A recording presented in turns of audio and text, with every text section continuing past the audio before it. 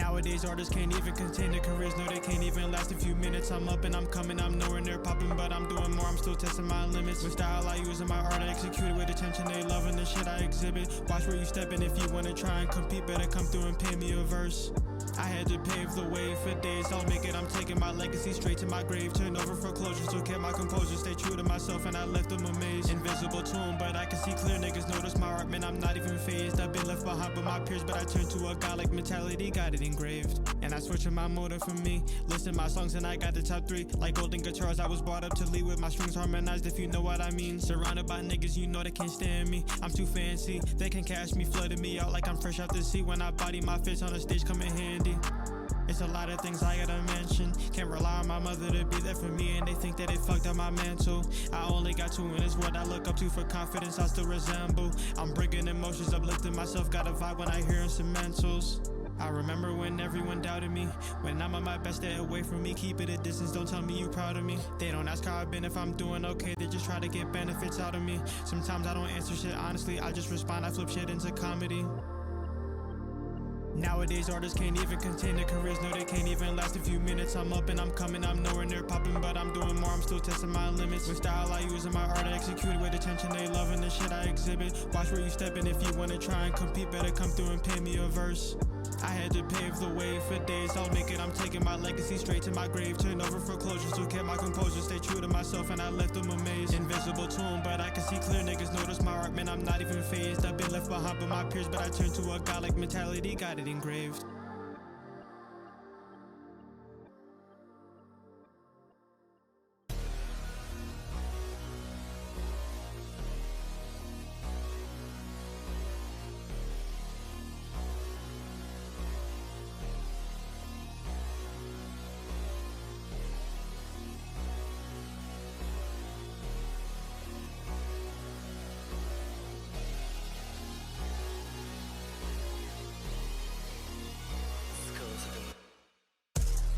Your door, show out the house, so we ready for war. Sipping this drink, so he pour me a 4. Bitches love money, I got it galore. Lives in my beam, I keep it attached. She in love when I hit from the back. Smoking that shit, calling Louis Pack, eating that shit like a Big Mac. Knock your door, show out the house, so we ready for war. Sipping this drink, so he pour me a 4. Bitches love money, I got it galore. Lives in my beam, I keep it attached. She in love when I hit from the back. Smoking that shit, calling Louis Pack, eating that shit like a Big Mac. They told me get real, get real, get real, get real, get real, get real. I told them no deal, no deal, no deal, no deal, no deal, no deal. Bitch, I'm too high, too high, too high, too high, too high, too high. I can't even feel, can't even feel, can't even feel.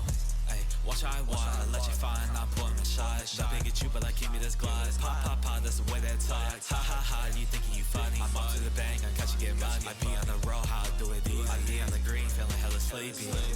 Knock your door, show out the house, so we ready for war. Sipping this drink, so he pour me a 4. Bitches love money, I got it galore. Lives in my beam, I keep it attached. She in love when I hit from the back. Smoking that shit, calling Louis Pack, eating that shit like a Big Mac. Knock your door, show out the house, so we ready for war. Sipping this drink, so he pour me a 4. Bitches love money, I got it galore. Lives in my beam, I keep it attached. She in love when I hit from the back. Smoking that shit, calling Louis Pack, eating that shit like a Big Mac.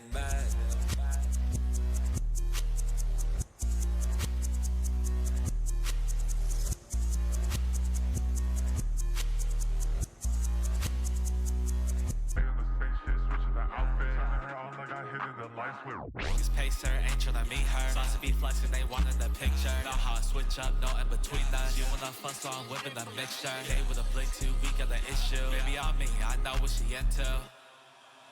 No, I ain't stay on the same shit, switching the outfit. Turning her on like I hit in the light switch. Rock niggas pace her, ain't tryna meet her. Sauce to be flexing, they wantin' the picture. Know how I switch up, no in between us. You wanna fuck, so I'm whipping the mixture. Hey, with a blink 2 week got the issue. Baby on me, I know what she into. Cashing the check, now I'm getting a lot. Into my son, can I fuck with the thigh? These hoes wanna play me, I told them to stop. We crashing the city, we making it rise. Designer on drippy like look at the wine. This time in this set, how we run up his blind. I don't get evil, I know that you see me combining the two like it's peanut and jelly. I'm fading and falling, I'm minding a stretcher. I'm high in the sky when I lay out the pressure. I smooth with the moves, how I'm moving like Jagger. My blade on the sides gon' cut like a dagger. I style the Louis can match my swagger. You stay get money, that boy's a liar. She fly, she leaves, I'm air like a tire. My battery broken, I hit with a wire. She far for me, I just smile with teeth. Canadian goose and designer my jeans. I stack of the racks, it's fill in my pocket. I hit of the plug, he gave me a 30. I'm flying Japan, me pull it to France. I hop in the Euros, I'm fully advanced. Gets to be my denim, you know when I'm rocking this style amazing. She eat me like bacon.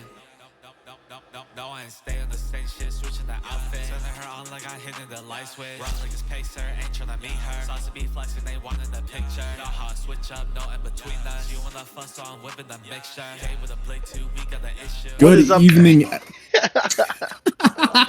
What a time, bro. You can talk to them. Good evening, everyone. Welcome. Today we are doing the 2v2 sword trials for NA. I'm super excited. Sword is one of those weapons that can get really funky at times, and we got 4 of them on stage. We can get real weird out here. I'm NJ, and I'm joined here by channel owner and tournament organizer.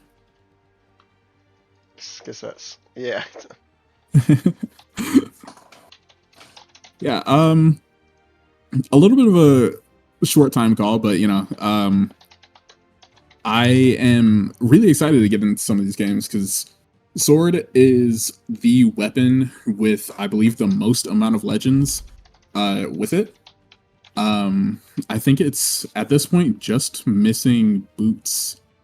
So we're gonna see a lot of legend variety here. Yeah. I think we're gonna see like a lot of people playing Sidra because some people already play Sidra in just normal 2v2s. Probably some Val because people love gauntlets. But outside of that, I don't know if I can really, maybe Hattori. But like I don't know. I think we'll see some exciting comps here. Hopefully some really good combos. Not a lot of people have had so much time to practice on it because not many people play Sword in a 2v2 environment, but it is one of the more like straightforward things. So yeah. Yeah, it is. You know, right? A bunch of people are like, oh, sword first. Like, yeah, I mean, it has the most weapon combinations, and you guys voted for it. By the way, predictions are up. You guys can predict who wins this match. We're waiting on Yamari and it's Yamari and Sif versus aka Numbers versus Resh and Bug. Yeah, I have zero clue about either of these players, but I'm really liking the conciseness of Resh and Bug, but you know, when we see these legend picks, I think I'll come up with some opinions on who is going to come out on top.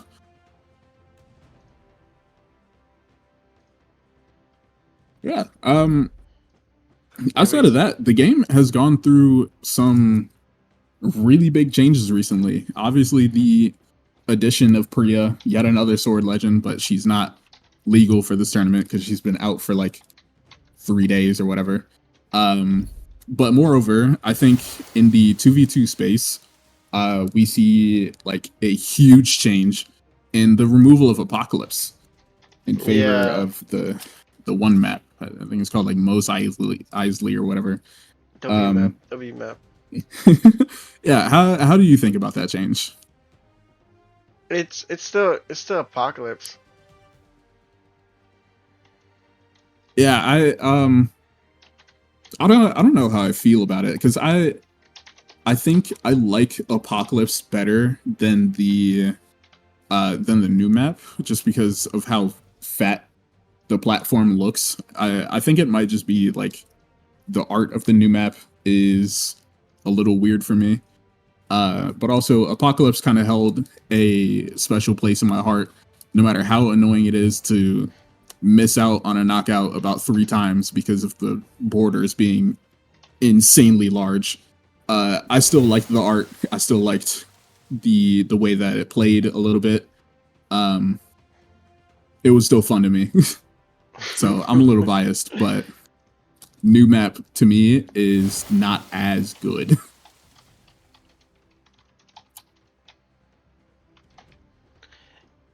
I'm doing like mod stuff while doing this. This is fun. Speaking of maps, I feel like instead of removing Apocalypse, no matter how annoying it would be, I don't know why we still have what's it called? Small Terminus. Who plays on that map? A lot of people I think do. really. Yeah. I think like through the entire like year 9, I saw Small Terminus being played like 3 separate times, and half of them were kind of losing in grand finals. Yeah. I was gonna say Yuzu whipped it out. You know, he whipped it up Like, one time. I feel like a lot of people get annoyed at the walls, how they look on it. It's a little bit hard Honestly, to judge where that like actual border is. My favorite thing about that map isn't the map itself, but the music. The music goes like so freaking hard. Oh yeah, the music is amazing. Like, I love oh the like underground city aesthetic. They do a really good job at making these maps look and sound cool. And you know, to me it's just like Mishima. It plays relatively the same. I'm pretty sure the platforms are even like the same height. It's just the wall length is slightly different. But yeah. even that, like, I don't know. I think I would have rather seen Apocalypse stay in the map pool, in removing Small Terminus. But only having one tri-platform map could be bad. Tell me about it. It's usually like you pull out the tri-platforms. It's like a call out to your enemy. It's like, hey, do you know how to play on these? Are you in the lobby, by the way, Ninja? Yeah. What's the username? I'm like watching, looking around, like, where is he? my name is Dark Lord Ninja Gaiden on Steam All for right, whatever reason. All right, good. Yeah, WW. You gotta be host. Okay. Yeah, it might be a DQ in the second game. We shall see. It's unfortunate. Already going on a DQ. It is what it is. But brackets are up. These are the brackets. If it works, thank you, bot. There we go. Thank you, Skisset's bot. A lot of people think Let's go. Yeah, Skisset's bot. The bot's working. Some people that I am excited about is going to be Guichabou and Hexo teaming up. Because not only are they teaming up for this tournament, but they seem to be working on some really weird stuff. Oh yeah, that is outside of team. Oh yeah. Yeah. By the way, huge update. Raven and Aquatic already go through on a DQ win because Samurai just DM'd me that him and his teammate are sadly sick. So that's unfortunate. And unfortunate. I think I just lost 300 channel points by betting on No. Yeah, that's like a later on game. Like that is late on. Okay. But it's, you know, we got some Guichabou and Hexo outside of the Sword Trials. They're trying out some weird like Queen Nai and Blasters comps. I'm happy to see Maid is back. Maid and Flower are teaming together here. Yeah, so the reason why is because Anime couldn't make the tournament. Really? Well, the return of Maid, I guess. Hopefully he stays longer. Stays at the top. I think he's been on some of the more entertaining teams throughout history. And you know, mixing up Flower and Maid. I think Flower is probably going to pull out the Bodvar because we've all seen his Yumiko. He's nasty on the hammer, and while Yumiko is kind of her own kind of hammer legend, I think still those mechanics can translate pretty well to another legend.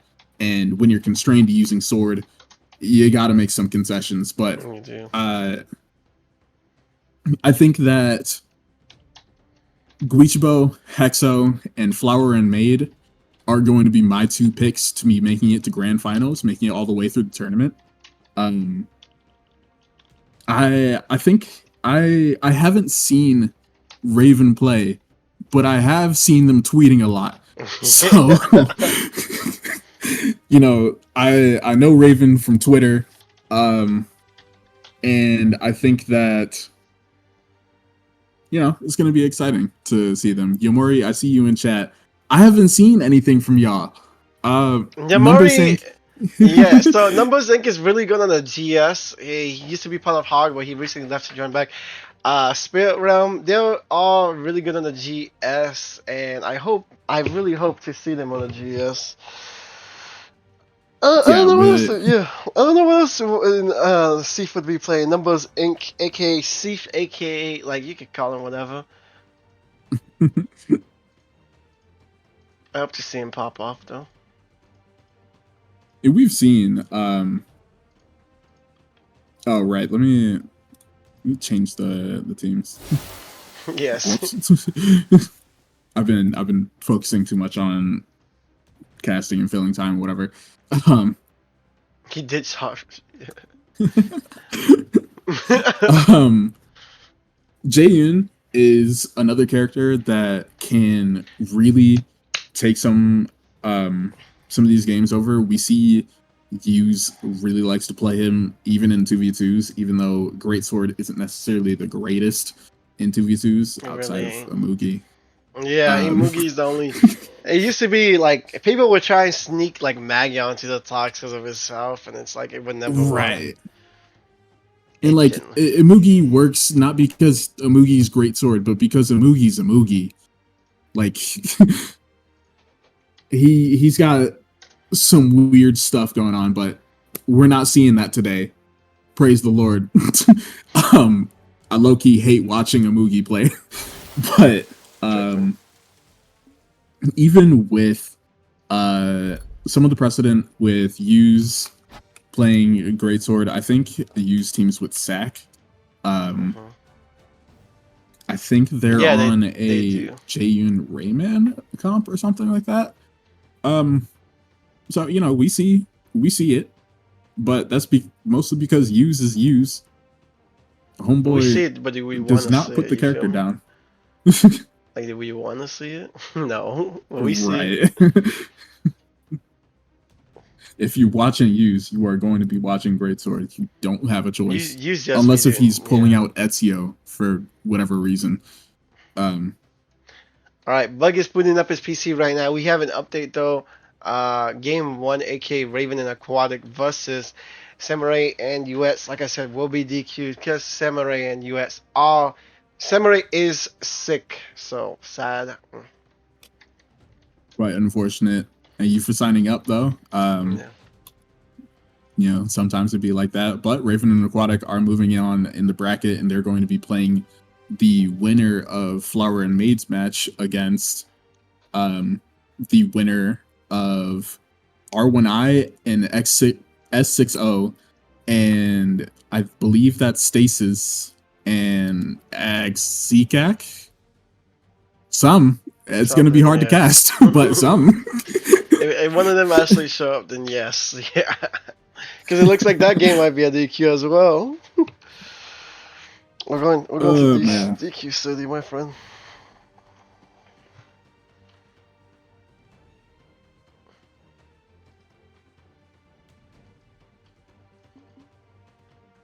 What else is here? We can talk about how Priya's been looking. I haven't really seen all too much about the chakrams. And so far, I think the consensus is that it's just a weird weapon. It's a little bit bugged right now because there's some issues with They like fixed it. being able to chase dodge into the same move and whatever. They fixed it. Oh, they did? Yep. Look at BMG. That's why the server shut down. Real quick. I know we're talking a lot. I know we're yapping a lot. We're getting the players in right now. But if you guys haven't already seen the tweet, we have a tweet up. You guys get to choose what the next weapon will be on Twitter right there. I linked the Twitter. And at the end of the stream, you guys get to choose the time for that tournament. It's going to be on a Saturday, and you guys get to choose the time of it. And we will also have an announcement for another tournament before Grands today. Now, we need Rush. Remember, I was there 43 seconds after the tweet was made. I was the first vote. We are voting for blasters. All right. I'm not biased in any way, shape, or form, but I do want to see blasters. So you know. Yeah. So vote there. Vote for the next weapons between axe, hammer, blasters, or cannon. Wait, is Yamori and Number Sync. Yeah. Okay, so you two are red, and then those two.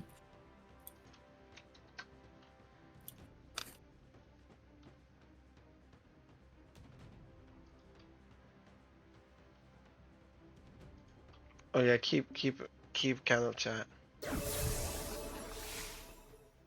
No, I mean like a game chat. Yeah, just trying to see if I can keep track of everything going on. We demand red color. Give them red color. Give them red color. They've been here the longest, so you know. So we oblige. They deserve it. Yeah, of course.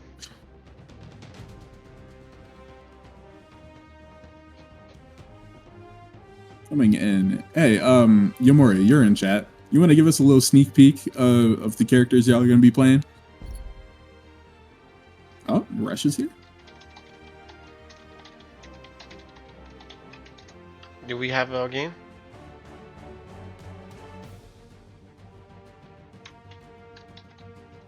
See if we can get a little acclimated. Yamori is not letting it happen. All right. All right, we can start it up. This test run or No. This is like actual game. Oh, okay. We need to swap on a sword though.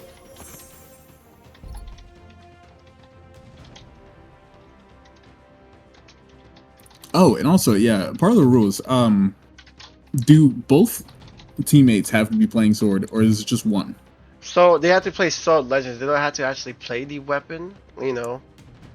But they have to play Sword Legends. But yes, we are gonna start it, and you guys are about to see the new scoreboard soon. I'm here for teaming Numbers Inc. And Yamori on red, representing the Spirit Realm. Numbers Inc. on Spirit Realm Empire. Yamori on Spirit Calusian, and Resh and Bug representing the Second Law, and Bug is on Red Raptor for some reason. Is that allowed? No, that is not allowed.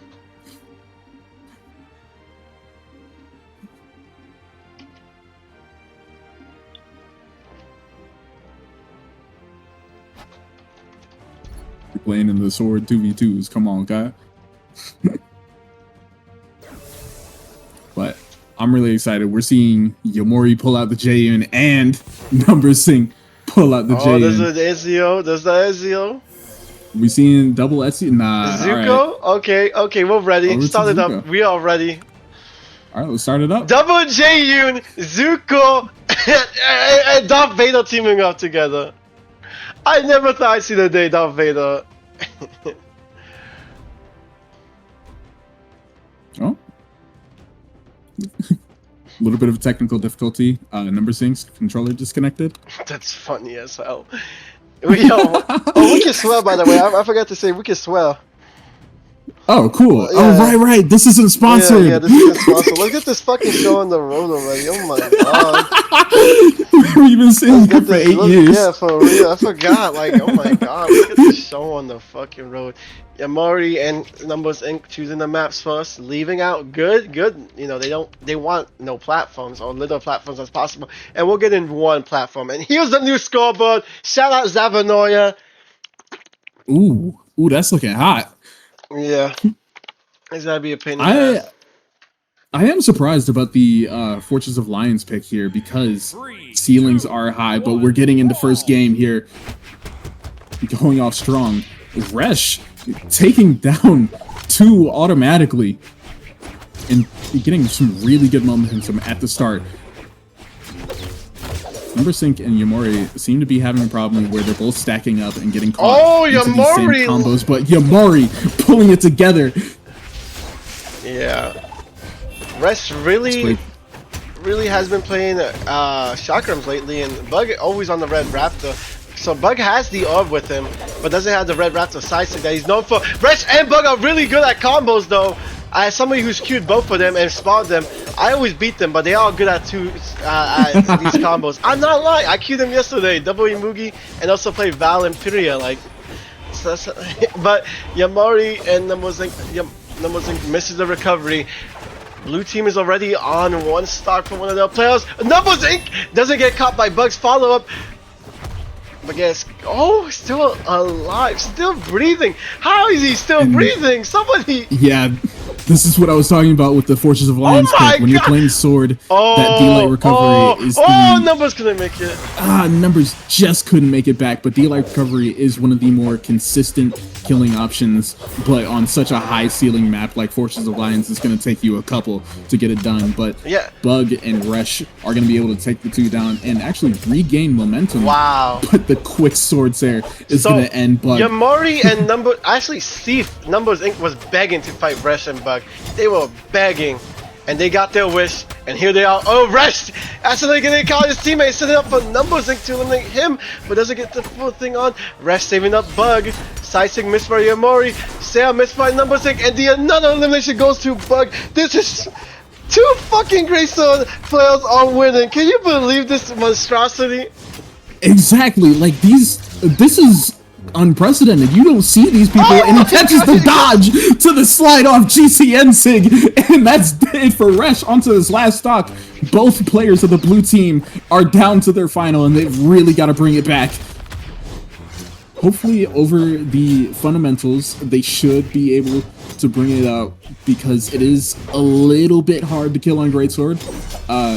That building damage stage is so strong, but Number Sync and Yamori seem to have it all in control, but the Ezio Ensig is going to send Yamori down to the bottom border. Numbers Inc. Lovely stuff. Doesn't get the follow-up, but Yamori cleaning up in style. Yamori, trying to get his own teammate. He's like, we fucking got this, and gets his own teammate. And cleaning it up. Yes, sir. Sweep. I love Yamori's ability to capitalize off of Number Sync's strengths here. Number Sync was doing a really good job at piecing them up mid-stage, sending them over to the corner, and Yamori was destroying them at finishing those stocks. I believe he got 4 of the 6, and we're gonna be running it back. We're running the double Ezio here, both on the crossover, the discontinued crossover from Alucard.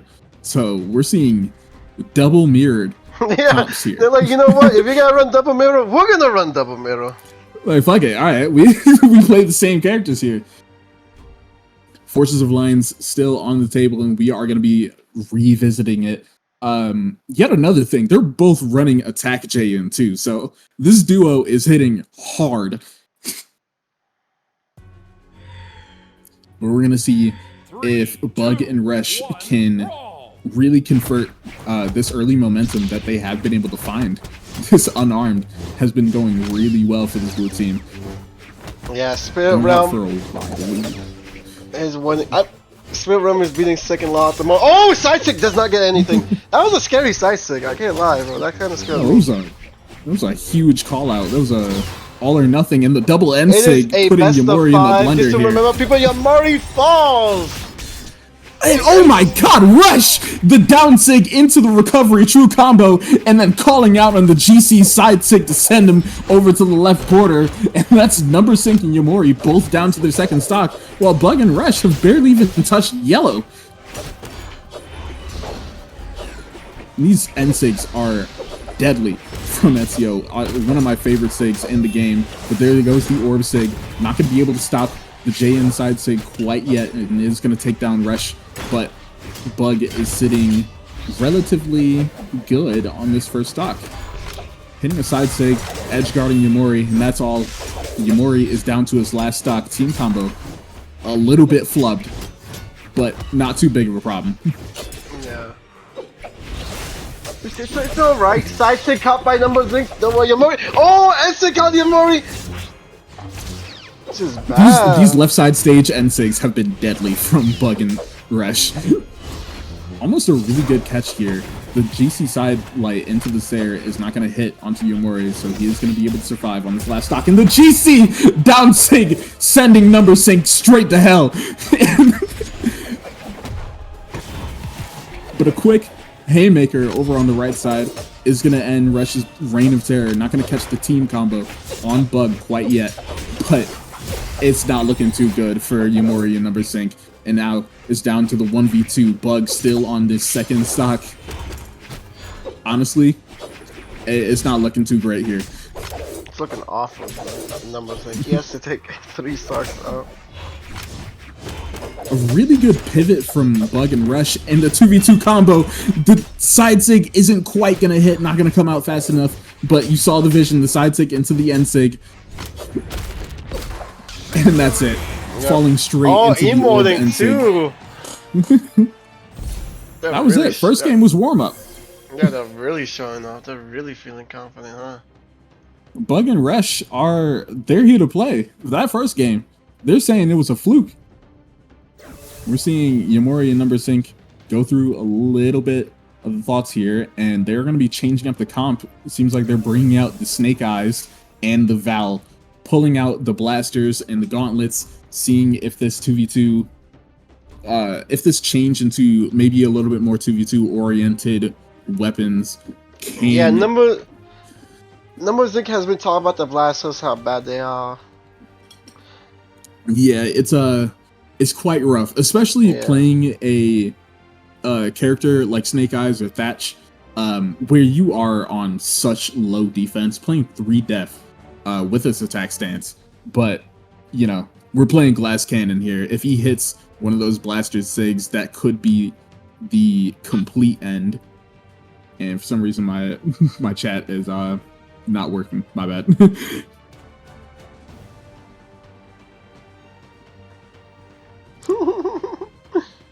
It happens. It happens. Yeah, I gotta it's weird because while I have my chat open, I can't start it, but I also can't not without my chat open. My bad. I was drinking water. You're good, bro. You're good, bro. It's my first time hosting lobby, man. Yeah, it's just like you know, the game might break for me if I tab out. That's why I give him host. Like, Ace already cut me off. We running on shambles right now. We're running on that.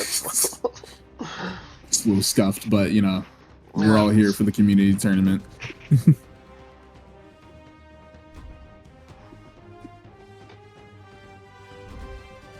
Going to 1-1 here. Both players, Bug and Rush, made a really good pivot into the second game. They held such good momentum here. Mishima Dojo, wow. Right. Pulling out the tri-platforms. They're on red colors too, so... Oh my... Oh yeah, your numbers immediately almost eliminated Rush. Nice stuff from him. And Sword's best thing, it can get really fucking fast. Like, this weapon... Right, that sword ground pound hits like a truck. Yes, so... Numbers Inc. going for dares, just looking for anything at the moment. Sam misses. Oh! Oh! Bug messed up his own teammate! Bug messes with his own teammate. Yamori lives another day. And Sig missed from Numbers Inc. Number 6 doing a good job, and both of them actually doing an amazing job separating both of them. Number 6 with Blastos throws it, immediately picks up the sword, says, you know what, this isn't a Blastos fucking tournament, this is a sword tournament. Number 6 ain't fucking with it. And he, wow, recovery goes low, just a little bit too low. And red team is in the lead. This is a complete change from last game. This is looking like they did in first game. Numbers looking decent on the Blastos. He usually looks shit on everything, but I didn't know he had these Blastos on him. Staying alive for the moment. Yamori misses this D-Light. Yamori's trying to get back on stage. And Sig, double Sig by Rest will eliminate. No! Yamori gets back on stage, sees another day. You think Yamori sees Alucard a lot since it's been discontinued? Like, is that tech to play Alucard? And Simon? I guess. Do you think we're gonna see a Simon? It's a knowledge check. You don't ever see it because it's not in the game anymore. Yeah. So now, when you come against it, it's kind of hard to discern where these things are, especially that orb Ensig. Imagine little Jimmy getting on 2020 on Brawlhalla in 2025. He's like, what the fuck is Alucard? You just can't ever get him again. Oh my god! Yamori is doing nothing to stop it. Sidelight Sarah into the sword Ensig, and they're going for more, but Resh is getting caught by the orb Sidelight Sarah. Pug is going nuclear with this orb, and all of the momentum that Number Sync and Yamori had seems to be gone. Oh, Bug! Just like that! And it's a he fucked up! It's like a flip of a switch, my friend. It's a flip of a switch.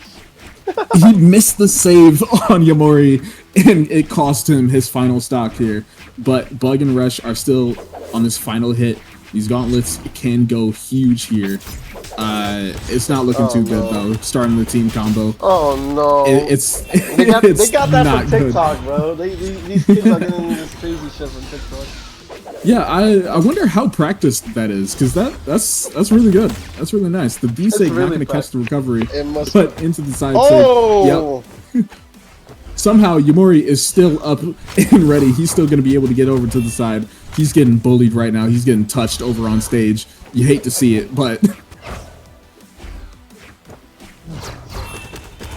there it is. Orb side by side. Still not ending. What was that? Oh my god! That's Look at this. Quick. Yeah. Quick GC sidelight to stuff out the recovery. That's going to finish it off, and we are going into game 3. Yep. Let them know the winner stays on to fight Guichabou and Hexo. Is this BO3 or BO5? This is BO5. BO5. So we are going into the game 3. And it seems like we're going to another pivot. Number Sync might be pulling out the Hattori. Maybe? Pulling out a little bit of Spear. Sidra, Hattori.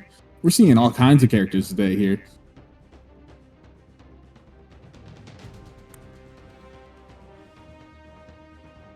Oh.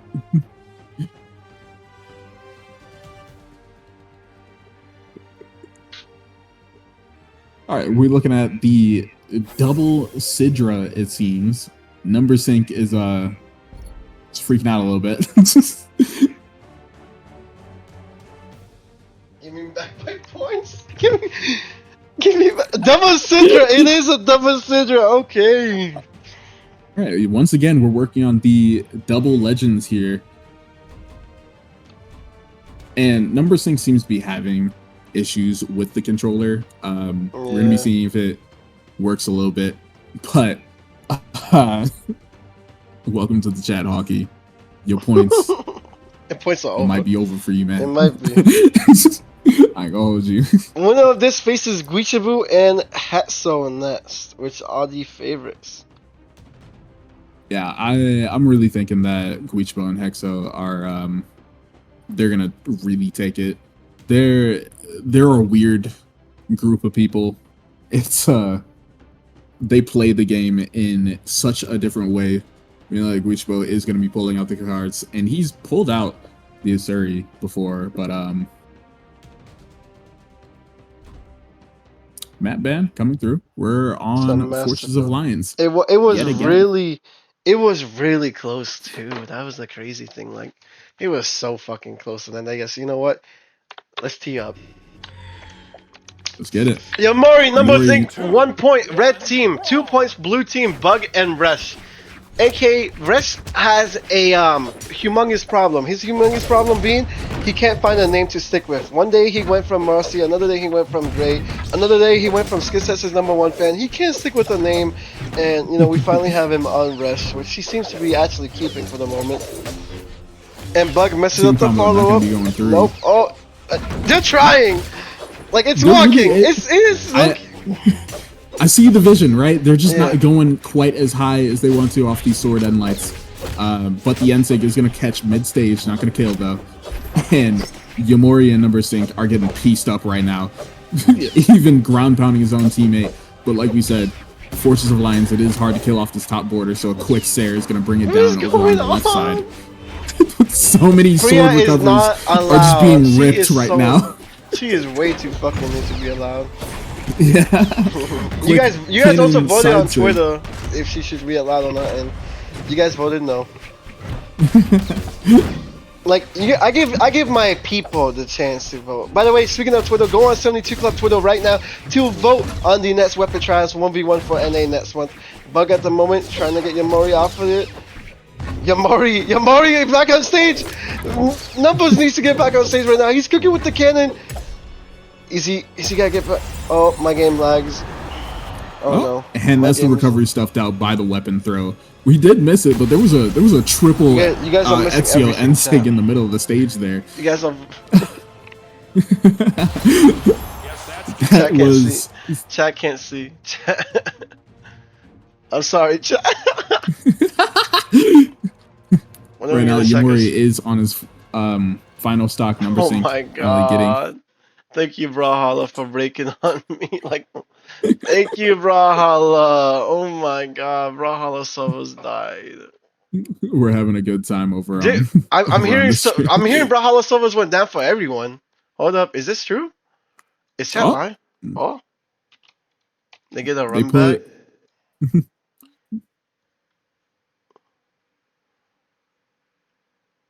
It might be down for everybody. Oh my god.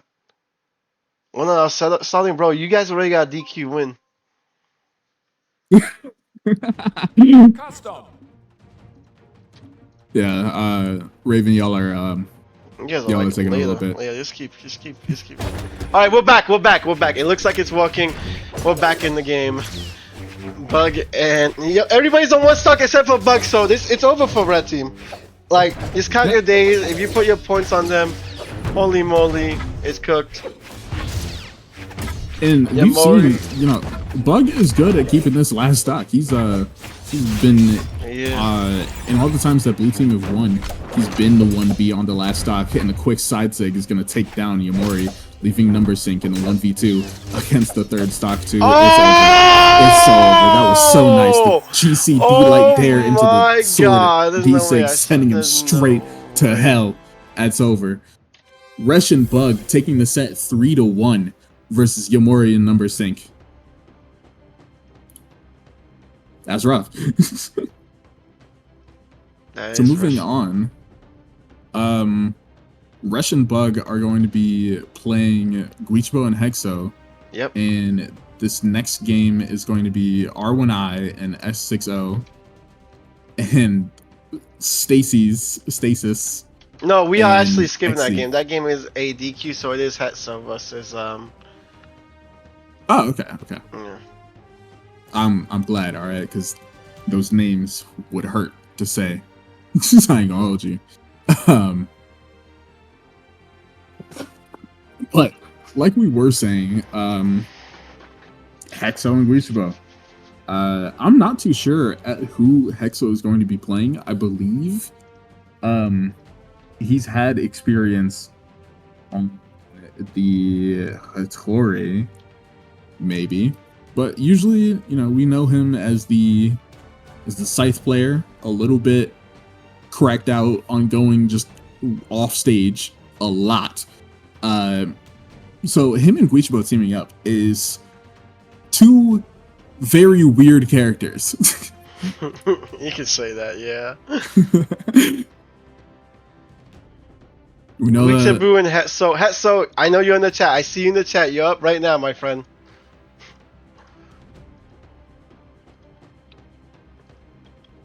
Time to wake up. I got it's time to wake up. also. I bet. I was the single person to bet 300 on Resh and Bug. I got 18k points. W. So I'm winning. I got 18,000 SkiX bucks. Yeah, well, you guys can vote right now on Guichabou and Hexo versus Resh and Bug.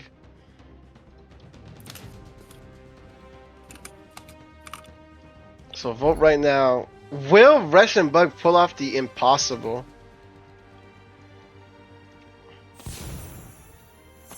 You know, going against one of the most favored players, or the most favored team comp here. It's hard. Second tries But in the future. You know, they do have good momentum. They just came off of a great game one here, a very dominant performance from these two. Yep. So let's see if they can continue that momentum into the second game. And predictions are up, everybody. Go predict right now. We have a game ongoing.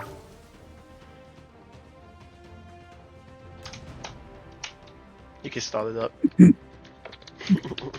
not playing sword though. Oh yeah, I just realized he's not playing slow. Get him off, guys! Like, this is a such... Yeah, Hattori! Yeah! Have we seen every star character yet? I don't. We haven't seen Bodvar yet. I do want to see yet. Bodvar. Predictions are up, chat. Make your predictions right now. Time to throw. I'm throwing 5,000 on Resh and Bug. These are my guys. Going into game one of these two, let's see how Resh and Bug can keep this momentum, or if Guichabou and Hexo are going to shut them down. But we are going back to Fortress Alliance. We'll see how this goes. They really love Fortress Alliance. Yeah, Resh and Bug just played the game out, and it's funny because we were really waiting out on them for the longest, and here they are, just speed running the games. It seems. It's looking like Resh and Bug are hitting each other more than they were last game, and Hexo catching an early stock off the top with spear recovery. Guichabou looking lovely on that. That's nice, and we know that Guichabou has practiced on the Asuri here. But Hexo, the spear down sig, sending Resh over to the left side. Not quite going to kill just yet. Team combo getting interrupted by Resh's Sair on the Bug. And Hexo is out of options over here.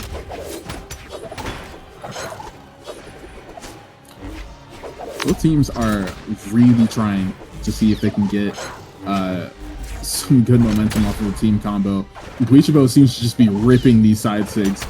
But the edge guard is going to be good against Bug, out of options, and getting sent down by the spear ground pound. And Hexo has grabbed all three thus far.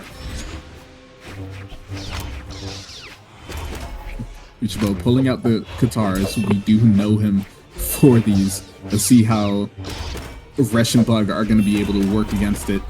Not good. Not good at all. Not good at the moment. They did get a little elimination. You know, a quick double orb Sair over on the side. That's good. We're good. See if this momentum can continue. The team combo flubbed up a little bit. And that's it from Resh. Yeah. Down to a sword it's it for both of them. And Bug too. Yeah. Oh, Hexo just flexing and saying, look at me save my teammate real quick. That's one thing that you absolutely cannot do. Going off stage against Hexo, he's a little bit dirty. Throwing out the spear stairs, just tapping a little bit. The highest seeded player in this tournament, PR 16, one of the best twos players at the moment around the world, getting 7th place at BCS.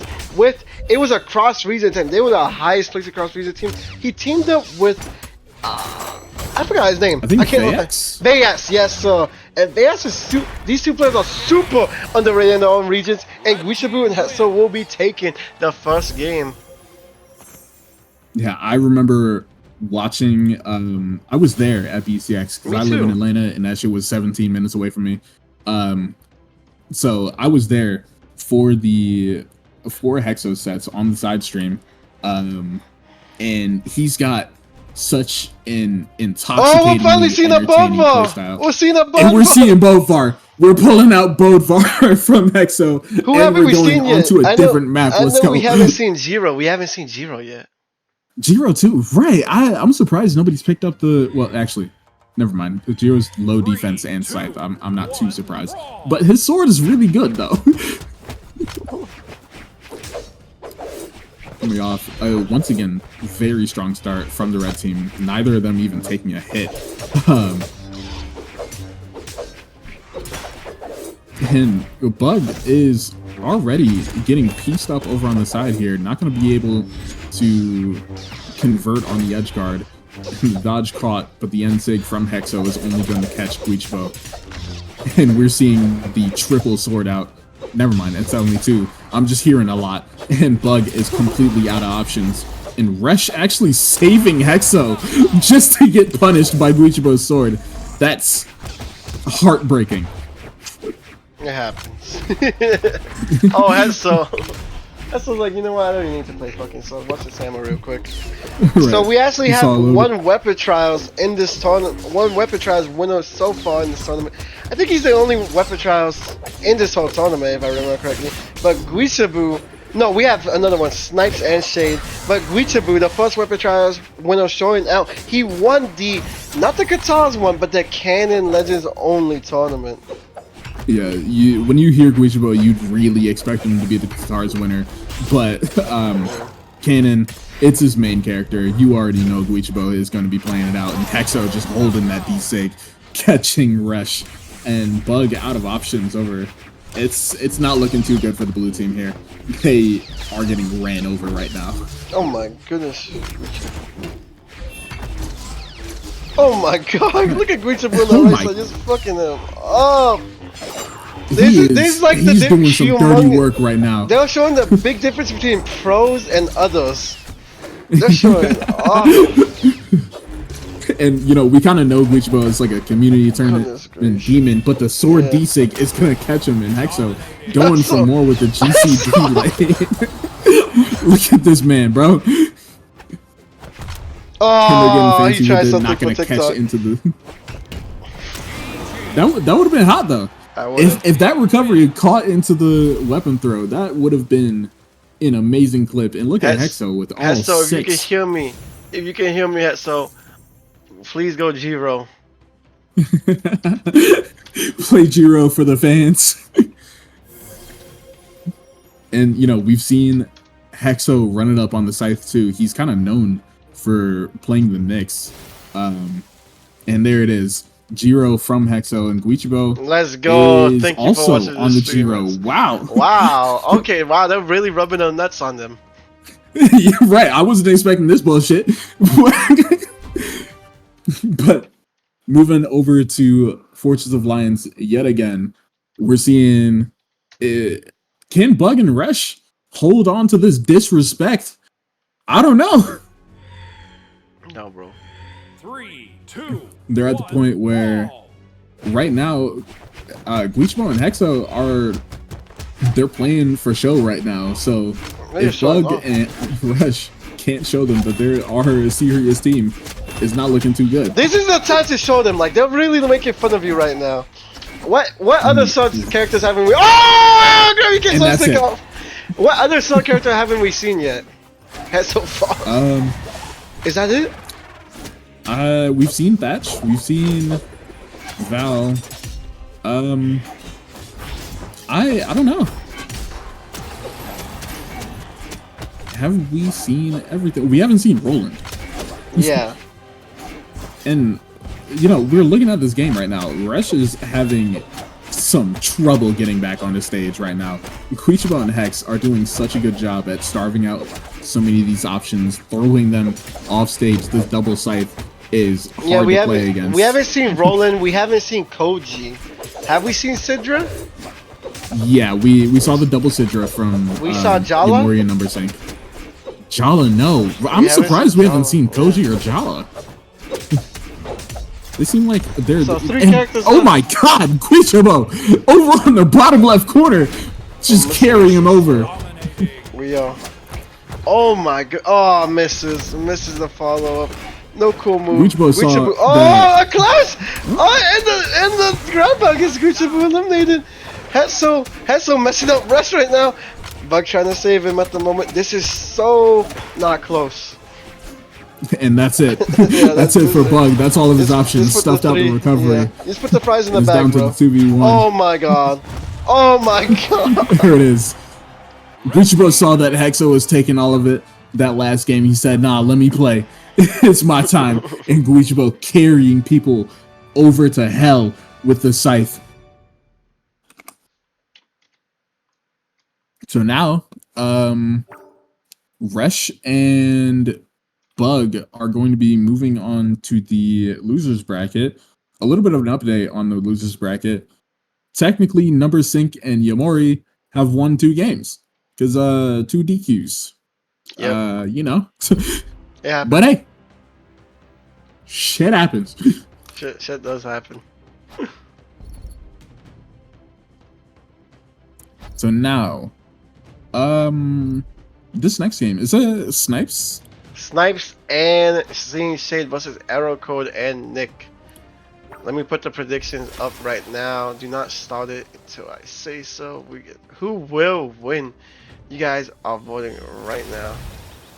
And there it is. We were just talking about it, the sword characters that we haven't seen, and we're getting a little bit of a teaser from Snipes and, well, Nick and Shade. They're going to be playing Jala and Roland.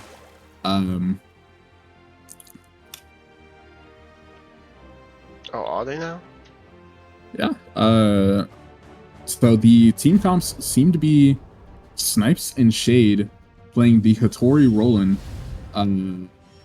pulling out the Lance.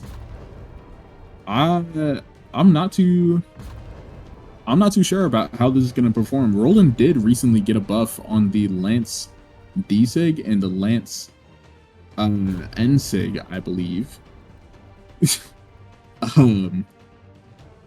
But over to the blue team, Nick and Error Code are pulling out the Asuri and Jala. And Jala is one of those characters, again, that glass cannon archetype where she hits so unbelievably hard. But she's got such a low defense that it can be very hard to kind of thrive. It's a feast or famine kind of character where if you're not on top of it, if you're not taking control of your stock's health, and you're not hidden, then it's going to be over for you quickly. Those stocks can disappear, but I'm excited to see how Nick is going to work on this character, especially against a high force character like Roland. By the way, chat, what was it? Predictions are up, so make sure to make those predictions right now. Moving on to the small Miami Dome. Let's go. Love to see this map. I feel like Roland is one of those more unexplored characters 3, 2, 1, who brawl. should be played a little bit more. It's just like one of those things where he's just ever so slightly worse. Well, not slightly worse. He is just kind of worse than his alternatives. Team combo going to be interrupted by error though, and Snipes and Shade are really looking to see if they can pull somebody to the center here and catch them in a blender. Nick is already down to the red. Like I was saying, this glass cannon, he's getting caught out. And Error Code is completely out of options, and it's going to be a quick SD from him. Okay. You know, first game on. We'll call it jitters, whatever. Running side sig, not going to connect. And Snipes and Shade are keeping full momentum, and Nick is getting pieced up right now. That might be it for his stock.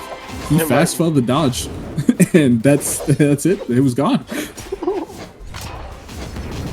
Some mistakes coming out from Nick and Error Code. Snipes and Shade are completely running this down. Yeah, Snipes the and double Shade grump, and Nick. Oh my god. Snipes say got 25th. Oh, Snipes say got 25th at BCS. They all that. They all those guys. Snipes won the Spirit Legends only weapon trials. Shade winning the last only weapon trials. They were gonna fight each other in weapon trials finale, but Snipes' controller was sadly broken. Error code, a famous name for a lot of my locals. He created my viewer extension that a lot of people can actually do. All you have to do is watch my streams and you can get codes that, you know, people love codes. And he goes down. That hurts. That low-key hurts. Everybody loves codes. Everybody. So many ground pounds from the left side of the stage. I think that was what, like 4 SDs in total, or 4 SD / team kills. Yeah. So what sword character haven't we seen yet now? We've seen the Jiro, we've seen the Roland. I'm not sure. I think we've hit everything, right? Yep.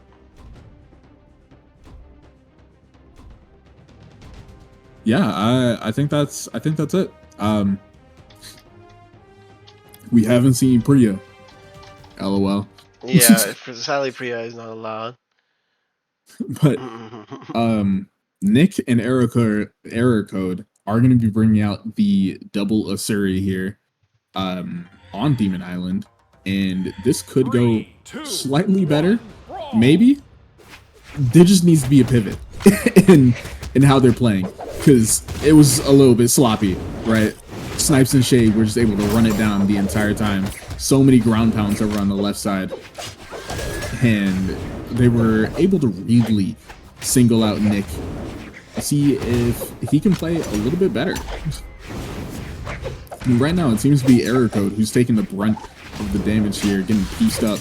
D-Sig not going to connect. It is actually going to hit Snipes instead, but the team combo, the D-Light Sair into the N-Sig is going to finish off Nick, and quick Lance recovery. It's over. Shade is barely even into the yellow. He's already taken 2 stocks down.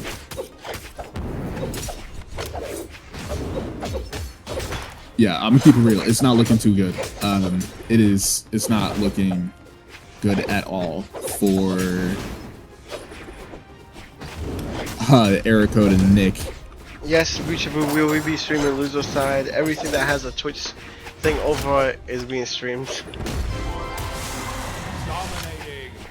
And that's it. I feel like we might be able to call this one early. I'm gonna be real, because when you're at the spot where you've got 6 stocks coming out from Snipes and Shade, while Error Code and Nick are down to their first stock, it's not looking too good. But the first stock from Shade, or from Snipes, is going to be finished off by a Tar side sig, I believe. And quick dodge read onto Error Code. He's down to the red, or creeping into the red.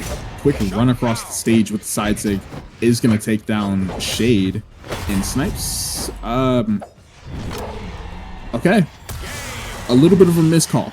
Yeah, not even a little bit. That was a horrible. That was a horrible option. I'm not gonna lie.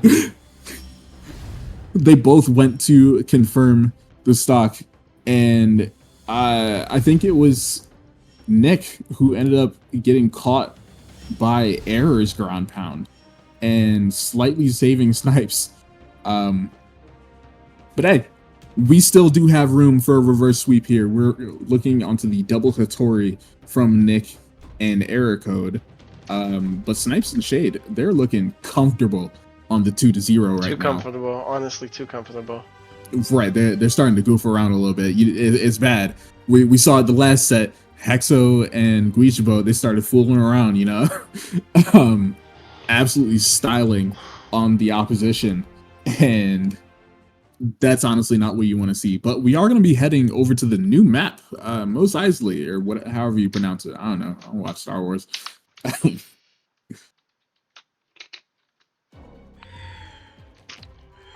3, 2, oh, another thing I don't really like about this map. One team just gets platform automatically. Yeah, it's weird. Yeah, I don't get it. I don't know. I don't know. I don't think how... any other map has that, does it? Right. I think Forces of Alliance and Apocalypse do, like, the platform will spawn on one side, but I don't think it's, like, as egregious as it is on this map. It's like, please. Oh!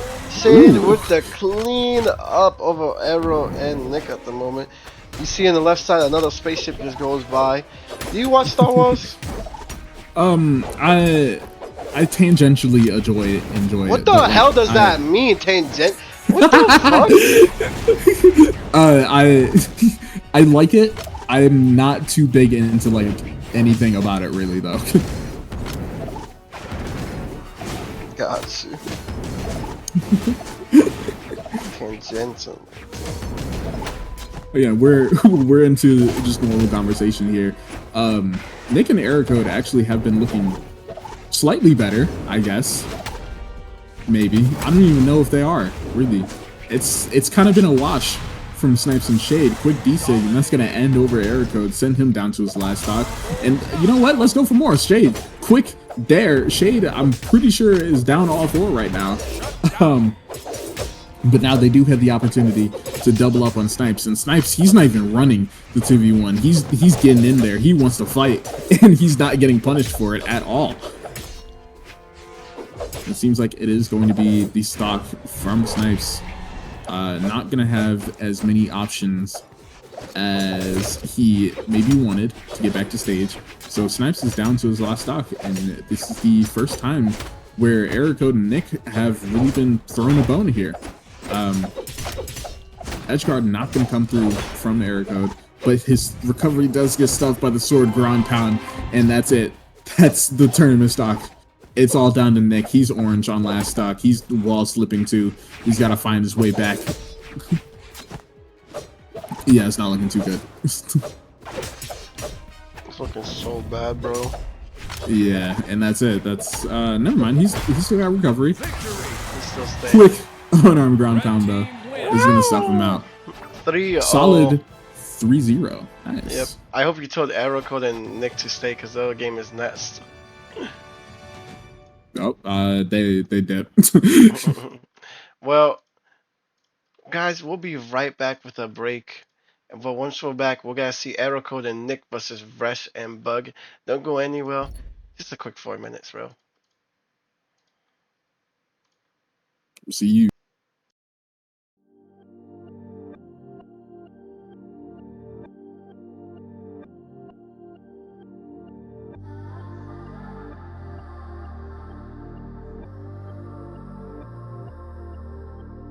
Nowadays artists can't even contain their careers, no they can't even last a few minutes. I'm up and I'm coming, I'm nowhere near popping, but I'm doing more, I'm still testing my limits. With style I use in my art, I execute it with attention, they loving the shit I exhibit. Watch where you stepping if you wanna try and compete, better come through and pay me a verse.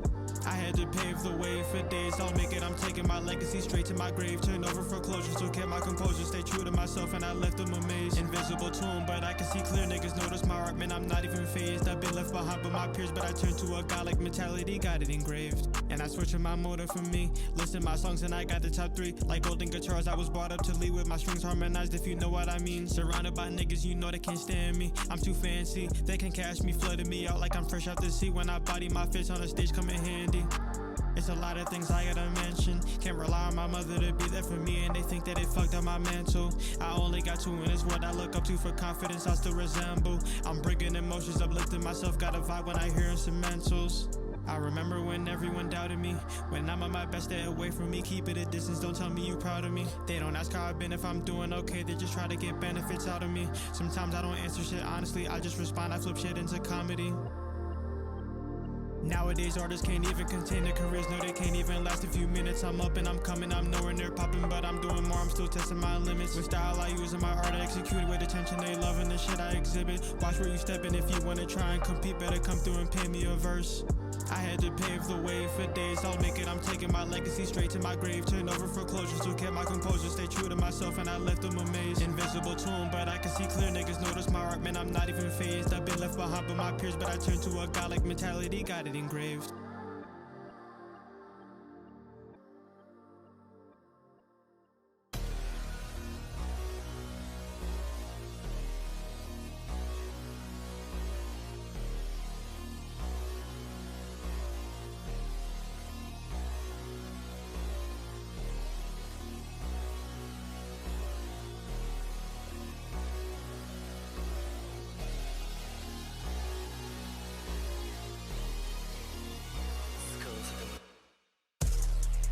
door. Show out the hustle, we ready for war. Sip with the drink, so he pour me a four. Bitches love money, I got galore. Lives in my beam, I keep it attached. The she in love when I hit from the back. Smoking that shit, car Lewis pack, eating that shit like a Big Mac.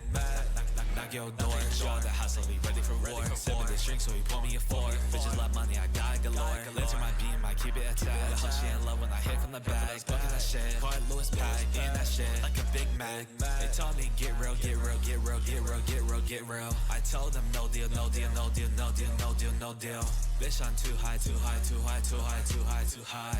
I can't even feel, can't even feel, can't even feel.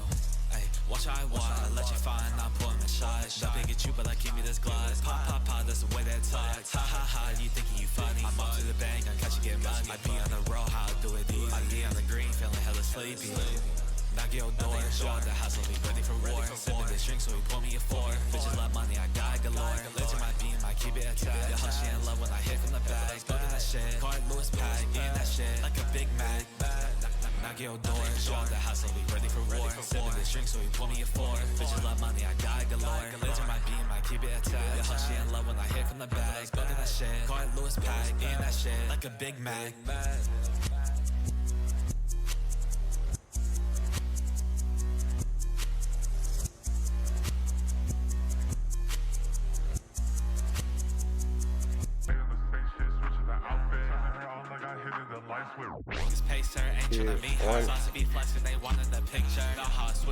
Welcome back, everyone. Back from a quick short break here. We're touching on the lower bracket a little bit. It's going to be Bug and Resh versus Error Code and Nick. Yeah. Yeah, that's pretty much it. You tell them what you need to know.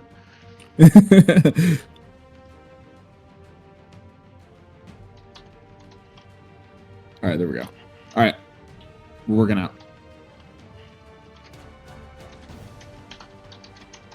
We're getting the lobby set up, making sure everything that's good. Looking cast chat, by the way, Ninjinson. How do I pronounce your name, bro? You can just call me NJ. NJ. Yeah, we're spending on Resh and Bug at the moment. By the way, predictions are up. You guys can predict who wins.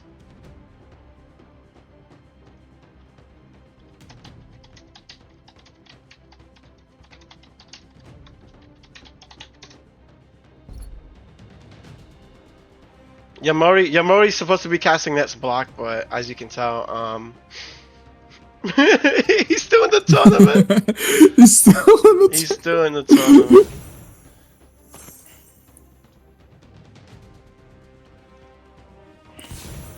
All right, we're working things out. All right, there we go. You guys.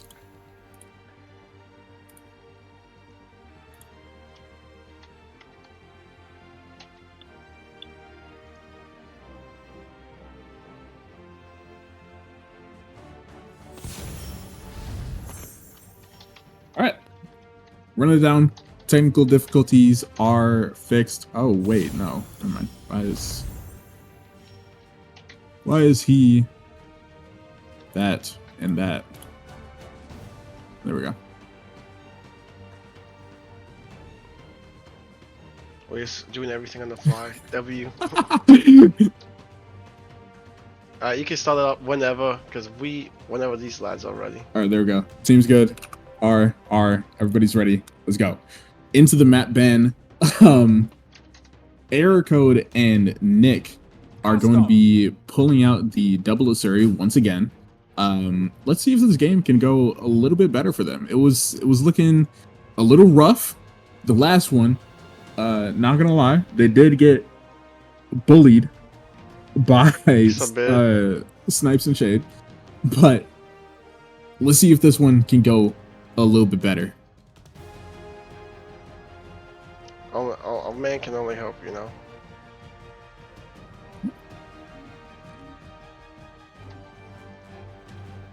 Bug and Resh are starting off quite strong with this double orb. Not going to be able to catch the team combo. I think we got to switch to the gameplay.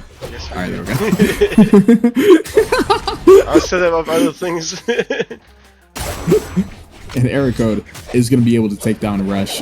Accidentally end-sigging his teammate, but, you know, we move.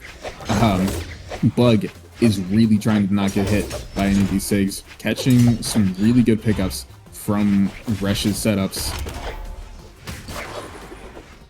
Guitar's recovery is not going to be able to take down Bug, but the ground pound will do it. He just sent it over on the side of the stage, and now error code and Nick are in a solid lead.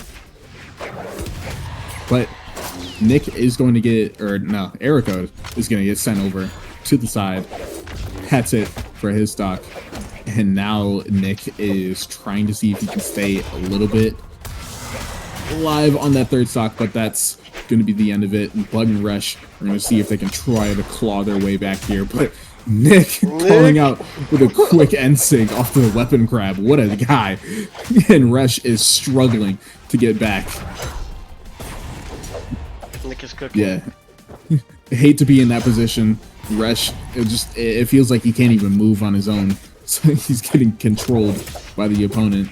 And Bug and Rush are both going to be down to their last stocks here.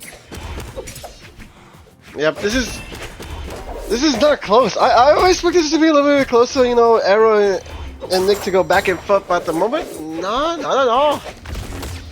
Yeah, they're kind of. It is looking much better from last game. Actually being able to take a lead.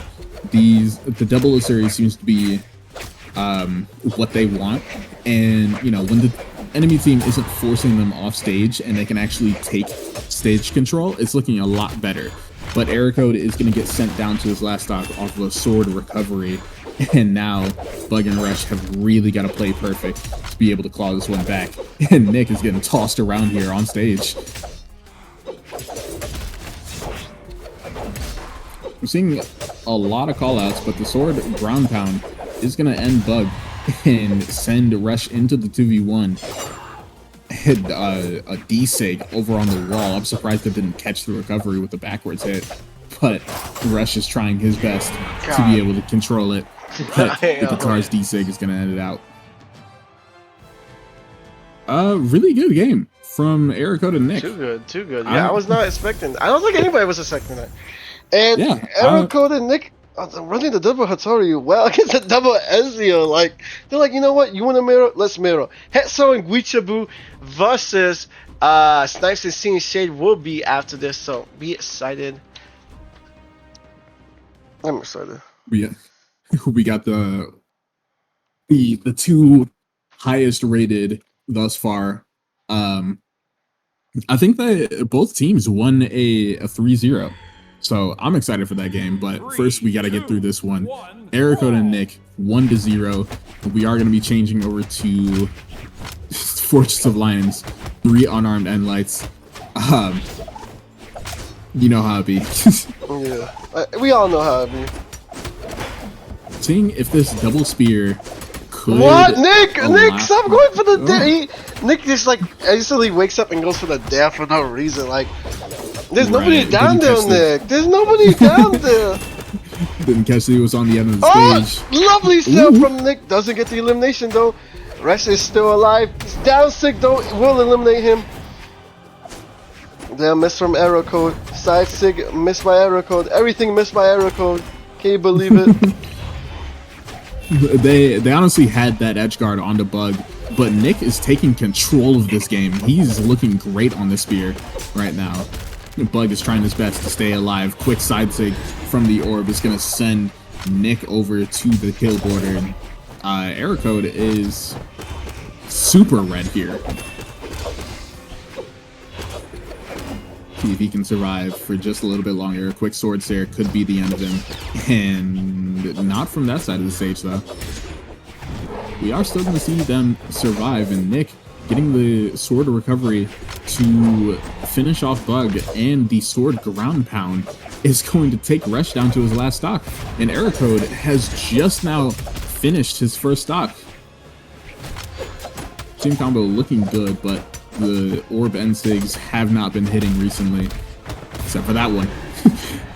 All that matters is the one that you need, and that's going to end out Nick's stock, sending him down to the final.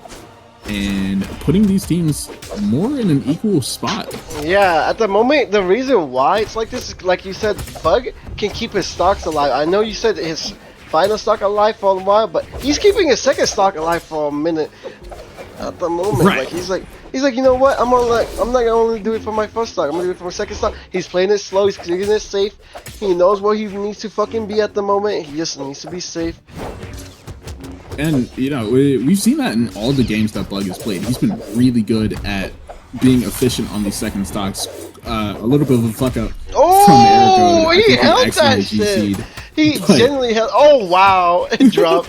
But oh my god, Bug just dodging both of the fucking moves there. Nick misses the dare. Arrow misses the dare. Hits the sail. Bug knows he can't get back up. He just falls.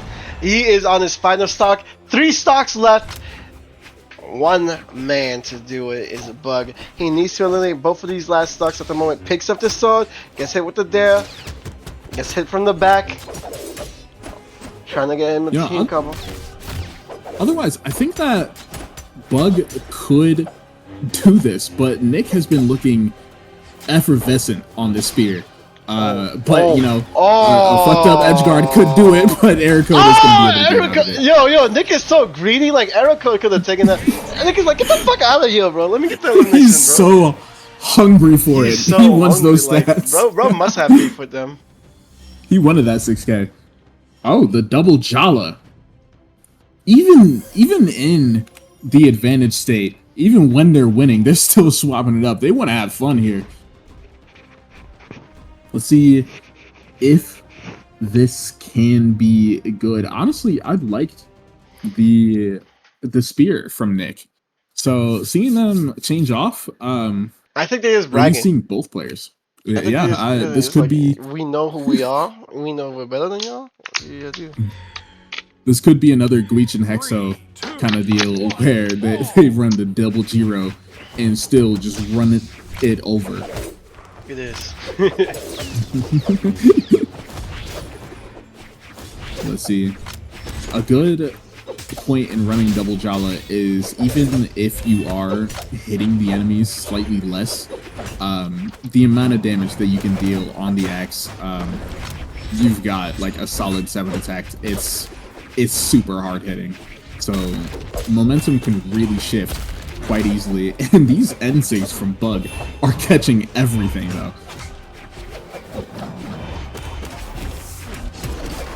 I'm gonna be able to catch the edge guard and the error code. These team kills are coming back. Sword side sig is gonna send Nick over to the side. Now the double orb from Bug and Wretch is gonna be piecing them up. Sidelight Sayer over on the side of the stage is gonna finish off error code, and Nick trying his best to keep this over in some sort of salvageable spot. Any spot at all for these lads. Right. Nick misses the side six. Oh no. Everybody's on 2 stocks except Bug. Bug is trying his best to keep his alive. Gets the N6. Lovely stuff from Bug. Nick! Going down deep. That's like, oh. Yet again, these ground pounds from error code are just hitting Nick. Nick, why? Erico, why are you hitting Nick so much? Why do you hate him? Erico is playing a 3v1 right now. He's putting Nick over in the worst spots ever and almost SD'd too. Oh my god. Arrow looks so lost at that moment. He's like, why am I here? I'm not too sure if the axe is what's gonna do it for Error, but he is redeeming himself a little bit. Gonna be able to take down both the stocks of Bug and Resh, sending them down to their final. Also inadvertently sending Nick down to his final stock too. But you know, you take what we can get. He's letting these axe sayers rip, trying to see if he can get any sort of connection. Double Nair. Arrow with a lovely recovery gets hit by Bug's balls. Oh, lovely side stick from Nick.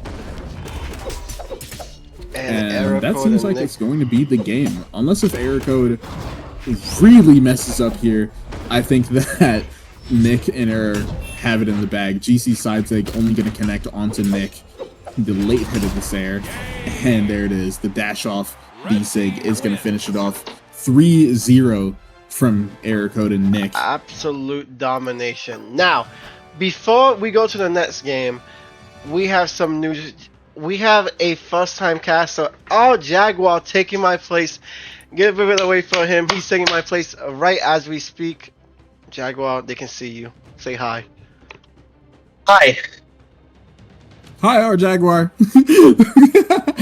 Hi. Well, thank you. Good. It's good to see you. I think I'm still muted in the software, so you're hearing in. Yeah, oh, great. We're recording through Discord, right? Yeah. Okay. Right, Well, cool. that's good to hear. Well, now that's all been taken care of. Looks like we have next up is Guichabou and Hexo versus Snipes and Seeing Shade. We're back in the winners bracket now. All right, I'm excited to see this game. Guichabou and Hexo and Snipes and Shade have both 3-0'd their opponent. Yeah, that's absolutely. And Snipes played really well last weekend at a community tournament. So really looking forward to seeing what we've got here.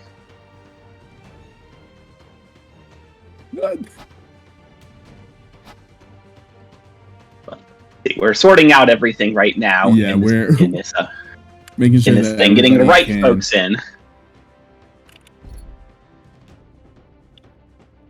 So predictions are up. It looks like so. Make sure to put your channel points in. Predict the winner of the match, and we'll be underway shortly.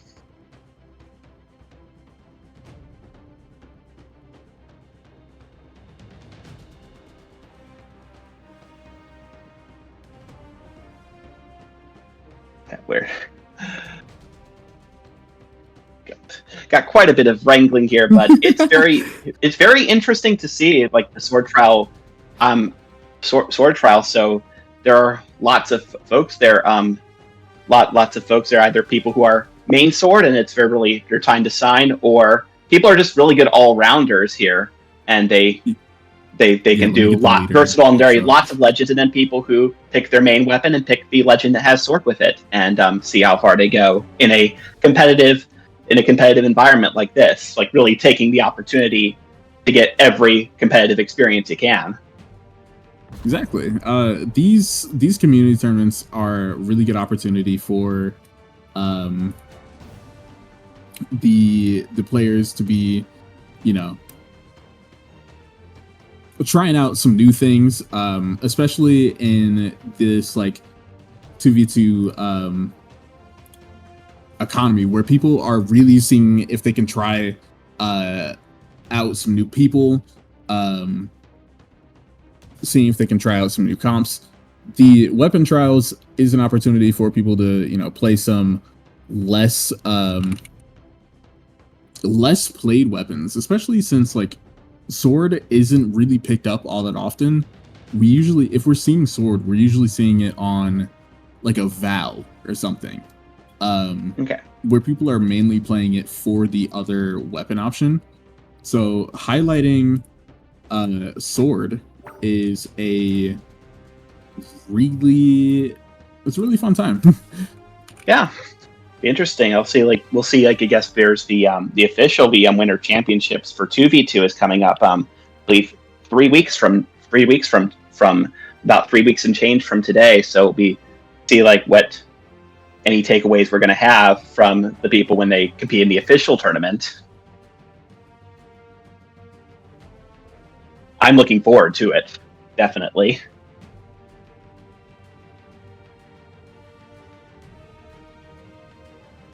Still working out some technical issues.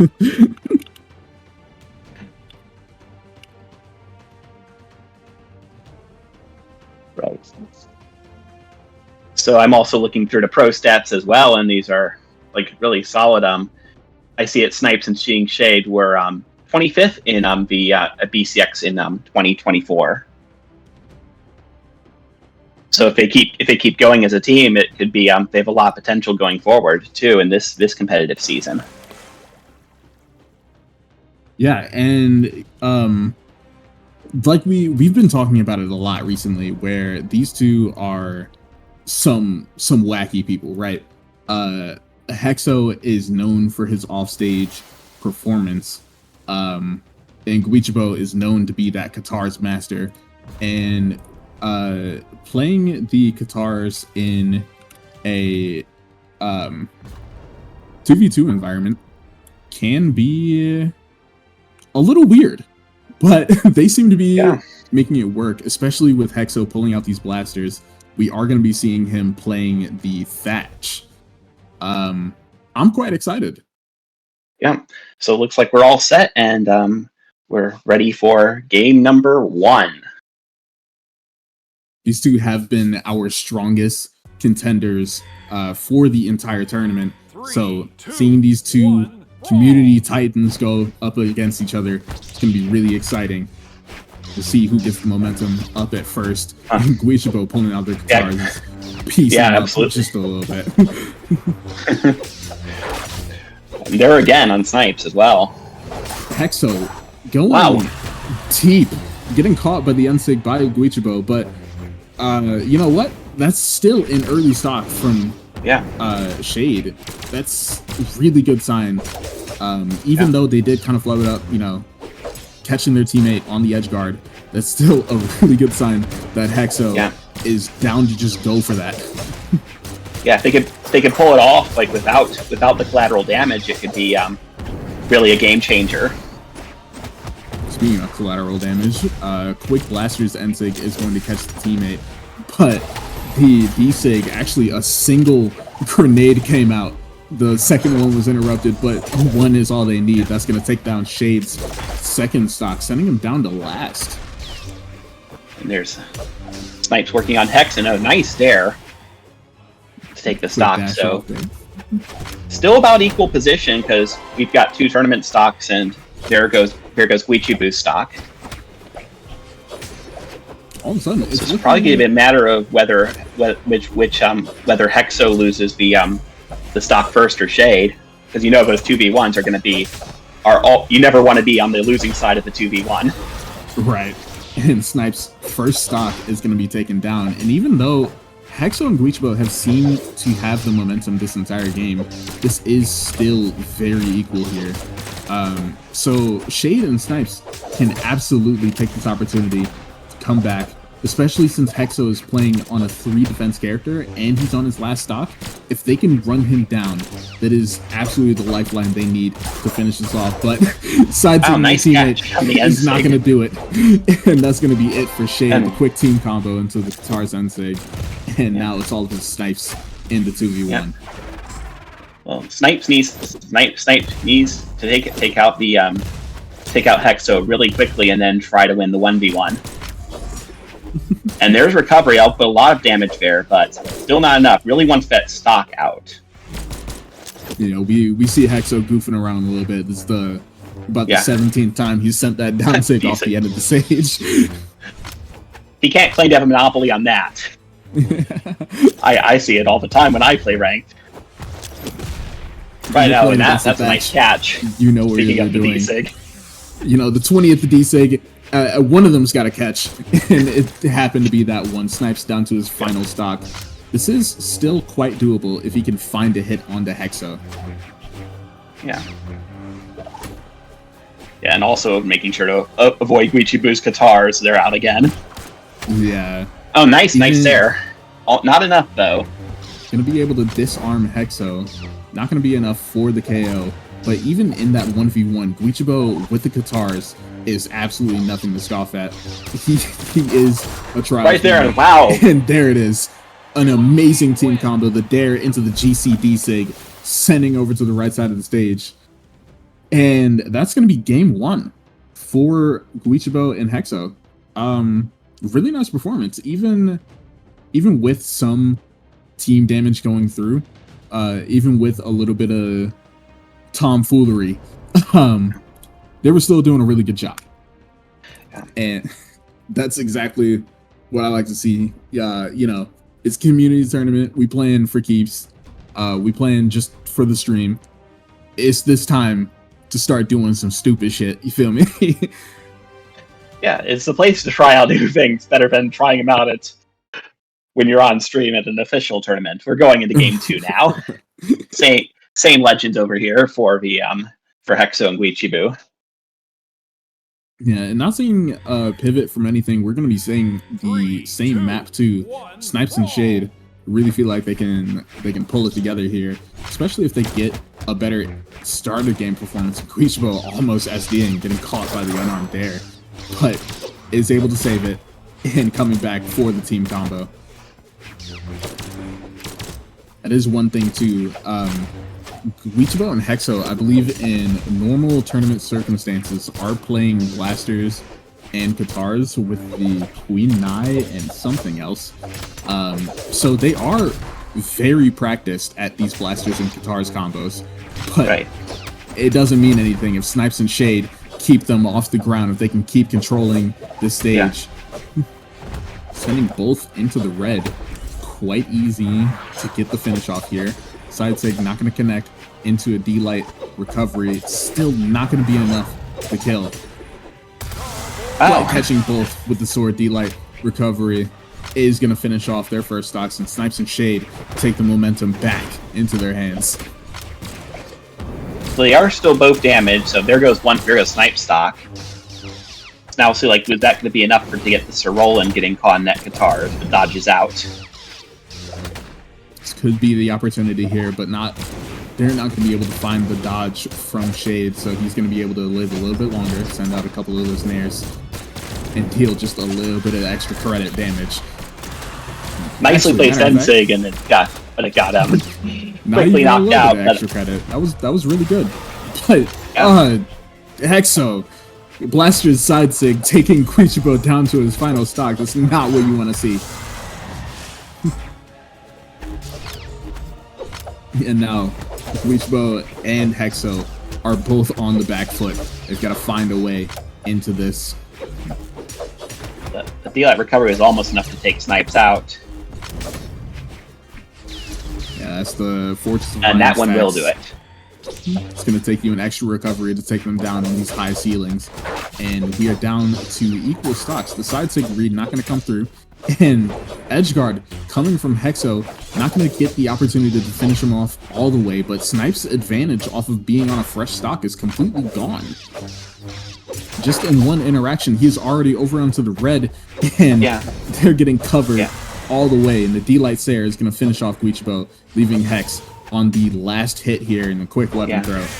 He's going to finish it off. Snipes and Shade taking game 2. Yeah, no, that's going to equalize it. Quite a good showing. Got a crossover change here on the Guichabou is now going to pick a Shokatano for the Asuri crossover, but otherwise no change over here for Snipes and Shade. Yeah, we're staying rigid on the comps, and I'm liking that. These people, they know what they want to play, and they're confident at it, and they're keeping it equal right now. Still coming back to the Fortress of Lions.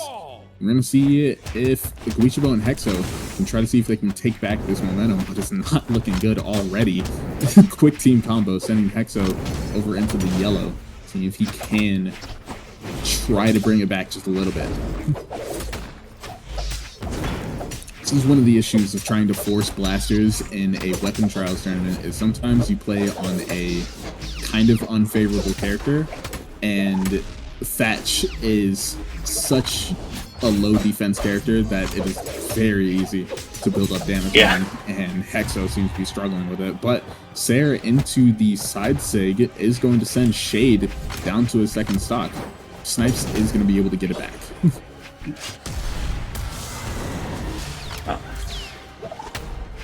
Quick Lance down save too. That's going to finish off Hexo, and Guichabou narrowly misses the recovery, and Shade doing a really good job at interrupting those blasters. Shade's a bit on edge and he gets back.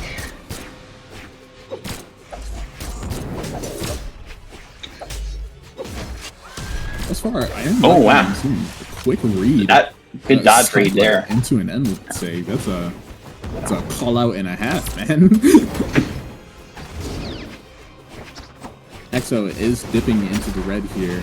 Just a couple more hits. One bad interaction could be it for him. And honestly, that bad interaction might be coming soon. Yeah, not going to be able to take down Snipes. Speaking of which, this offstage almost got Hexo. Hexo's trying to get Snipes out quickly because that would have been a really nice gimp if it had worked. Yeah, and Hexo's one of those players who absolutely is so willing. Well placed there. We'll take it. And Shade almost getting the edge guard onto Guichabou. The GC Light is going to spell the death for Guichabou, setting him up for a D-Light recovery. And they're both down to their final stock, while Snipes and Shade are looking. Well, that equalizes that stock, so they still need to get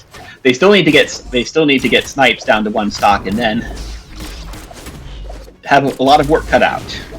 Yeah, this is going to be, if they want to take this, they've got to play perfectly here. Hexo is already dipping into the red. This Lance is really piecing him up.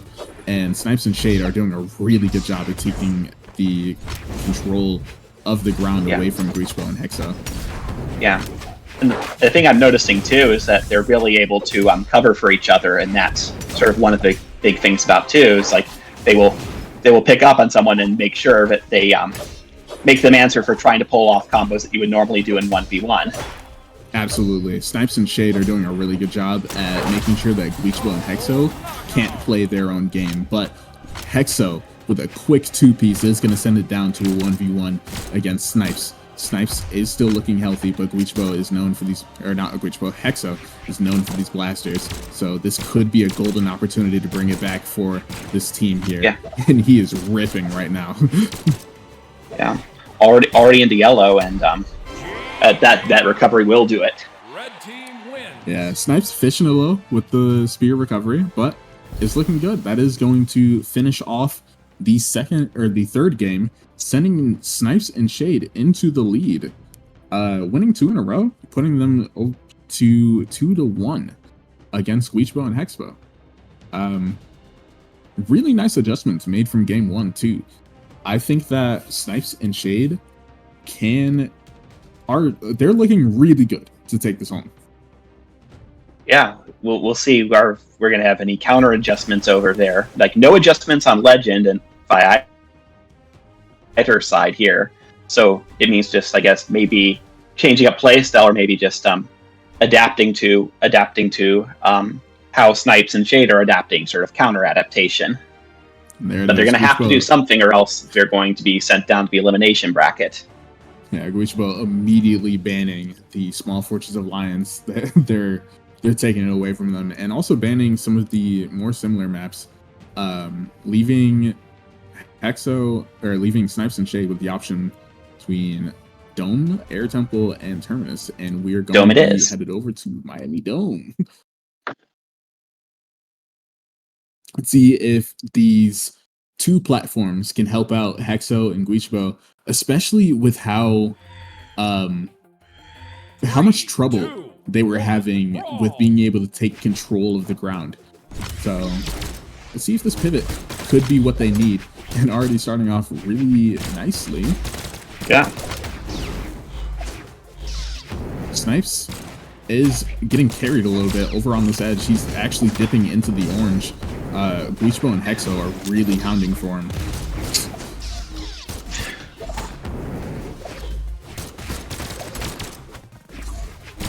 Hexo really showing good blasters this stock, like picking up a lot of well-spaced hits, and so that's why Snipes and Shade already in red here. So slight damage lead. Yeah, Hexo. And what a side seg. Catching both with the sword side seg. And Hexo and Guichabou are firmly in the lead right now. These blasters from Hexo, like you said, are astonishing, really. He's been finding some really good spacing here. Able to catch a lot of these grounded moves.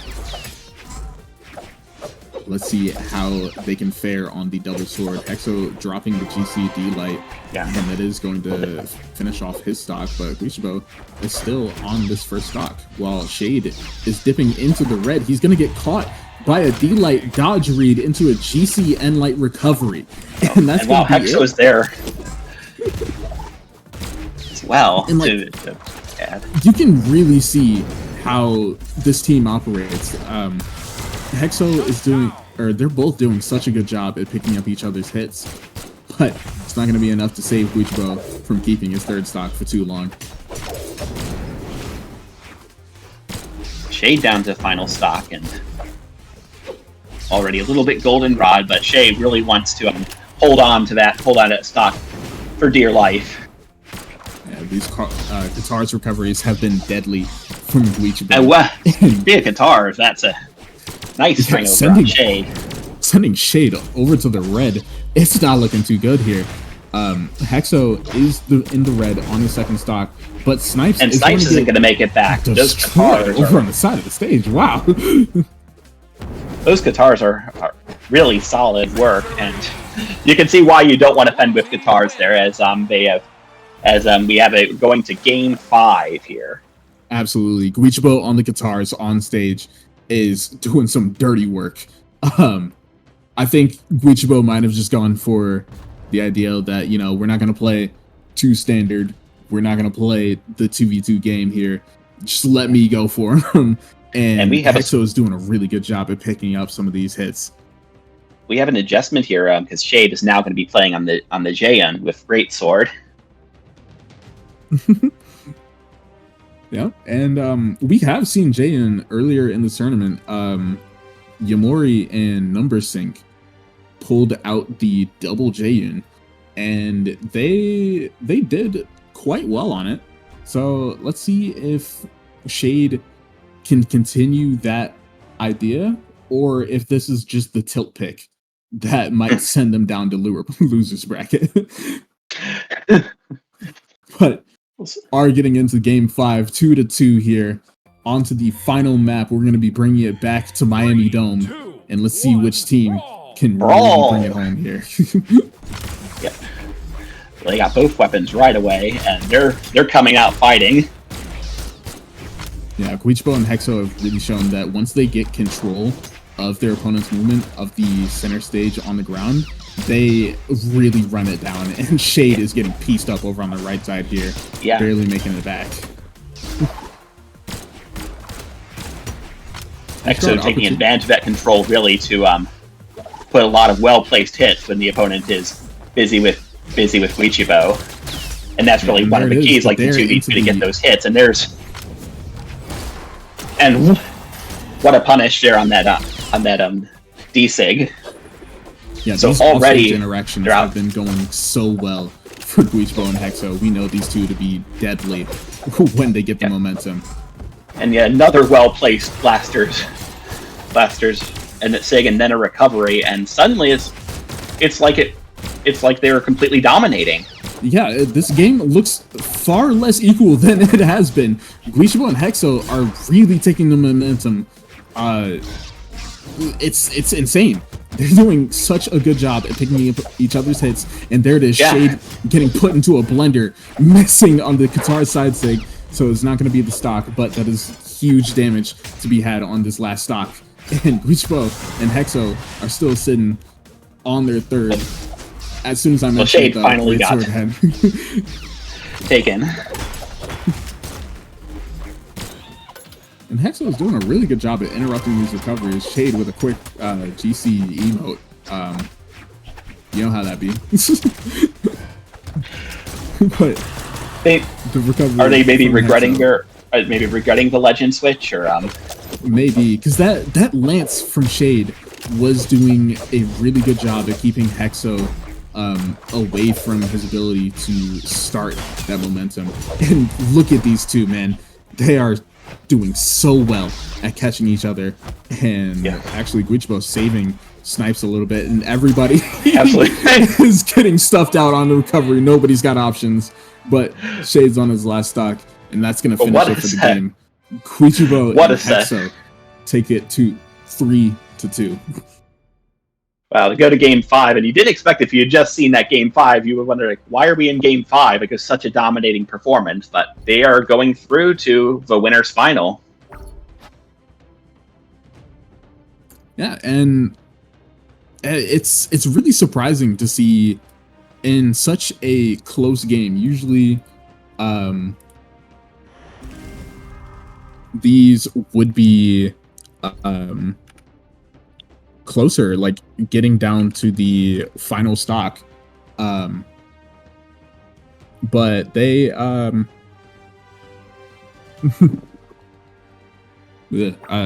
getting jumbled up. I can't type and speak at the same time. But yeah, like just to see like a dominating, like, given that the set went to game 5, it's rare that you see something like that just come out with complete domination, in that sense, and so it's really just big credit to big credit to Guichabou and Hexo for pulling off something, and to Snipes and Seeing Shade for pushing it to game 5 and really challenging Guichabou and Hexo. So it's a all around a great set. Right. All right. Next up, we have Flower and Maid versus Raven and Aquatic. This is the other half of the winner's semifinal. So now we're going to find an opponent for Guichabou and Hexo. And we have predictions are open. So get those predictions in. We don't have really very much activity yet, so please make sure to bet your channel points and wager on the outcome of this set, which will be in the winner's semifinal and decide who faces Guichabou and Hexo. Spend all your channel points this time. All right, we're going all in. We're not even in the grand finals right now, but thank you, Nick. But coming into it, it seems like Flower and Maid, unexpectedly, I thought that Flower was going to be running the hammer, but it seems like Maid is actually going to be. Maid picking up the Bodvar while Flower is on the Zuko Hattori, and I'm excited to see how this goes. And we got another Blasters picks over on the other side here with Aquatics going to play the Blasters with Raven's Cannon. Yeah, so some new comps, of course, an advantage of everyone playing Sword is the weapon with the most weapon combinations. So we're not going to be seeing too many repeats here. So I'm really excited. Bringing it over to the small Fortress of Lions. Let's see who can finish this one out.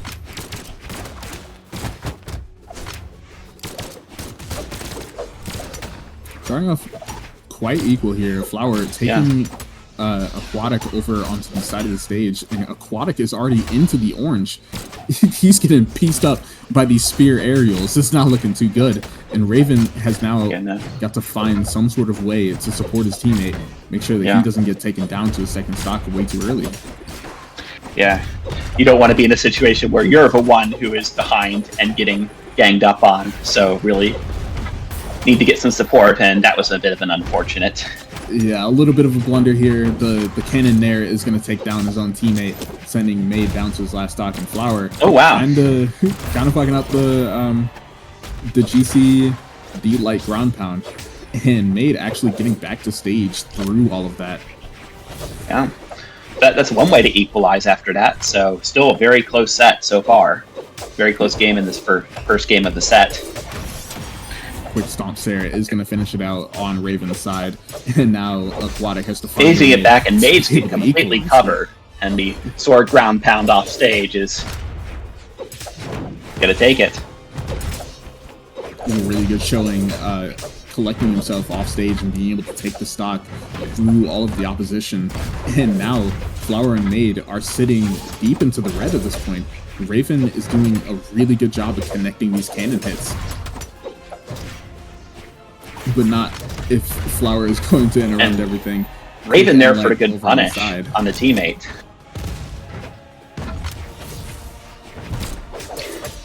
So that means like just being like perfectly placed to take advantage of when the opponents do stuff, and so you get perfectly placed, the side air over on the Hattori takes out, and so we are equal stocks here. And there goes the Bodvar. So a slight lead over here for Raven and Aquatic. I think with the way that the momentum has been going, Raven and Aquatic have been looking good here, especially if Raven can keep the second stock and the double dare over on the end of the stage. That's going to take Flower down and send Aquatic into the 1v2. And now he's got to play damn near perfect to be able to get this down. Whiffing on the Sair, but both side sigs are going to go a little bit wide, so Maid is going to be able to make his way back. Oh, here comes the combo, and well done. That's how you convert that to a win. You see someone GC there, you know the dodge is spent. They're looking for something. Side sig, even though it wasn't exactly true, he used the ground cancel, so able to connect it. Really solid finish there. Yeah. Twos requires very much a lot of observation, a lot more observation than ones does, and so it's really a credit to how much they can keep track of compared to the ones game. Absolutely. Being able to keep track of not only your position, but everyone else, nobody you can control. Being aware of the options your teammate is going for, the situations that they're put in, and trying to put yourself in a spot where you can effectively save and also support them is very difficult. So absolutely props to these players. GC is going to allow Flower to catch the side light and the D light, but a weapon throw is going to stuff out the recovery. And now Flower and Maid are taking another quick momentum shift. But Team Combo trying to see if they can get as much damage as possible, but it's not going to connect fully. Yeah, almost. It would have been really nice, and there's the side sig to take them both out. Yeah, getting the second hit from grabbing Raven is going to pick up Aquatic, and that is going to finish off their first stocks, leaving Flower and Maid pretty solidly in the lead here. If they can keep this kind of damage up, they are looking great for the second game here. Hang on quite well, and speaking of that, Raven's all the way down there. Raven can get back.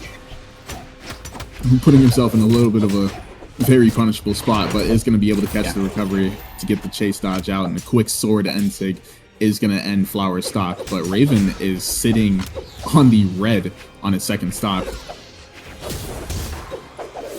And that side sig isn't quite enough. No, we've seen this hammer from Maid. And there's stops there to take it. Yeah. Quite easy pickups here. It's now Raven and Aquatic down to their final stock, while Flower and Maid are sitting very healthy on their second stock. So Raven and Aquatic really have to be trying some crazy stuff to be able to equalize here, but it's not working too well. Flower is doing God's work on the spear, and Maid picking up a hammer and sig. And is Raven gonna be able to get back? That will do it, but it's still kind of a lost cause, and they have equalized it, so it's one apiece now. Yeah, even though Raven was able to catch the Nair, it's only delaying the inevitable. Quick Dare is gonna finish it off. And now we're seeing another adjustment. Aquatic over to the Jala instead of the, what was it, Hattori?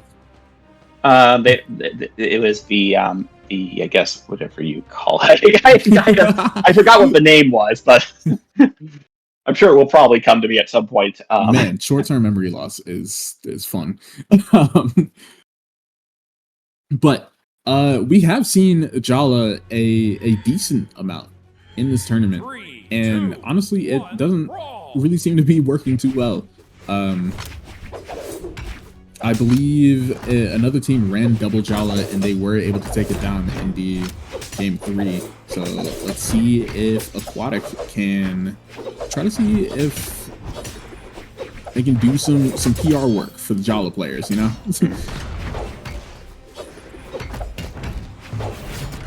So far, it's not looking too good for Raven.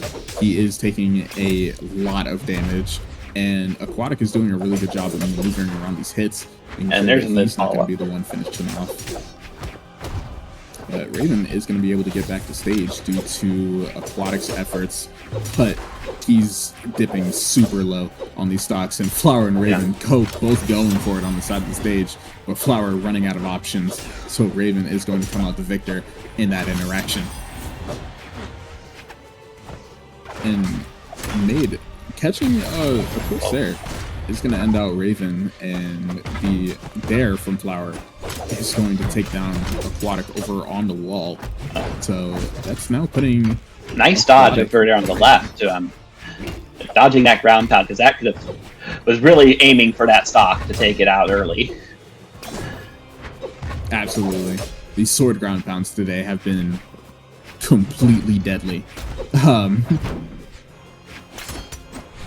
And so far, Aquatic is doing a really good job on the Jalo. We have seen earlier today that these Jalo players have been singled out for their low defense and kind of getting ran over, but we're seeing the full potential of the character here.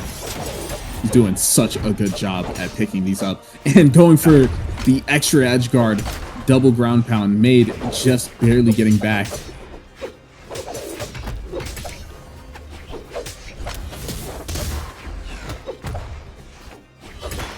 Catching. Okay. All right, Maid. Well, that's one way. That's one way to take back the lead. But a lot of unarmed ground pounds, and Maid is now the only one on his second stock. And there's the axe recovery. It's never underestimate that move. Absolutely.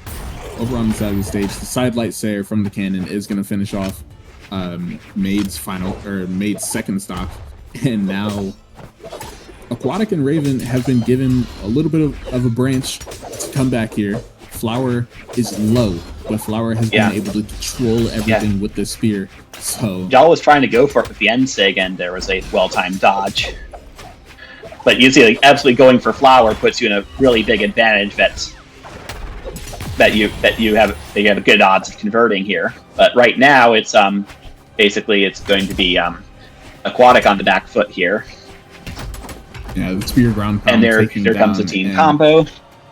Yeah, Aquatic actually had the opportunity to DI into the stage to make sure that the Sayer didn't take him down, but again, delaying the inevitable. The hammer Nair is going to finish him down, take him up to the heavens, and that's going to be Maid and Flower taking the lead here, 2-1.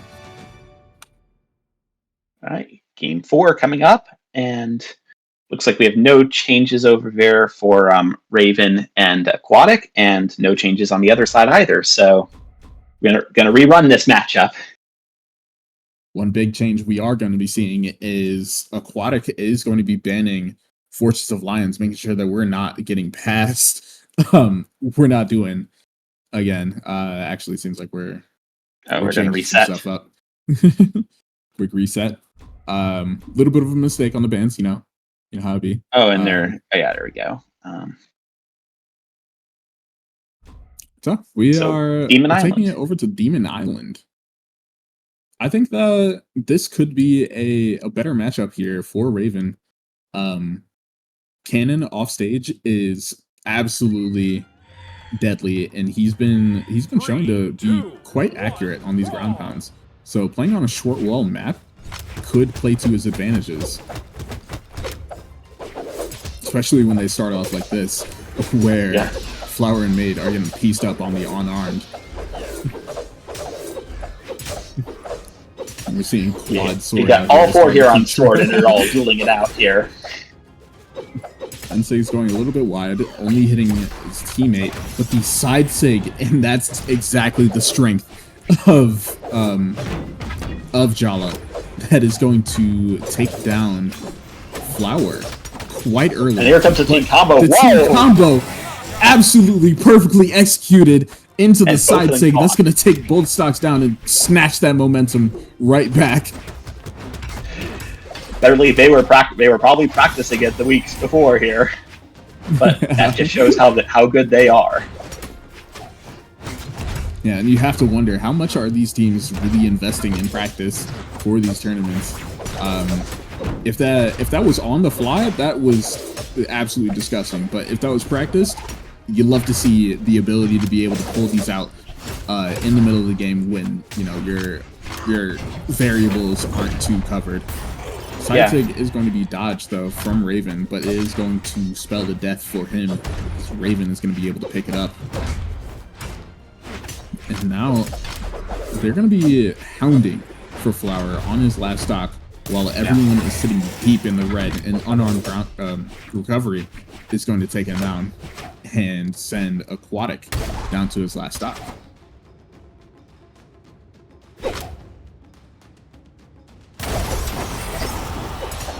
And now Maid has the hard task of getting back to the stage against Jala's sword. Snare will take it. But he did a really good job of dodging that side sig, and now trying to look for a way to end out Mind Game's stock early. Aquatic picking up 2 with the double sig. First the D sig into catching Raven's hit with the Jala N sig, and that's sending Maid down to the 1v2 here. See if he can pull this together.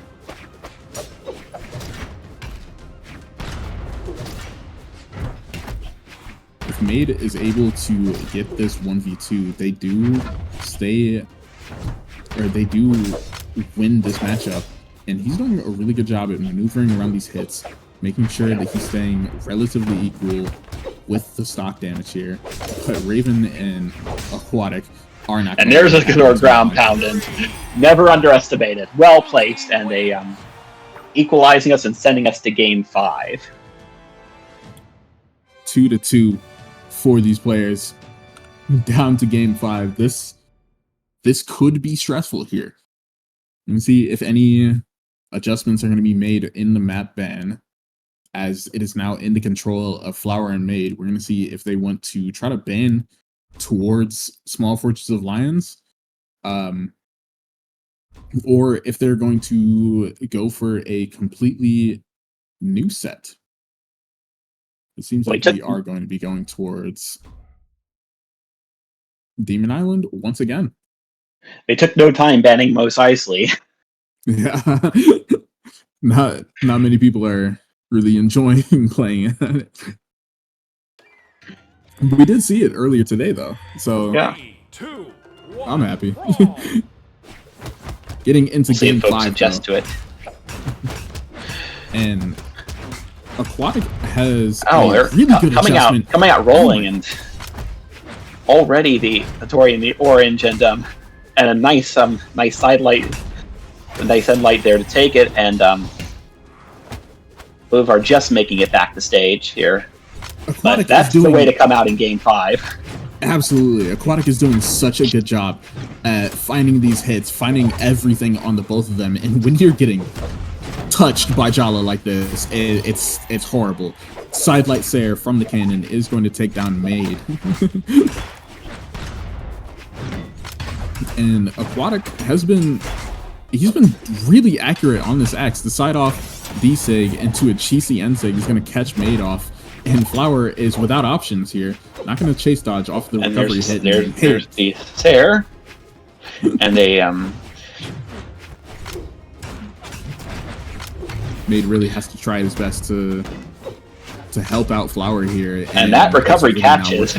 Well, and N-Sig won't hit, so no chase dodge, and that means Flower's already down to the last stock. And just like the last set, we're having a apparently dominating performance in game 5. Absolutely, the change in pace from Aquatic has been insane. Aquatic has been absolutely controlling it with this Jala axe. He's pulling it out once again. Maid and Flower down to their final stocks, but they are still competitive here. They're going to take down Raven, and Aquatic is still just tapping them with this axe, doing such a good job at finding these hits, and a falling Sayer is going to end it down for Maid, and it's down to Flower, and Raven going for the mid-air taunt. It's not looking too good. Yeah. Not going to be able to get the true combo, though, on the downlight and air. But there's the GCN light to take it. The bottom of the stage. Solid placement on everything with Axe. I wonder if we're going to see more Jala coming up in the winner's final, which we're going to be advancing to later. 750 damage from Aquatic. That's unprecedented. So that is dirty. So, moving on, we are going to be seeing Snipes and Shade versus Numbersync and Yamori. Yeah, these two teams have been looking relatively good. Snipes and Shade have been seeing much stronger play, you know, taking Guichabou and Hexo over to the map 5. And Number Sync and Yamori, not exactly the same track record. They did play the first game of the day and lost 3-1 to Resh and Bug, but were able to claw their way through the lower bracket because of 2 DQs. But lower bracket run is a lower bracket run either way. So Yeah. You absolutely take what you can get, and like getting tied for 5th, if you end up losing a set and getting tied for 5th, it's absolutely nothing to be ashamed of. You take it. yeah, exactly. You know, we take what we can get. You play for placements. Teams are all locked in. We're seeing 3 Hattoris on the board, and Shade running back to the Sir Roland. We saw Shade. Make sure you get your predictions in, by the way. You see that up there as well as we get started. We're going to game 1. Yeah, I think I have my full money on Snipes and Shade. They've been looking way too strong, but maybe Number Sync and Yamori are going to be able to make some sort of pivot to be a little bit stronger here. Already with the double hit into the sidelight D-light. Doing a lot of the coordination that really makes them a good team here for Snipes and Shade. And there's Snipes to basically pick up the first stock right away. Yeah, immediately already taken off the top, and Yamori is completely another well-placed air. Won't be able to save. It was a good try from Number Sync. Sadly, with the positioning, he did send his teammate into the bottom of the stage with the recovery, but, you know, shit happens sometimes. Yeah. Yeah. So now, he really seeing Number Sync and Yamori struggle to try to keep this momentum back, but the triple hit on the Hattori Ensig. Catching a Fiensig, it catches a lot of things. Nothing finished off quite yet, but it is a good sign. Shade and they're catching Snipes is there to catch it. Yeah, messing up the Ensig on the team combo, which actually could have been the stock for it. And there they are. And there's another team combo to make up for it. Yamori already in red here. Twice. Snipes just keeps putting in the spear dares in well placed locations, and it's really like showing a lot of dominance, like making this taking the stocks. If you can place it well, it really helps here. Yeah, and Yamori actually had a great opportunity to save Number Sync. That recovery actually prevented Numbers from being completely eliminated. And the double D-Light recovery is going to take down Shade, and Yamori, or Number Sync, is looking quite unhealthy here. Quick Lancer can finish it out. And now Snipes and Shade are both on their second stock, while Yamori is sitting on his last.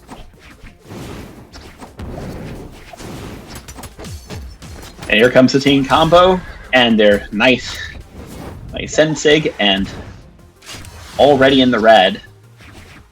Yeah, not going to be quite. And here it comes again, and what an Ensig! Yeah, really good pickup there from the Lance Enlight into a GC Ensig. I believe that was GC. It might have been on stage. I'm not too sure, but you know, really good showing from Snipes and Shade. They're really on top of each other. They're really able to pick up everyone's hits. It's we're doing a good job here. But we are going to be moving into game 2. Yamori and Number Sync are going to be making a pivot to the Koji and Jaeyun. And we did see them two both run Jaeyun. They ran double Jaeyun in the first game. So Yamori seems to be a little bit more comfortable on that greatsword. And this is the first time we're going to be seeing Koji played today. So I'm really excited to see how this is going to work out. Yeah. Are you going to see more reliance on bow versus sword? But right now, it looks like sword's getting picked up first. Yeah, and Yamori getting tossed around at the start of the game here. Something that Snipes and Shade have been really good at are controlling the center of the stage, controlling those landings, and Yamori really needs to be on the ground to find value with this greatsword. So if they can keep juggling him, making sure that he's uncomfortable, this could completely lead the blue team into fumbling it down. But a quick dare is going to stuff out the recovery, and that's actually going to be a good edge guard from both teams, sending Yamori and Snipes down to their second stock, while Shade and Numbersync are in the orange. Here comes the combo again. Good interruption from Yamori. A quick nair is going to end out the Spear D-Light, but Numbersync There's a well-placed there, and another well-placed there to take the stock. And now Yamori has the Sisyphean task of getting back against these two, but he is going to be able to get back to stage, stabilize just a little bit, but he is not doing too well on the second stock. Already into the red. Quick pickup with the Spear side sig from Side sig catches, and here we go with another end sig, that same combo, and catches the dodge of a Sair, and Numbersync does make it back. That side sig will do it, and here it comes again, and once again that combo. Yeah, the opportunities they're finding with these hits are absolutely beautiful. I'm loving what I'm seeing here. They're doing a really good job at finding these team combos, and you know, quick team kill, but you know, yeah, don't matter too much when he is also taking down the enemy. Snipes and Shade up to 2-0. Yeah, so now we're going to get a new set of legends, it looks like, over here, like on the Numbersync Yamori side. Of course, Shade and Snipes are going to stay with the Hattori Sir rolling combination because it isn't broken. Now we have a Suri and Jiro. Alright.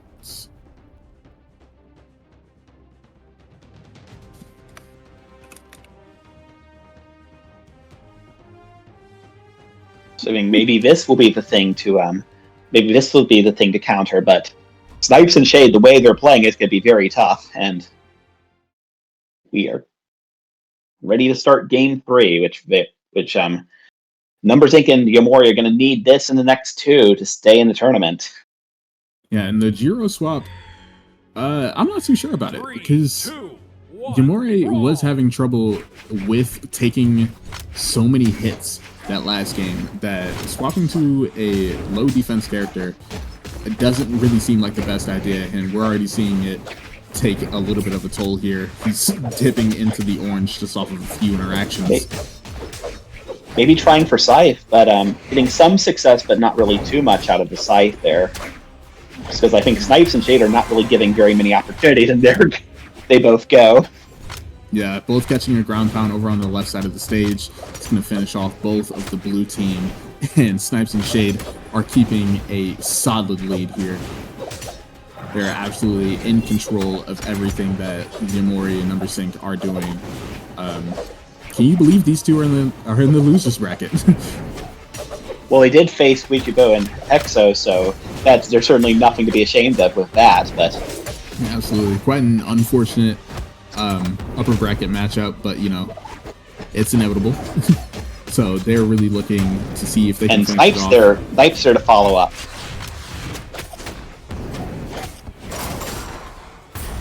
It's really solid stuff, and then yeah, D-Sig from Numbersync. It was good placement. It caught all 3, but Yamori was the only one to be taken down from it. So Snipes and Shade are still looking pretty on their third stocks. Yeah, I think at this point in the game state, there's not too much that you can do here. Numbersync goes down to just about any move, but the Lance Sair is going to be what finish it off. And Snipes doing there a really good job to get in there, save teammate. And well, Snipes with a well-placed sword D-Light, but it gets punished for it and loses the stock. But still, like, Snipes just very solid on the spacing and accuracy, and it's really helping a lot, especially in 2v2. And I think they've thrown in the towel a little bit. Yamori is comboing his own teammate. I think they've recognized that the game is kind of over. I'm pretty sure Number Sync has somewhere to go, so quite unfortunate. But things happen. We're gonna be seeing Snipes and Shade move on in the bracket with a quick 3-0. Red team wins. It's decisive as well. Yeah, like there really wasn't a doubt. I think I saw like the channel point prediction ended up being like 20-0, and so. All right, that is going to be it for me. I've been casting for a while. I think it's been 2 hours. Right. Bye, guys. Really enjoyed having me here. Bye. Bye, NJ. Oh yeah. Also, follow my Twitter at xxlud. I'll be posting some bullshit over there. Also support me on Sunday. I'm casting the NA2v2s for Frostbite. So see y'all there. And yeah, really happy to see y'all. All right, bye bye. Right, well, we are still going here. We are going on here to the next match, and it's in the elimination bracket, and it's Flower and Maid versus Aerocode and Nick. Now, for the people asking, how do the viewership rewards work? They work like the regular, viewership rewards. You just watch and you get rewards, like the normal Brawl streams. And thank you, Aerocode, who's actually fighting right now, who must y'all should be cheering for. Has the game started, or is the game glitch for you too? Well, what I'm seeing right here, we're in map bans right now, and as we're doing map bans, make sure you get those predictions in. Yes, sir. Is it still map bans? Nope, they're back. They're back to the lobby. So I think they're getting everything all set up here. So we've got 2 Asuris over here for Aerocode and Nick, and over on the other side, Flower is playing Koji, and Maid is going to be playing the Bodvar. We've seen how dangerous Asuri can be in 2v2s this tournament and in previous sets, and we've seen Bodvar, and we're going to see Koji again. So going to be an exciting set. We start with game number 1 here at Miami Dome. 3, 2, 1, brawl. And here we go. The final 2v2 match before top 4 starts off. Flower on the Koji, Maid on the Bodvar, Aerocode on the Asuri, and Nick also on the Asuri. Double Asuris. Here we go. Now, Flower was originally supposed to team with Anime, but Anime could sadly not make it. Ooh, lovely stick down, but Flower takes advantage of it. This fucking guy, Nick saves it. Flower on edge right now, gets hit by Nick. And this would be a humongous Jaguar. This would be a fucking humongous upset. If Aerocode and Nick can get the win over Maid and Flower, you know how huge that would be! Absolutely! Oh my god! He's gonna go for the stop, misses! Oh, slides out the way, uses that lovely drift in the air. Yep. Aerocode and Nick on the lead over Flower and Maid. Oh! And they'll tie it up. Power equalizes. There goes the lead. Who cares about the lead anymore? Flower's trying to make sure. Oh! Nick! Eliminating his own teammate! What the fuck are you doing, Nick? This is absolute madness. Well, I don't blame them for trying, because it was very effective at the very beginning, and they had good things. Let's see if they can get back the momentum the rest of this game. Nice there. But now it looks like Flower and Maid are just keeping a lot more control, and they seem to be in control of this game as a little bit of off-stage action here, and Maid's going to make it back. Maid is indeed gonna make it back. Flower going down deep. Oh! And there's the ground pound. Wow! And Maid was still on 3 stocks though. It took almost 2 minutes for him to finally lose his stock. Arrow Code at the moment trying to cook up Maid at the moment, not working at the moment. And Arrow Code, they're tied on stocks right now, but not damaged. Red team has the lead. Flower and Maid have the lead at the moment. I love saying at the moment. Yeah. Maid cooking up right now. Maid trying to finish Oh, the and there's follow-up. an air. Doesn't Won't get be it enough. through. Ensig miss. Maid with the save. Maid with another save.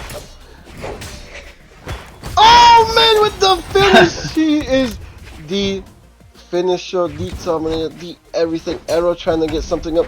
Gets hit with the nair. Maid. There's Sarah. Maid. Oh, wow. Weapon If throw. the Erico can get Flower out, then Erico's a chance with the way the momentum is going, but it does look like a bit of long odds right now. These two are top this 8 game one. BCS players. Maid getting top 8 last year, getting 3rd place with experience. And on the other hand, Arrow Code, not last year, but 2 years ago, Flower last year getting 7th in 1v1. Maid at the moment cooking up. So this is a beast team. Arrow Code has to defy their odds right now. Stop, sail, hit, and not eliminated yet. And there's the sail. There's Maid done the follow-up. and Flower We'll do it. get the first. Well, I don't really blame Erico and Nick for really putting up a big fight. That was definitely Erico and Nick definitely putting up a good fight in this game against a really strong team. But they are down the first game in the set as we go to game 2 now. Indeed. Flower them and make the clear favorites to win this one. Let's see. They'll complete it through. They are 1-0 up at the And we moment. have double Bodvar over here on Flower and Maid, and we're still sick with the double Asuri for Erico and Nick. Yep. They're like, you know what? Let's mirror each other. Brawl. Maid and Flower 1-0 up. We are Miami Dome. Let's see if Nick and Erico can continue putting up a honorable fight against these two. Most people would just quit, but you know, Erico and Nick, they know they made it 5th place. They want to get high. They want to enter that top 4 spot. Yeah, just play your absolute best, and it's a win, no matter what the stocks may say.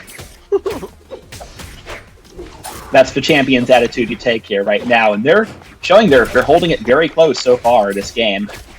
And there come the Katars, and what a follow up with the side sig to catch out Flower. So first strike going over to Erico and Nick, the underdogs in this match.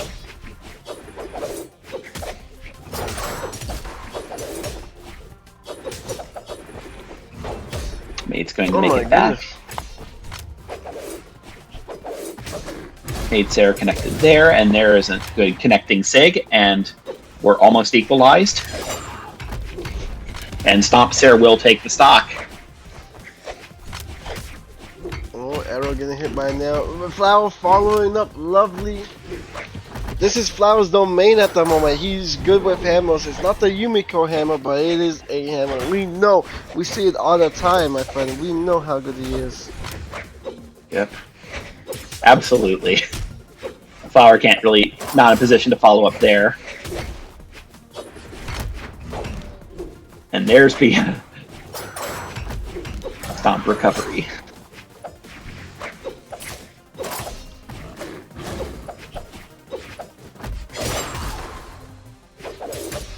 Still really close in this game there, and Erico and Nick putting up a big fight, and it goes off the top with that GCD light recovery to take it off the top. It's still close.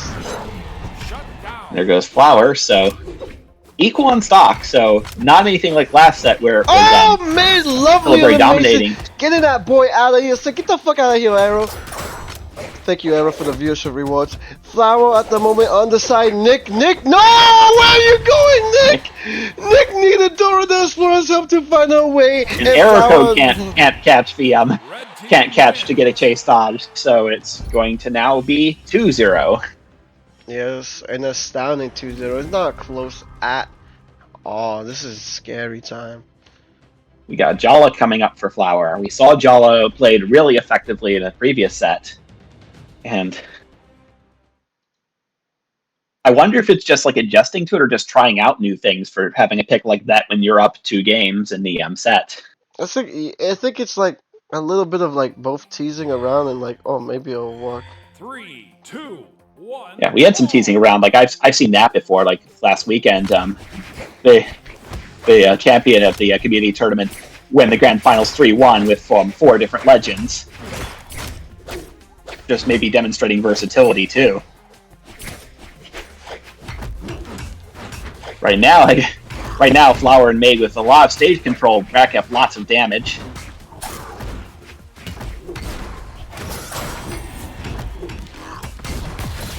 And Flower perfectly there to complete that, connect and complete the stock. And once again, another team combo. Now they're really starting. Now Flower and Maid are really starting to cook.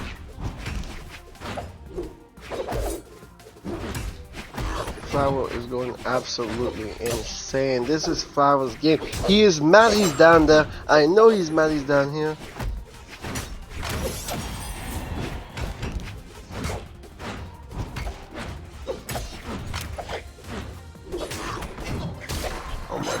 Oh my goodness. These double series, these cats are going wild. Arrow with a lovely sail. Arrow with another sail! Says Flower, get back. Get out of here. That's a way to stay in the game. That's a statement, if anything. Flower getting picked up right now. Ooh, Maid. We may lose the set 3-0, but we put up a heck of a fight, and we showed off a lot of stuff. Yes, so Arrow getting cooked by his own teammate right now. Nick, oh, with the recovery. They showed out hard from the Spirit Realm. One of the shittiest clans in the whole game. Flower with a lovely elimination. Holy moly. Flower's missed base, but Maid's there to pick it up, and so Nick again on the last on the tournament stock this time, and once again a team combo. Can't really connect to finish off the damage. And a double KO! What a well-placed Sig to do that. Still got a lot of catching up to do, and there's going to be another team combo. It was like, you know, it was something nice to go home with, you know, a double kill. Yeah. Oh. Going off a lot of stuff There's there, a prize and it's for going to be a 3-0 set. 20 Yeah, bucks. it's not really maybe about the prize, it's maybe about, like, I'm showing off what you can do. Well, they showed out hard for looks like- Spirit Realm, and I'm proud of them. I know Hockey's proud of them, and Yeah. I personally am proud of Arrow. I love him, and Nick. I love them both. But Yeah. this will $20, not 23, but $20 for the winning team. Woo! And that's it. That's right. They are gonna be rich. And just- But speaking of tournaments and money, tomorrow is the Mina Gauntlets tournament at 5 p.m. KSA. If any one of you guys are by any chance from Mina, be there. But we're gonna be taking a short break. Jaguar, shout out anything you want to shout out. It's the Well, first time, guys. I know lots of folks have seen me on Discord. I don't really have too much on the social media presence, but maybe I'll work on that. Thanks, Skixek, again for letting me do this, and it was a wonderful time. And see you all later. And keep up for I believe it's Tripped Up and Graffiti are up next. Yes, so sir. don't miss them. You gave away the surprise, but yeah. No, I'm kidding. It was a surprise. Who cares about them? But until next time, thank you, Jaguar, for catching us next time. And give us 5 minutes. We'll be right back. I just got to put the pretty faces on. See ya.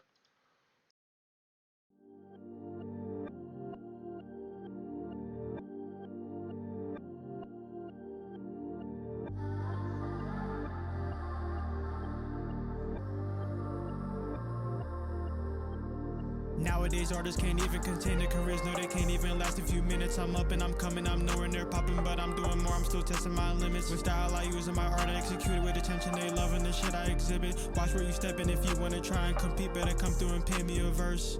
I had to pave the way for days, I'll make it, I'm taking my legacy straight to my grave. Turn over foreclosures, so kept my composure, stay true to myself and I left them amazed. Invisible to 'em, but I can see clear, niggas notice my art, man, I'm not even phased. I've been left behind by my peers, but I turned to a godlike mentality, got it engraved. And I switched my motor for me, listen my songs and I got the top 3. Like golden guitars, I was brought up to lead with my strings harmonized, if you know what I mean. Surrounded by niggas, you know they can't stand me, I'm too fancy. They can cash me, flooding me out like I'm fresh out the sea. When I body my fish on the stage, come in handy. It's a lot of things I gotta mention. Can't rely on my mother to be there for me, and they think that it fucked up my mental. I only got two in this world I look up to for confidence I still resemble. I'm bringing emotions, uplifting myself, got a vibe when I hear instrumentals. I remember when everyone doubted me. When I'm at my best, stay away from me. Keep it a distance, don't tell me you proud of me. They don't ask how I've been, if I'm doing okay. They just try to get benefits out of me. Sometimes I don't answer shit honestly, I just respond, I flip shit into comedy. Nowadays artists can't even contain their careers. No, they can't even last a few minutes. I'm up and I'm coming, I'm nowhere near popping, but I'm doing more, I'm still testing my limits. With style I use in my art, I execute it with attention. They loving the shit I exhibit. Watch where you stepping, if you wanna try and compete, better come through and pay me a verse. I had to pave the way for days, I'll make it, I'm taking my legacy straight to my grave. Turn over foreclosures, still kept my composure, stay true to myself and I left them amazed. Invisible to them, but I can see clear, niggas notice my art, man, I'm not even phased. I've been left behind by my peers, but I turned to a godlike mentality, got it engraved.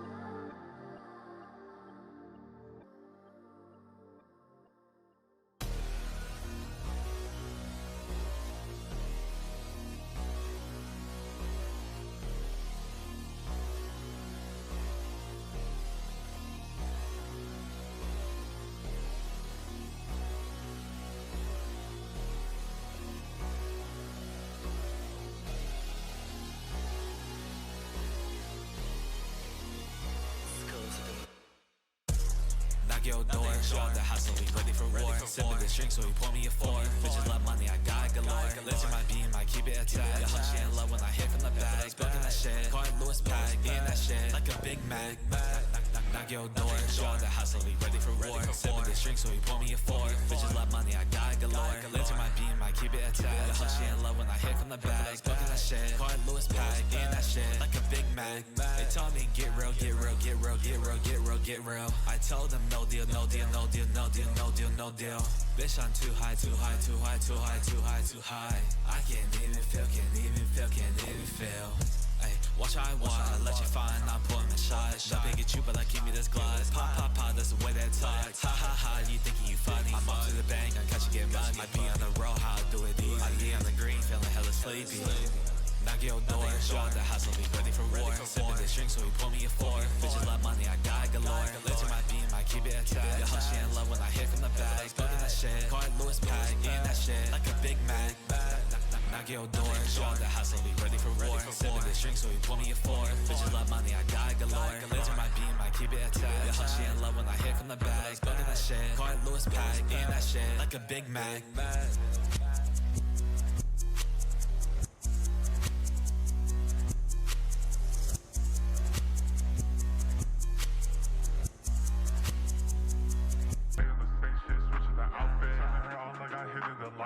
Niggas pace her, ain't tryna meet her. Sauce to be flexing, they wantin' the picture. Know how I switch up, no in between us. You wanna fuck, so I'm whipping the mixture. Gay with a blink, 2 week of the issue. Baby on me, I know what she into.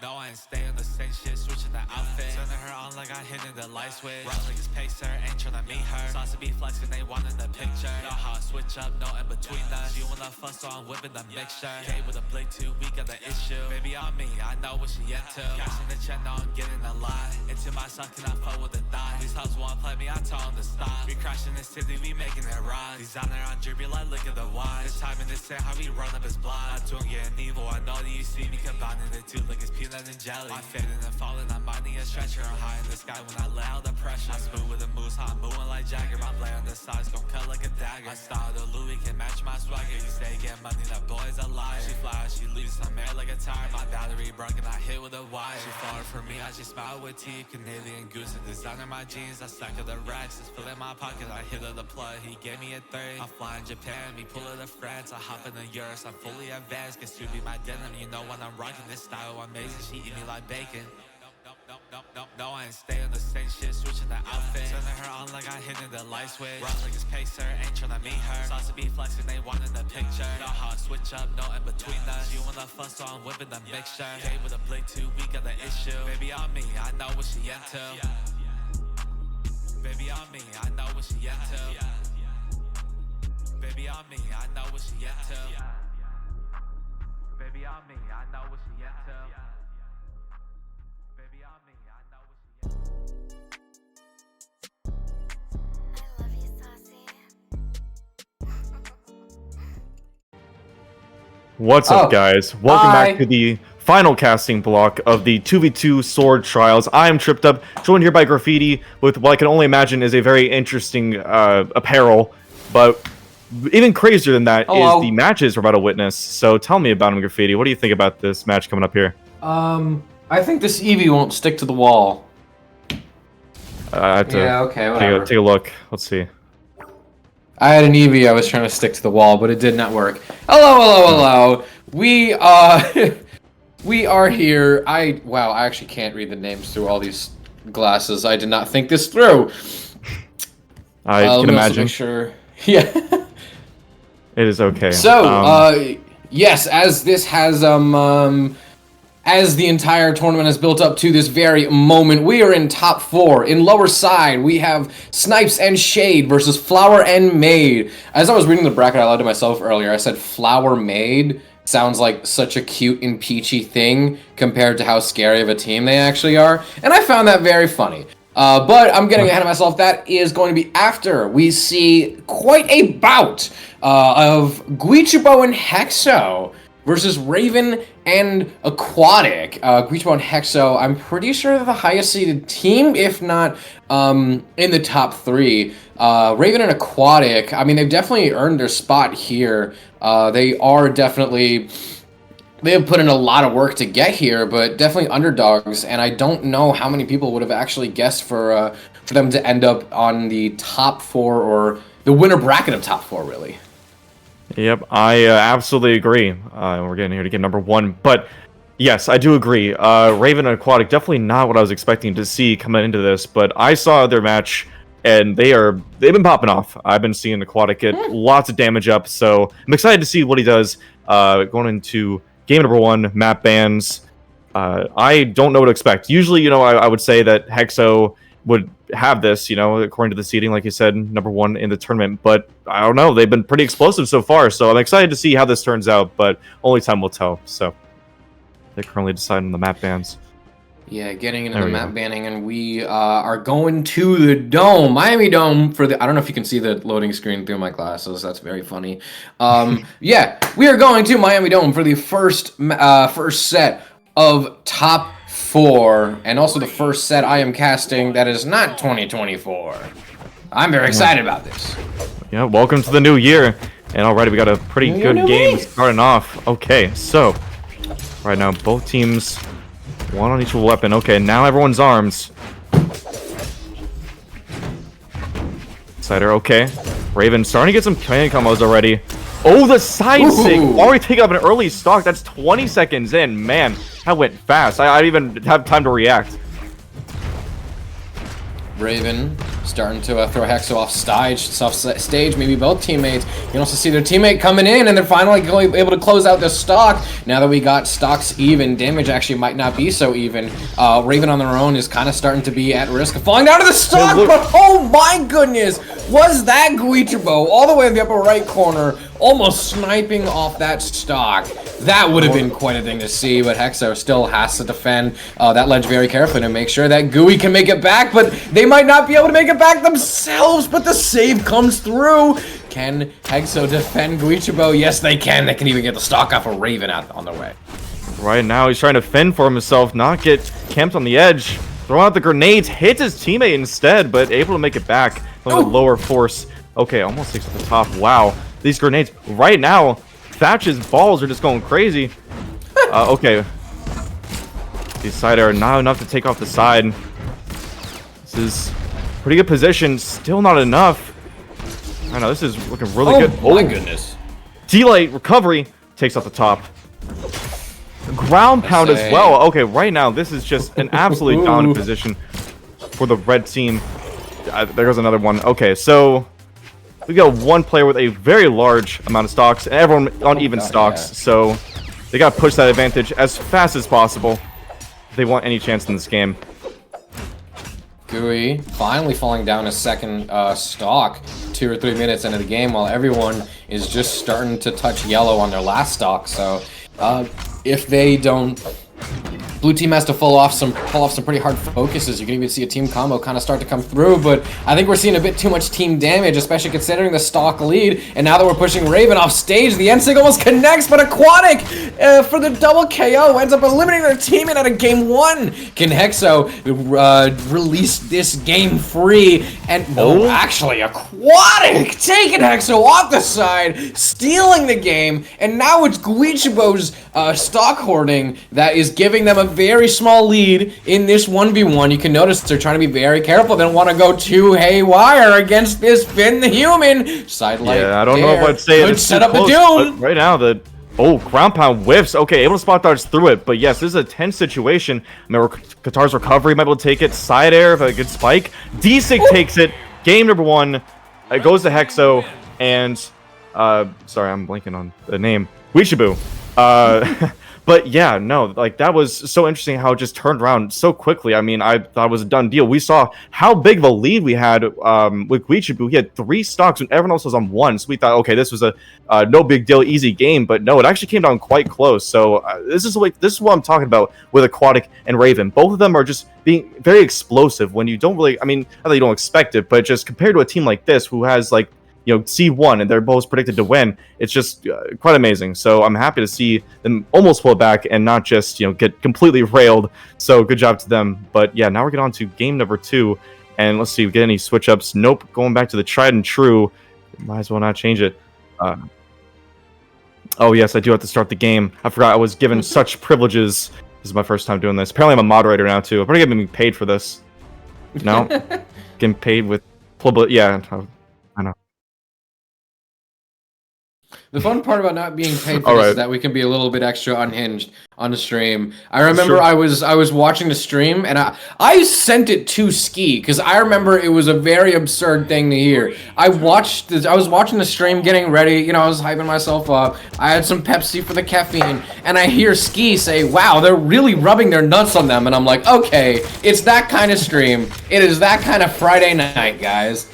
Indeed it is. Nothing quite like it, I gotta say. Nothing quite like that ground pound that almost takes off the bottom to start the game off, but okay, wait. Recovery saves his teammate. Okay, everything seems fine at the moment. Sure, a lot of damage, but man, it was looking scary there at the bottom with that ground pound and then the down air with the blasters. Okay, but still relatively even position, although Hexo, after eating that, gets caught by the end light, which actually works as a detriment to him because it catches him not get on the full knockback. But still, relatively even between the two teams. Okay, once again, interrupted. As 2 times now the knockback is interrupted by a teammate's attack. But, okay, there we go. Red team Hexo and Guichabou able to take off 2 stocks, and now they're up in this game number 2. Dewey, though, could be at risk, falling down to the stock, and Aquatic takes them both off the top. Raven soon to follow. At the front of the fit, there was a narrow recovery, but it doesn't matter now. Either way, that aerial lets them even out the game. Guichabou taking center stage. Hexo picks up sword, tries to make the ledge guard a bit more difficult for Aquatic, but actually Raven is going to end up getting a bit of team damage. So gotta say, seeing all this team damage for blue team making me very worried, but Aquatic's off stage, especially against the likes of Hexo, immediately putting those worries to rest. Oh, good grief, guys. That is spectacular. That was absolutely dirty right there. The recovery catching all 3 other players in the game. Not able to take out any of them, but still, that's devastating damage. Okay, right now, trying to get the kill onto Raven, who is critically low. In fact, both of them are. Okay. This round, trying not to get caught by side air. As I say that, though, Guichabou able to get that side air, taking off the stock on Raven, and same thing, Hexo grabbing the stock onto Aquatic. Oh, okay, guitar string. Still a lot of damage. Raven, not looking so good anymore, but still, if they could take out Hexo. What even happened? I wasn't even looking at the left side of my screen. All of a sudden, I see that Guichabou down a stock. What happened? I mean, it's a magic trick. Yeah, I really couldn't tell you what just happened. Okay, well, right now, Guichabou in a terrible position, being able to nair after dare. D-Light sends up top, and this is just devastating. I mean, what was seeming like a win is now quite difficult to take back, but still, Guichabou could do this. I don't know. It's not impossible. Trip, you remember, I think it was a year or two ago, when Hammer players would do recovery into Dare or whatever, they would say, oh, it's the broken elevator! I don't know what that would be if you're hitting Axe Dare after Nair after Dare after Nair, but either way, it's going to be a Sair. Close out that second game, bringing us to a 1-1. Blue team looking alive and fresh as all hell. Still, those Dares and Sairs, those... Not even juggling, dribbling, literally bouncing gooey off the stage. If casters were getting excited over a broken elevator that was just 2 or 3 hits of Hammer Recovery and Dare, I don't know what the hell that was. Well, let's be honest, elevators are not that exciting unless they're not working, so that's probably why we're getting hyped for it, but... Anyways, we're getting to game number 3, and this has just been an explosive game so far, so I'm very excited to see what things go in game number 3. As game number 3s often go, if it's 1-1, you know, this is going to be momentum going into game number 4, which you need absolutely to take that. Especially in winners, the competition is fierce, so here we go, Yeah, game number 3. Too. Same map. Blue team's got to be feeling good about game 3 right here, Trip. Oh. Are we getting some soul damage? I mean, onto the thatch, like, look at that. Look how early that builds up. Side air, able to take off the side. That's just why running low defense legend in 2s is just like eating sandpaper. You don't want to do it. There's no reason to. But still, they've chosen to for some reason, opting themselves to the torturous of the low defense, but still. Starting to build some damage. With the sword, the double sword, of course, as that is the doubles 2v2 trials for swords. So of course, you play them with the sword, but double sword has been quite the thing in 2s recently. I've noticed, thanks to Priya. Everyone's trying the double Priya in 2s, and it is yeah, no, I don't know how to feel about that. The hype will die down. I know the thing is, people will main the weapon. People will be excited about Chakram, yes, but I think the new character hype, it usually kind of plateaus after a certain point. But in this game right here, one thing that I actually find very interesting is just how well both of these teams are at punish. Oh, what the SD? What is it? Aquatic was able to, not SD, DI. SD recognized that double recoveries were coming in, DI'd out, and that saved them, because if that mechanic was not in the game, I don't think this Finn would have survived that. Aquatic, very good reaction time, but still, the fact that both teams are so good at punishing when their opponent has caught their teammate. You'll see a D-Light pickup, you think a gravity cancel, or like a gravity cancel or a recovery is coming in. No, there's a side light to punish that, and then there's a Sair to punish that, and then there's an Enzig to punish that, and they're just, they're constantly, everyone is taking turns being the ball in this game of tennis. I absolutely agree. Right now, it is Hexo and Guichabou on the back foot once again with Raven's stock lead. And that recovery is going to take away that stock lead. Still, though, look at that damage, especially against these low defense legends. All it's going to take is one sider from the Axe. As there, side sig takes off the side, and now it's Hexo alone to fight the 1v2. I mean, I just don't know how he's going to be able to do it. One hit is going to take him easily. Okay. Guys go for a risky option with the ground pound, catching nothing though. Oh, but that time he does. Finally, a signature comes through. There it is. The GC sidelight Sair. Yeah, Sair. I was trying to say side air and Sair at the same time. Will take it off, and that is 2-1 for Raven and Aquatic. This is a very interesting development, I have to say. I'm hyped. This could be a super fun upset to watch. Now there's a lot of pressure on Hexo and Guichabou, and as much as two things are true, one, that they've been in this situation many, many times, that they're probably used to the stress, and second of all, that their names rhyme together, there is a good chance that we could still be seeing in Game of 5, and that they really could pull this through, especially since we see Hexo switching off of the Thatch and onto the Tori, and that's one thing that I was actually going to harp on a little bit, it was really funny watching Hexo build up the confidence to release a signature, and then have it not hit.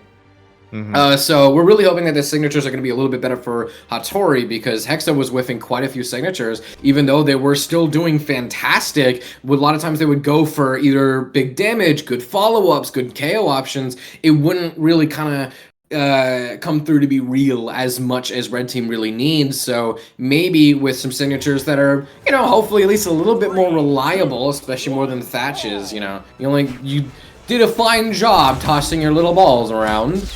I think we gotta give that Tori a try.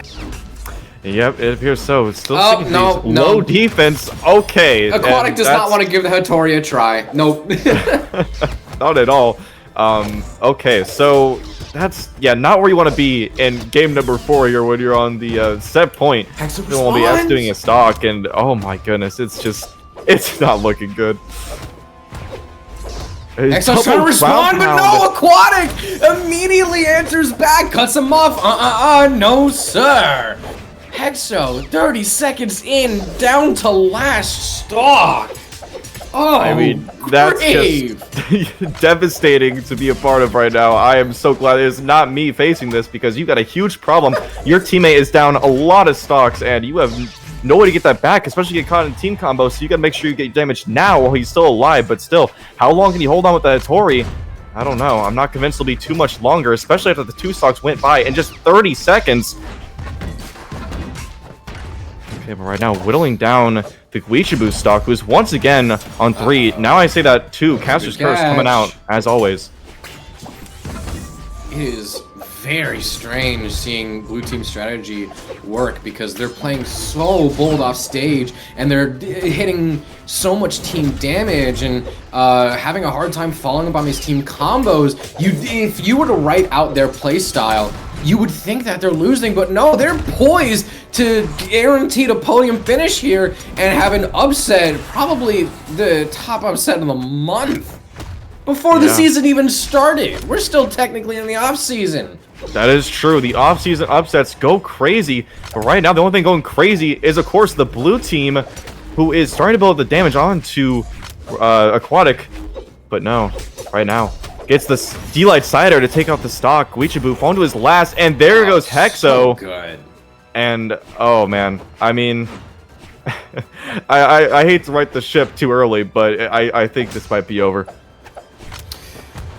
GUI is not one known for 1v2s, but they are maybe looking to make a name for themselves right here. You can start to see they're still trying to play this carefully. They are able to snipe the sword out. Here comes the team combos. Did they finally hit one? Yes, they do. It doesn't quite knock out, but it is a fantastic sign for things to come.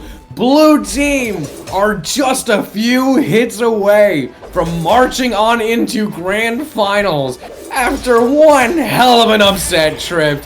This is gonna be a fun night. Absolutely. I mean, I couldn't have expected this coming into it. Like I said, this would be an unpredictable game, and there's your unpredictable outcome. I have no clue what the predictions were like, but I'm willing to bet that Hexo and Guichabou had a lot of a lead, so I don't know this way to check that. I really would like to know. Unless production could be useful for once, and let me know. Okay, so everyone voted for Hexo Guichabou, so that kind of tells you like put it was like 4 points each on Aquatic and Raven, and just steal 8,000 points each. I absolutely agree with you. Should have done that. We'll do it Gambling next is so time. much easier in retrospect. That is true. Hindsight is 2020. I'm being told not to start. Whoa. Ooh. Why can't I back out? Also, Ski, is stream picking up your mic, or is it just us? Yeah, it's just us. Okay, Ski was just screaming at Tripped. Yes. It's okay, he's here. He can listen to you. And the audience. Remember, they're listening to you too. So, they're watching. Be careful. Yeah. Be careful what you say. Brawl. They're always watching. Either way, we're going on to our next match, Tripped. Yes, we are. Oh, right. So, we didn't get much of a chance to introduce them, so that is my bad. But they wanted to start. They were just so ready to get into it, you know? I understand. Brawlhalla players want to spend as little amount of the time playing the game, but also win it at the same time. Indeed. They All want right. to start the set, end it 3-0, and then, I don't know, get back on Roblox. Roblox. I don't know how many of them are grinding Roblox. Okay, here's a funny little story time, except it's a very short story. Like a year or two ago, I was casting a tournament with Acno in it, and we had to have one of the mods keep spamming his DMs to get off Roblox when it was his time for a set. Like, we almost had to delay the tournament just because Acno would refuse to get on the game and just wanted to play Roblox. And I think he still I forget if he won or if he got second, but it was a twos tournament with Blaze when they were still teaming together, just for state of time. I still hold on to that memory. I think it's very funny. Anyways, Snipes and Shade versus Flower and Maid. Yes, that's what we're here for. And I gotta say, despite your story, I see a story unfolding on screen right now, and that story is an even game that's gone back and forth. Right now, nothing too crazy going on, but still, all it takes is one good D-Light Stare to switch the momentum, especially when you got Snipes, who is on, like, barbecue. Oh, yep, there he goes. As soon as I said it, he is gone. And right now we have Shade fighting on his own, trying not to get KO'd. Bye. It's kind of scary. Oh, there it is for Maid. Oh, ooh. Flower trying to get the wake up with the GC end light, but doesn't hit. He is able to get back on stage, but still, that was quite risky. Oh, there's the D-Sig coming up from Flower. Able to take out the stock. And yeah, that is a lead for the red team so far. We got a stock lead going. Flower, quite nice for them. And there it goes. Yeah, as soon as I say it, there it goes. Now, Trip, does Shade strike you as a Lance player? Because me personally, I've actually not seen much Shade gameplay, and from what little I have seen from them, I think this is the first time I've seen them play Lance. So am I just? Well, Shade actually won the Lance trial, so yeah. I guess silly me then. Yeah, you gotta get your knowledge up, man. I don't know what you're doing. But it's okay though. Now you know. The more you know. Learn something new every day. That's what they say. And right now what we're learning is Shade is a proficient Lance player. So good job to him for playing such a weapon. It does take quite a part of your soul to play. I know. I've known some Lance mains. They're depraved individuals, let's just say. Wow. But anyways, okay. The down here coming up from Maid is able to take the final stock of Shade. So no more Lance in this game, number 1. And right now we are seeing Snipes having to fend for himself. So this is a not a good position. That being said, up 1 stock to the 2. So if he's able to take out Flower, but no, Flower actually takes him out himself with the D-Sig. And now they're going to start with the weapon, try and get him into a combo, make sure he doesn't take out Flower and get this to a 1v1. I'm so good at right now. You brought up Flower's name, because right now Snipes has a very, very clear, I guess, checklist. It's to target Flower first and then get the 1v1 of Maid, which they have a very real chance of doing. The 1v1 on Flower would be much less likely, so they're gonna have to try and focus on Flower while the situation is still hectic, but maybe not!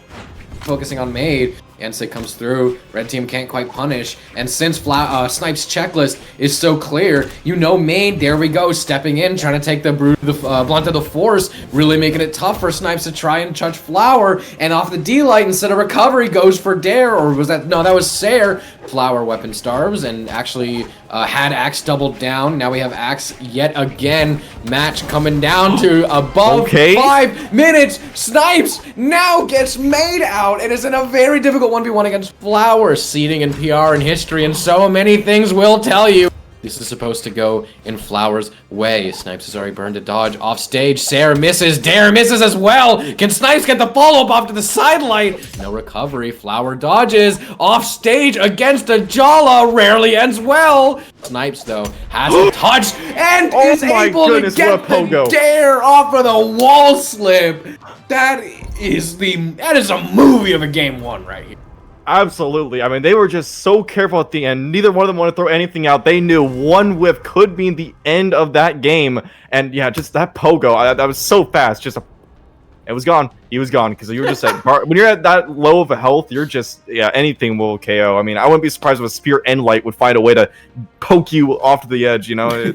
Oh, especially gravity cancel. Yeah, no, Spear End Light could be it. That's true. That's true. Yeah, that might be new tech. 2025 tech with Spear, just kill with End Light. There you go, easy. Oh my god, that reminds me when 2025. Part of the Lance meta was to go off stage and fish for GC End Light, and it worked. It worked quite a while. You saw Lance specialists do it a lot, and it would also be good for edge guards. You just wait on the wall. Wait for the last second to pivot GC End Light. Right now, we might have a little bit of a break. Snipes, after a very difficult clutch, has to stand up, shake their hands up, get some water, very understandably so. I'm able to start it. Gives us, I know you like to analyze, that gives us some time to nerd out and analyze a little bit.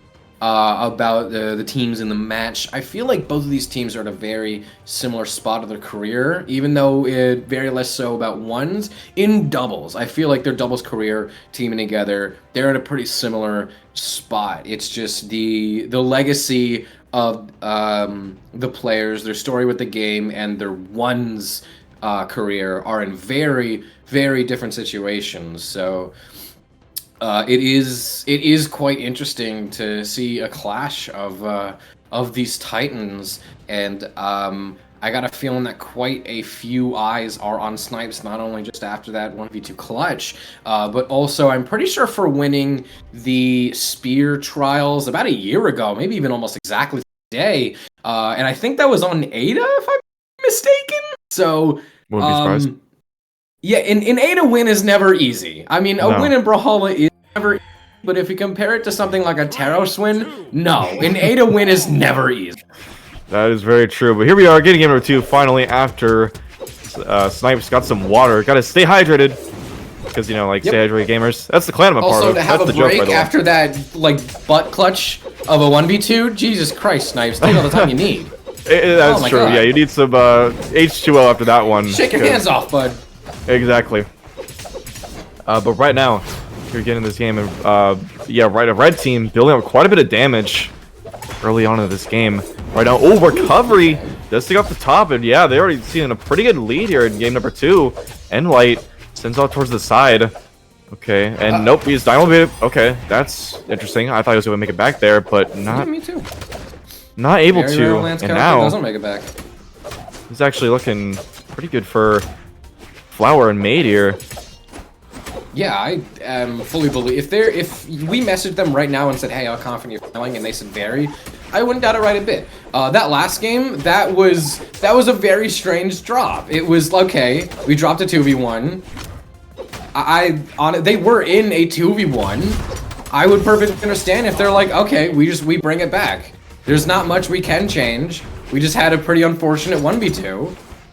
Let's just keep it going. That was a very particular and peculiar clutch from Snipes. And No, yeah, they were almost able to close it out. That, It was very close at the end. Both very obviously in like barbecue health. So yeah, they lost a sudden death 1v2. So yeah, pretty much. Oh, so if all they're saying is yeah, we just got to bring it together, make sure that doesn't happen, and I thought that was yeah, gonna- no, I believe it if they're feeling confident and they're playing it. I just voice cracked. That's the end of my career. You'll never hear from me again. I Anyways, think okay. I was talking over it, and therefore I think you brought attention to it. I Oh think, well, you know what? Maybe I that think was the my day could intention. have ended without us knowing, Trip. Oh yeah, but I needed to call attention to it. You know, I had to own up to myself. Yeah. I respect it, yeah. Voice cracks aside, got an edge guard going on between. Oh, okay. As I say that, Another switches dare, around. touches the Shows how ground. quickly these positions can change. Okay. Shade trying to dance around, gets to the weapon, he's able to get the lance, but yeah, that is very low health there. You're gonna get KO'd almost by that side air from the other side of the stage. Oh, yep, ground pound. There it is. God. What has Snipes been doing since the last time we've seen him on stream? This is... Yeah, Snipes has been good at doubles for a while, but I think this is some of the best doubles I have ever seen Snipes play, and I don't even really think it's that close. I think Snipes has been putting in so much work over the past 2 months alone. This is looking like Continental Champion material right here. Does get knocked out of game 2, and this is a bit harder of a 2v1 for Shade to come through with, which is why I had a feeling Red Team could pop into this so confidently. Yes. Well, but Shade wasn't even the one who still- had the 2v1 last time either, so he's just not well equipped for it. But I'm sure that neither one of them were equipped for such a 2v1, so yeah, able to close that out. And yeah, looking so we got really the good 1-1, this and game. yes, that I agree. And I know that Snipes has been very much grinding. I want to recall a time where he reversed 6-stock swept me and Ski and 2v2 ranked. Like that was probably like yeah, I know. It's just listen, man. It's depressing. I need to vent about that one. That happened months ago, but still, I'm hurting. All right, that was just a dagger to the soul. Listen, I mean, it now just that you've truly. smoked it out into the world, it makes it easy to forget. You past it. Now you're processing it. This is good. You're right. You're right. I feel a weight just lifted off my chest, and now I can fully commentate this game. I was at 90% power. Now we're at 100% power. Going to game number 3, 1-1. Here we go. I'm excited to see how these things develop. Right now, onto the sword, lots of swords, because of course it is the sword trial. Back on the dome, Snipes, I think, learned their lesson from that last game. They got focused a little too hard, and right now, you know, maybe Shade has to step in, play a bit more aggressively. Maybe Snipes has got to be a bit more careful and a bit more aware of some of these approaches. So this really is just like a run it back. Same thing as Red Team was at. There's no big momentum shifts. There's no huge confidence crushers. Red Team lost a 2v1. Okay. Don't have it happen again. 1v2s are very, very rare to win. So, okay.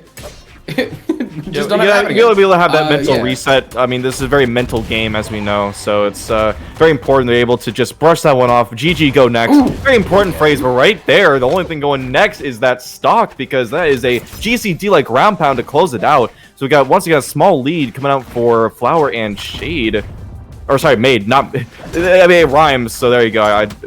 A valid mess up, valid blunder. But yes, we do have a lead for the red team right now, trying to extend it off stage with that GCD light, but that is the closeout for their own stock. Maid trying to hold on to this final first stock. And also we're starting to see starting to be a bit more clear as to red team's strategy. Maid, as we know, is one of the most accomplished players with a more defensive and held back play style probably on the planet, and they really know how to just wait you out and drain you of all your patience. And Flower can be a very electrifying player to watch, to play against, to root for, sometimes even to root against. So Flower picking up a bit more of the aggressive end, Maid picking a bit more, picking up slack on the extra corners. Flower can't quite cover, and making sure he's always got his back, you know, back to back against the world. So I think the two of them, their playstyles do complement each other very well. Flower playing a bit more explosive, while yeah, Flower's a lot more kinetic energy, and Maid is a lot more potential energy. Flower does go down on the last stock, though. Both members of Blue Team on second, but even still, Maid is a lot healthier and is still able to step in when it matters. Sometimes people clown a bit too hard on him, you know. He is able to lock it in when the times get a push, and when shit hits the fan, Maid knows how to lock it in. I feel like maybe we gotta rethink clowning on him every once in a while. Well, right now we got Shade, who's kind of low on this last stock. He's got to be careful, not get by anything too big, but still, he doesn't want to get his teammates to get singled out, especially with that low defense of Vittori. Right now, playing around, trying to get rid of Maid's final stock, but he's not gonna let that happen without a fight. Now trying to figure out something. Flower gets taken to the top. The GC Ensig not able to connect and gets punished by the Nair. Okay, oh, big interaction going in the center. Recovery, able to get off the top. Shade extending this stock as much as possible, but still, they're quite low. Oh, Maid taking out his own teammate. Oh, I just hate to see it. And now is in a okay situation. Depends on if he's able to get team combat or not. He's going to have the perfect movement in order to get around this. Right now, throwing out a dare. It's a good thing he's on the dome, because, yeah, he's able to use those platforms, but no, you can't avoid for too long. Oh, drops the side light. Let's hope Maid not able to give another option like that again, because one more of those, and that might be the final stock. Okay. Dancing around each other. Trying not to get in the center. Maybe close out with a side air. Or, sorry, not side air. A recovery or a side sig if he gets the option. Oh, bot dodge almost called out, but Snipes able to make up for his opponent's mistake. Or, sorry, teammate's mistake. And yeah, this is quite close. I don't know. Maid could do this. You could start. You can also start to see that Blue Team is being very, very careful with their approach. There are sometimes they have Maid sandwiched in between them. Maid is center stage. Both Shade and Snipes are peering down the eye of the barrel, yet they still can't quite make that first hit connect. You can see Maid every once in a while throwing in a D-Sig, making sure they keep their distance and light, and Shade is not quite able to leap across of it, and Snipes can't punish the side lights. Snipes now in the 1v1 against Maid. He made this work earlier, but can he make it count again? Another sudden death after a 4, maybe even 5-minute game. Can Maid complete the ledge guard? Yes! He can! I can't believe it. I mean, I thought that was done. I thought it was over. That just shows you can never count him out. That was so, the movement was perfect. He was able to maneuver around the team columns. He didn't want to get caught in the center. He was able to, I gotta say, if he didn't drop that sidelight, I forget who it was, but someone dropped the sidelight on the spear, that might have been his stock. But no, he was able to capitalize on that mistake. He was like, no, I'm not gonna let this happen again. I'm going to thrive off this mistake and flourish. And that's what he did, taking both the stocks quite convincingly. And at the end there, it was actually him with the less amount of damage on him, which is crazy to think. So, I'm a bit flabbergasted to see how that game ended out. Yep, I gotta start. I'm so taken aback. I'm forgetting my duties as, I don't know, is this mod duties? I guess this is mod duties. So, moderator tripped up for the session, and then, well, you know what? They're not even picking the maps, so it's not my fault. They're AFK. Blame it on someone else who doesn't have the mic. So they can't get their word in. We are getting to the fans. And back to the dome. Man, you got me saying that. I'd never said that before, but now I'm like, the dome. We're going to the dome. But alright. The best song in the game. 3, 2, 1, brawl. Best item in the OST. I mean, it's pretty fire, but I don't know if I'd say best. That's stretching him, buddy. I'd have to say, Small World's End, you gotta beat. And Ski just said something I'm not even gonna repeat. Anyways. I can repeat it. Oh, you go ahead then. He's in Nishima Dojo. Yeah, I just hate that map. It's like Voldemort, you know? Like, he should not be named. Yeah, but it's okay. I mean, I thought you were about to bring up what was it, Crystal Temple? I really like that, but I was a bit worried if it was like a bit too much of a hot take. I always find that map gives me like a power up. I love it. It's so happy. It's quite literally rainbows everywhere. Fair enough. It makes me happy. Oh my God! They're ground pound from me. Oh wow, he's able to get back from that. I thought Maid was done too. Both of them fishing down with the crown pounds. They don't care. They're just going for it, you know? There's like, screw neutral. Who needs it? Neutral is for suckers. We're in straight advantage state right now. Pure advantage. Oh wow, just extending that gauntlets combo. Shade doing so well right now. I think, wow, just barely whiffing. Nice spot dodge from Flower. Flower is risking last stock a minute and a half in. Yeah. Oh my God. I don't know why I chose this game to, like, be a character and pull the old awkward thing and ignore the game entirely for a joke. This is moving way too fast.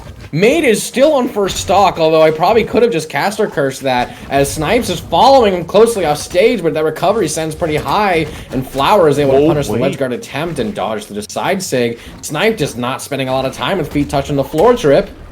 Yeah. Okay, they're dancing around. They're being very, very careful right now. Okay, both of them holding their separate respective edges. Oh, the recovery is barely whiffing that 2 horizontal hitbox. Ooh, okay. Dancing. Maid so very low. I mean, that is ridiculously low. Starting to match the color of his own skin. Okay, there it is. Yeah, it is gone. Okay. I meant skin is it like the color red. The color. The color's yeah. I was just like, that can be easily misconstrued, so let's just I'll put the cap on that one. Anyways, we got it. Okay, and Snipes is actually in a similar situation. Now that I see it, we got Snipes on very low red. We could be watching out for those double sword, the D-Light Stare, D-Light recovery could easily take it, and there goes a stray Stare, able to get outside, and now Shade in a risky position on stage. Right now, the D-Light Dare. Alright, pressure him. Okay, able to get back on. There starts. Can't close. Oh, they're going for those. Yeah, they really want to hit those gravity cancel D-Light recoveries. Those can take some very early stocks off the top, so they gotta be. No, they're going for it. Okay. Oh, Flower. Both them, Snipes and Flower, go for these recoveries on the top. We get a double recovery from Snipes. Only damage Shade gets the follow with the 3-piece. Well, it's not a 3-piece, but combined with that, it's a 3-piece. Shade clashed? Is Shade clashed? I guess it's getting low. This is. I don't know. It's relatively even. I guess technically blue team's got a lead, but I don't know. I'd say it's relatively even here. very slight lead. Yes. And all it can take is a few hits to knock really Look at down anybody air. to sway that lead in any direction. This is a very, very unstable balance scale here, Trip. Snipes still, I feel like he's got to be really careful. Maid sent off the side. Flower also throwing him off, himself off stage to try and protect. The recovery drops, and now Shade able to smack the Nair right into the underbelly of Maid, send him down a last stock. Same cannot be said for Flower. He is eliminated out of this game. Maid, I think this is the second 2v1 of this set here. So it is probably one of the most difficult ones we have seen. Stocks 1 to 3, although I don't know, maybe it's 2.5. Shade. Well, is, if he's able to close out, healthy. If he takes Snipe's stock out, then there's a chance. But right now, these Nairs not doing it. Okay, wow, the mix-up to go for Snipes instead of Shade. That was brilliant. Okay, able to build a lot of damage. Still, though, when you got that ground pound, that's not looking good. Okay, Shade, take it off the top. Oh, the Insig, what a risky option. Does not pay off. Instead, gets hit off to the side, and now Shade is armed. It's not looking good. Maid, yes, this is quite a difficult position to come back from. But still, if anyone's going to do it, it's going to be Maid, who has been shown to be very good at these 2v1 situations. Okay, but still, only so much skill gets you out of a situation like this. And there it is. We got the sidelight recovery. Take it off the top. Wow. And here we are at 2-2, game 5. I mean, I don't know how we got here, but it's been a wild ride. I gotta say, for this this set, you usually think that winners is gonna be like grand finals. Oh, that's the best one yet. But I don't know. This right here might be one of the most exciting sets of the tournament. I can only hope, only pray that grand finals is this hype, because this has been amazing. I'm so happy to be casting it right now. I always say that lower finals is the most exciting set. When it comes to grands, there's fewer juggling balls in these.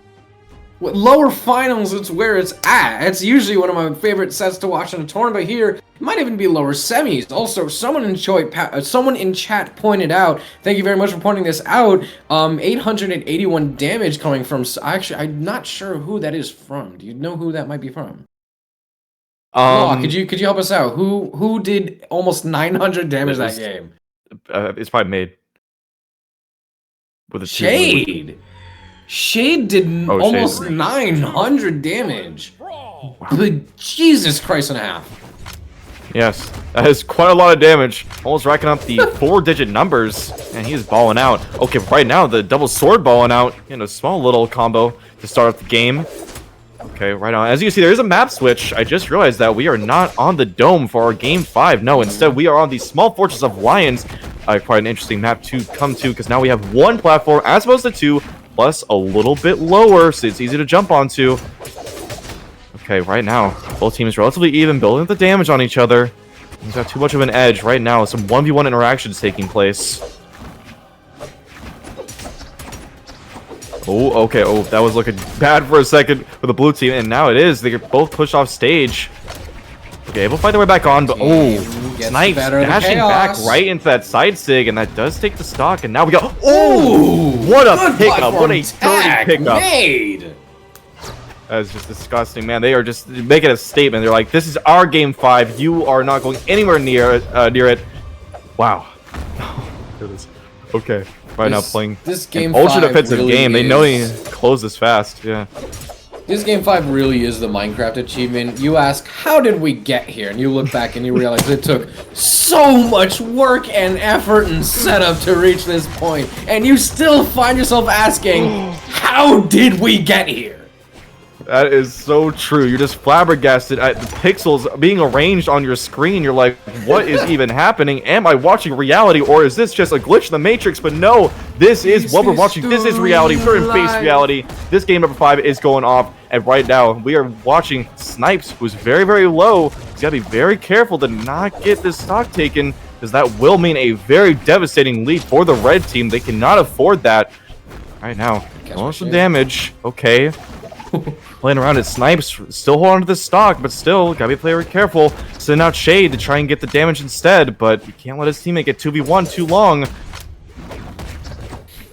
Shade might just be the most healthiest one on the board, but maybe not so much. Ooh. The slight damage lead that was on blue team is now completely evened out, and maybe even, actually no, turned into a stock lead. We now have, yeah, so both members of blue team have a stock and a half, because, yeah, let's be honest, red on these characters don't last that long.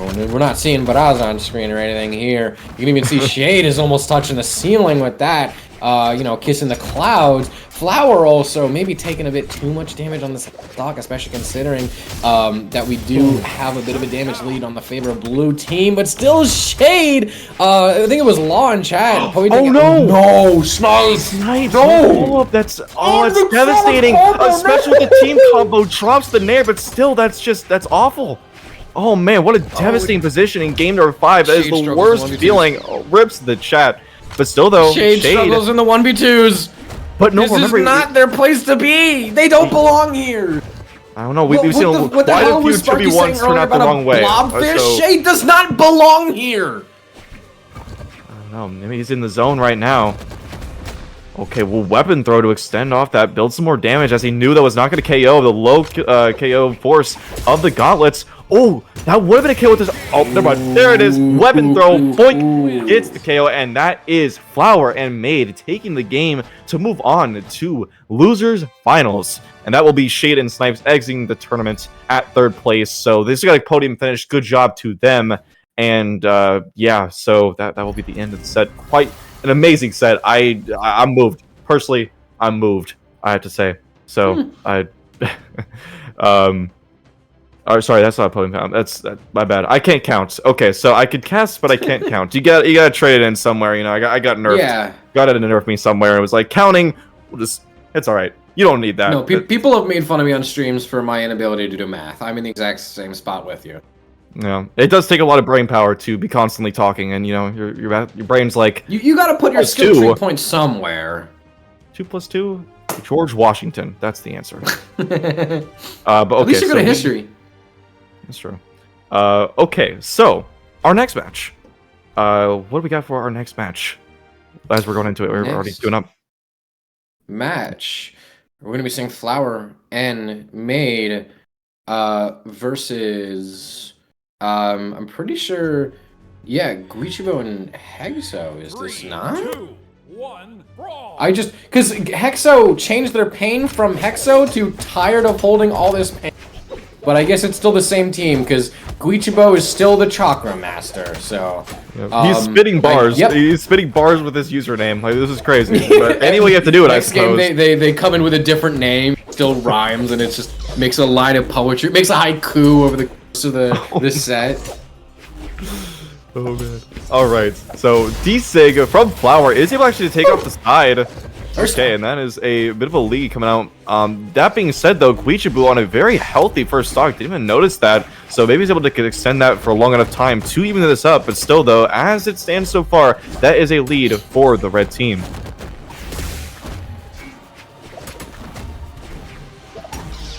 So far, the name change is throwing me up. Hexo name Hexo pain, but still Hexo starting to look a little bit worse for wear and could be falling down to last stock, just a little bit over a minute. And can they make a Flower? They might, because they get the clash and they don't even have to trade the stocks, making stocks even. Maid taking Gooey off the other side of the stage though, and the recovery drops. So the stocks might be even, but the damage is anything but even, because that recovery even against the ropes. Whoa! What? Top. Exhausted recovery does take it. Wow. Okay, so we got both team members on blue. Very low, but still. Strange game. Trying to extend the lead. Okay, not able to. Gets taken off the top by the recovery, and now we got Guichabou trying to get away from the 2v1, not get team combo while his teammate is into iframes. But right now, both of them stacked. If they focus Flower, they can even this out. You focus Zuko, and then you're golden. Yes. But still, that's easier said than done. But they're Insig. Okay, starting most of damage on the Hexo. There it is, the double D like ground pound. Wasn't ready for that option. Sweating on the edge.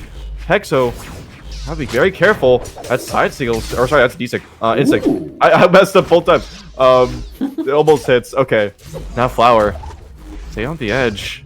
No, NSYG. That sider Really will thought confirm the we would stock. go for NSYG. And so that ground pound Maid able to take out the final stock of Hexo, and now it is a 2v1 against Guichabou. Wow, I mean, like, what a insane lead. We got Maid, who's still on 2 stocks, and a fresh one for Flower. Then here we go, a nice team combo going on. Okay, able to break out of it. The guitars can put on some good individual damage, but it is a little hard in the 2v1. And yep, there it is. Ground pound able to confirm it, and that is Flower and Maid going up 1-0 in this set. And I mean, I'm not surprised the way they've been playing. I can't say I'm surprised to see this early on lead. But still, things can change quite quickly. So we'll see. Right now, loading to the match, or sorry, loading up the legends to the end of the match. See if there's any swaps. I doubt it. Yep, that is Really the same. And here we go. I mean, we do have a skin swap from Guichabou, which should help, but still, I was actually the about to say default it's drip. the- Yes, that's quite helpful. It's the default buff. Have you ever ran into like a default Bodvar in ranked? Sometimes I just the blue DC Mordex, those the blue default Mordex. Those are the scariest people to fight because Oh, you don't give know me it's nightmares, Trip. either marky moves I want to like go see a peacefully Carnation. tonight, Trip. Do what? Don't give me nightmares. Oh yeah, no, sorry.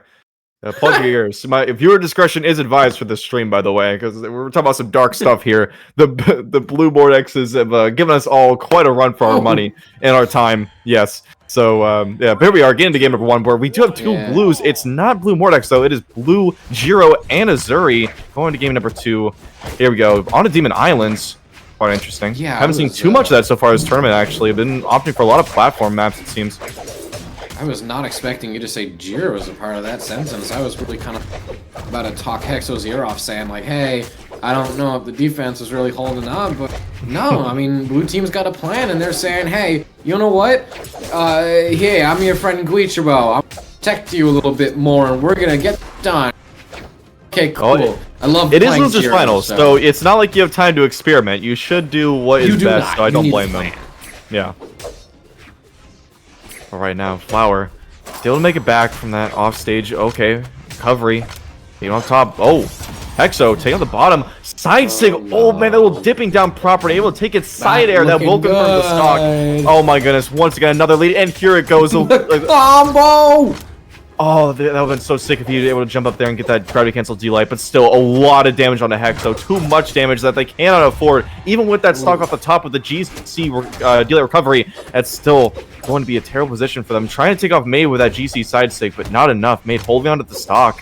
And yeah, no, this is once again another lead for the red team with that side sig, able to dip down and take it. And we're already last stock for a Hexo, a minute and a half in. Blue team, you gotta change something up. I don't know. It might be time to pull the experiment. I know I just said that it might not be time, but when you're getting this whooped, it's like, oof.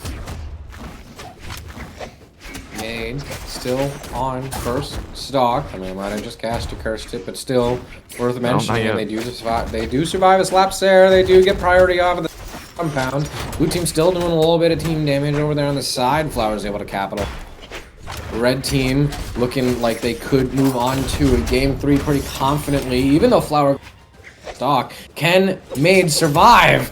Not quite. If anything, that was also very smart from they would not have to jump or the Sair, and that the Sair would just come naturally true on its own as opposed to having to jump for it. So that was some very smart recognition from Hexo, but still Hexo is going to have to do a lot more work to try and survive this game 2, and that one extra bar of defense just barely lets them hold on.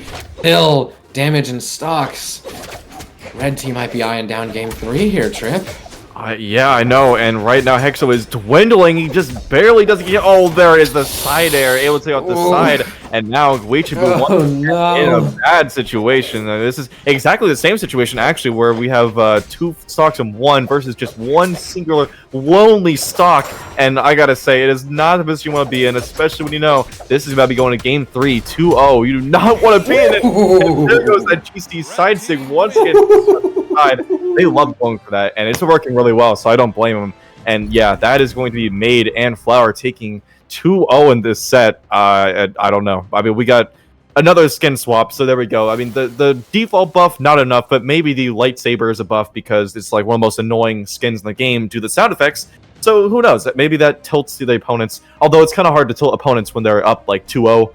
You know, I would say it's you kind of have a bit of a momentum about you when you are 2-0 in a set. So let's see if it works for them. But I don't know. Hopes are definitely slim in this game number 3. But who knows? Only time will tell.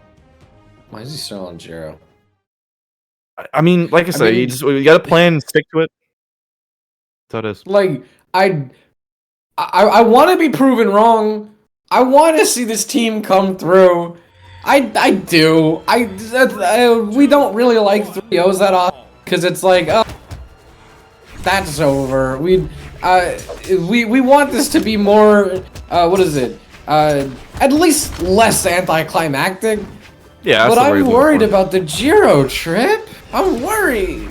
Yeah, I mean, it's definitely not the position you want to be in. I do think a swap might have been in order, but, I mean, that is the one problem, the limiting factors of the sword trial, or just trial tournament type of format to begin with, because you can only pick weapons or characters that have the sword, and I know that Hexo usually plays Loki, so he can't go to his Loki since it doesn't have sword. That's why he's on the Giro, after all, so there we go. But right now, we actually do have more damage built on the red team, and right now, blue team's starting to be able to lead here. Okay, recovery takes off the top corner, and that's actually a lead for the first time, I think, this entire set for the blue team. So let's see if they're able to capitalize on it, or if red team is able to bring it back. I don't know, but I hope, like you said, I mean, we do like to see, you know, maybe like a 3-1, 2 or 3-2, something more real.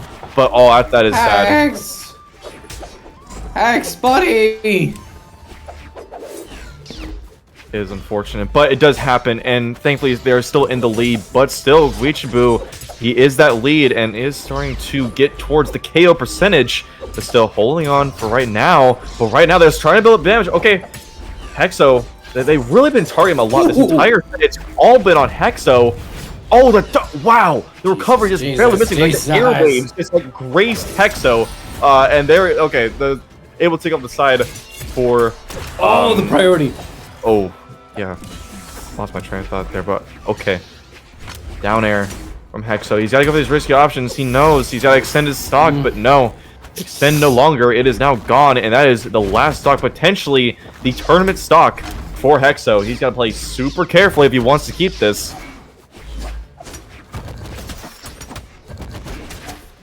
All eyes on Maid. Last 1 I mean, second Flower, if they stock. can take him out, that could be something.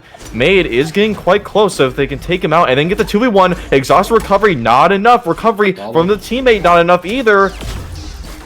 Hey, there he goes. Okay, now they have the 2v1, but can they capitalize in time? Here he comes, Maid, able to make it back, and he's armed. Oh no, that's not good for blue team. Okay. Still, they do have an advantage, but that's only as long as Hexo's alive, and let's just say it's not going to be long against this 2v1, especially with the team coming out. Okay. They drop it! Yeah, they do drop it. Okay, okay. Hexo just hanging on there. Dash around. They're quite locked in here.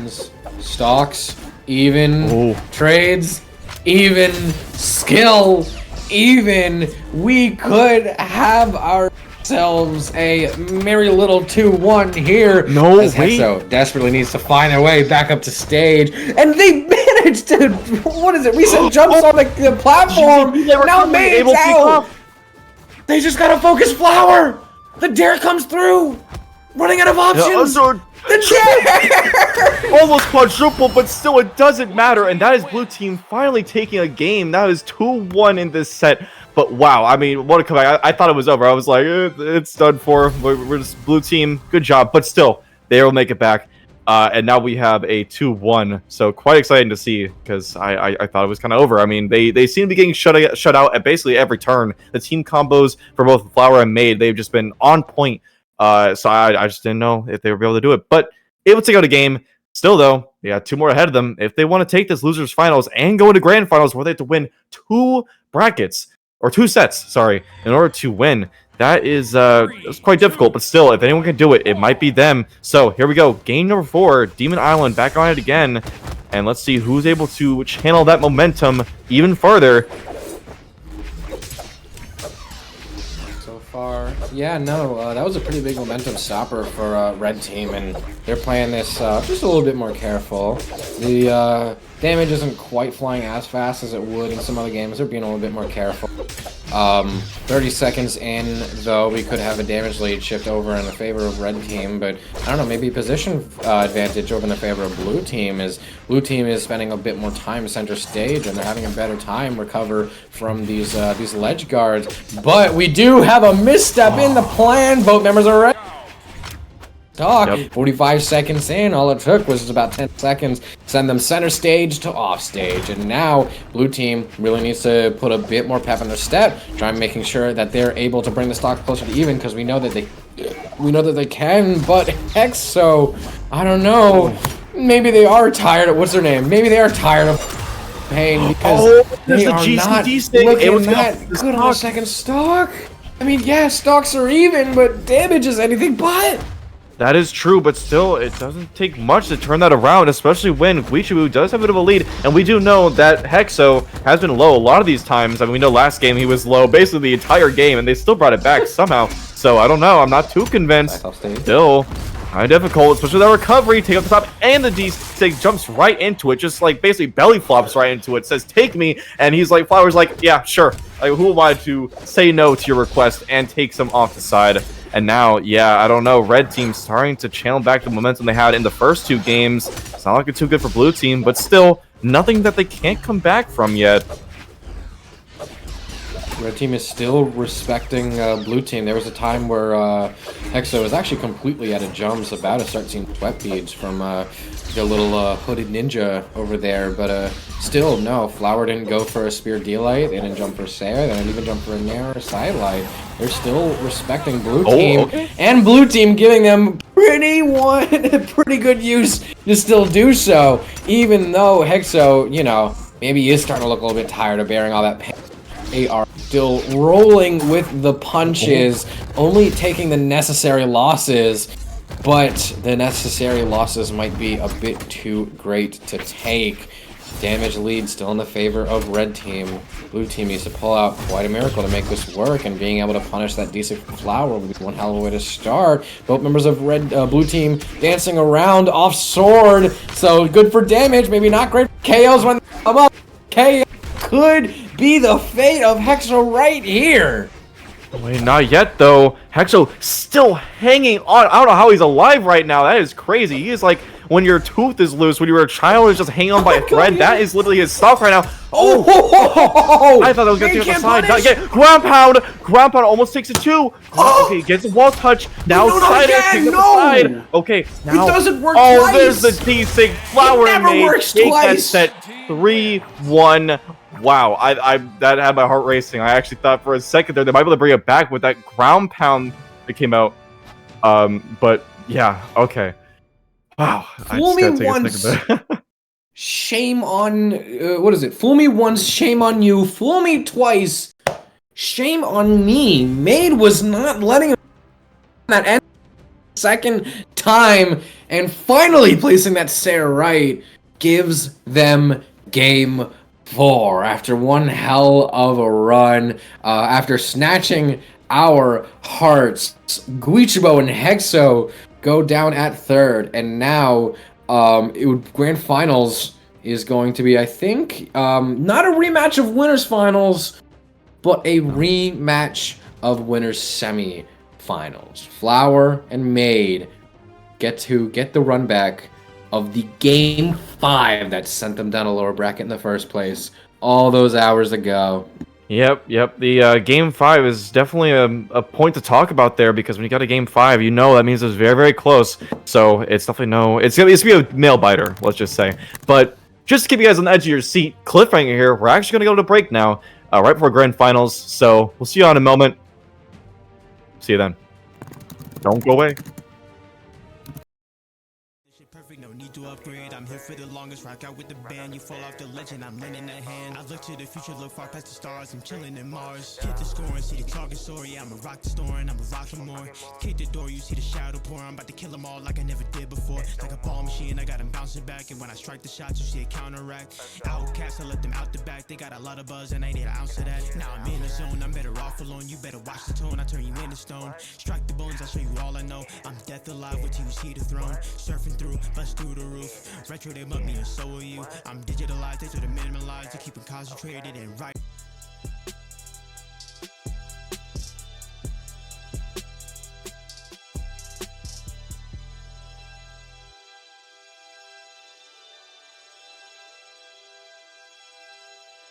Flooding me out, now I'm finally free. I create new drip cause I'm way too unique. They come to me cause I'm rocking out and Cartier frames that you know I got just what you need. I get what I want, I'm not worried about greed. Not ordinary, I'm a new type of breed. I body my fits on all of my feet. I drip way too hard like I'm fresh out the sea. Dripping like wow, I got fashion, I don't need a caption. I'm chilling, I know they so proud of us. Creativeness, that's what I made up. If you cannot take that away from me, that's what empowers us. I'm never safe, I got haters and negative comments. Yeah, I know they always surrounding us. Ain't no way you can take my life and think you can crumble, destroy it and get something out of us. Money come into my left and my right every day. Yeah, you know I'm a grind, I'ma run it up. Thankfully life is continuous, I'm always infinite, I can never ever fuck it up. Hop on that right to imagination, shit is crazy too fast, never worry, we buckled up. Can't just let nobody run up on top of me, gotta go harder, you know I'ma hustle up. This is beginning, I'm just getting started, I'm more than somebody, I'm not just an artist. I run through this track with no worries regardless, choose not to acknowledge you thoughts cause I'm heartless. They ask for ideas, I never deposit, I don't waste no time, I just stack up my wallet. Just do it for me, I'm selfish to be honest. Yeah, I'ma take off, I'ma blast like a rocket. Flooding me out, now I'm finally free.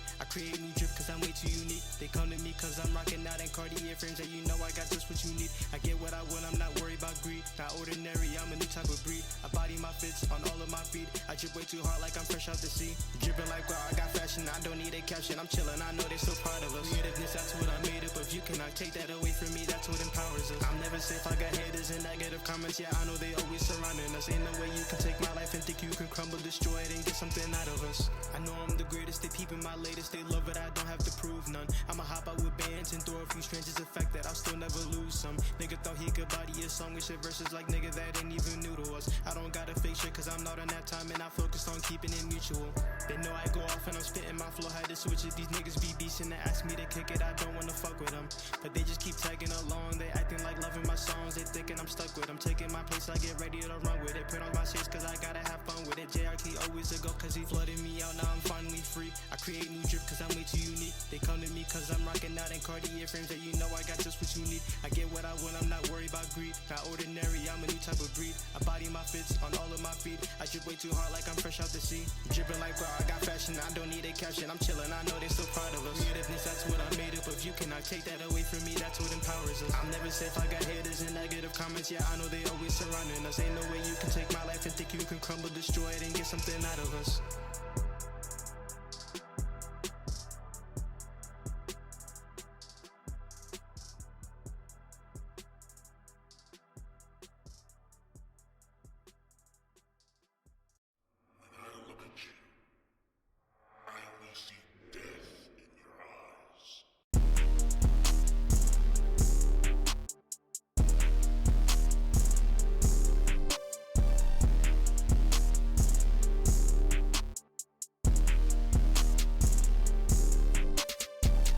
I'm about to end it, so open the door. You better bow down and drop to the floor. I'm filled with evil into my core. I love video games. I love video games so much. I love video games so much. He loves video games, and I love Brawlhalla. And here we are in Brawlhalla. In fact, it is the 2v2 sword weapon trials. That is the exact Brawlhalla we're doing today. And we are actually in the grand finals. This is the final set that we're going to be doing. But before we get to that, I have two things to shout out. Number one, we have the 1v1 Mina Gauntlets tournament going on tomorrow. So if you haven't already, sign up for that. Most of us are probably not Mina, so if you don't mind dealing with 300 ping, then sign up for that too. And then on the other hand, we have something else new this time. We have the Unarmed Only tournament on Friday, March 7th at 7 p.m. EST. So if you like boxing it up and doing the break dances, then come on down on that date and sign up for the tournament. Now, wait, actually, I'm sorry. This is the first time hearing of that. I have to write my calendar. Sounds awesome. Well, yeah, there you go. So I'm sure we got one more competitor now for that, but we only have 4 more competitors left. In fact, 2 teams for this current tournament, and that is Flower and Maid versus Raven and Aquatic. So how are we feeling about this? Oh, these 2 teams, they're looking spectacular. This is incredible to watch. One little good tidbit of information is that this is Raven and Aquatic's first tournament that they've played together, at least since they started teaming up recently. And we're starting to get into map bans here. Just some context for the tournament. I'm also going through Start GG. I'm going to get the seeds for the teams very soon. This is not a rematch of winners finals as many tournaments end up. The person loses in winners finals, wins in lower finals, ends up in grands, you know, what, bring it back. This is actually a rematch of winners semifinals. And Raven and Aquatic are the ones here who are still technically on winner's side, yet to win or yet to lose a set. I'm tripping over my words here, Trip. You're getting tripped up indeed. Yeah. Oh, we gotta reset. Yes, but still, Flower and Maid here, they have all the momentum. Also, the game that sent them down a lower bracket, keep in mind, you know, was Raven and Aquatic on the semis. That was a game 5, so they really easily could have brought that back, and we could be looking at a very, very different story here. If, I don't know, maybe it could be down a random chance. If someone ate dinner at a slightly different time, if the temperature was a little today, that game 5, that could have gone so many different ways. Raven and Aquatic are actually seed 3. Flower and Maid are seed 2. I'm pretty sure it was Flower Hexo. and Maid knocked Guichabou and Hexo out. I'm pretty sure they were seed 1. So yeah, that means in order of not winning, nothing is official yet, but in order of so far, since they're still in winner's bracket, the seeding goes 3-2-1. Yep. But yes, it's quite interesting to see that we do not have our seed 1 in here. But it's all right, because we've got quite the interesting game ahead of us, or potentially multiple games, multiple sets is what I meant to say, because game 5 and neither one of them want to back down, so they are ready to fight. Here we go, game number 1 of grand finals. We have Flower and Maid versus Raven Aquatic. Here we go, Demon Island, game number 1. Let's go.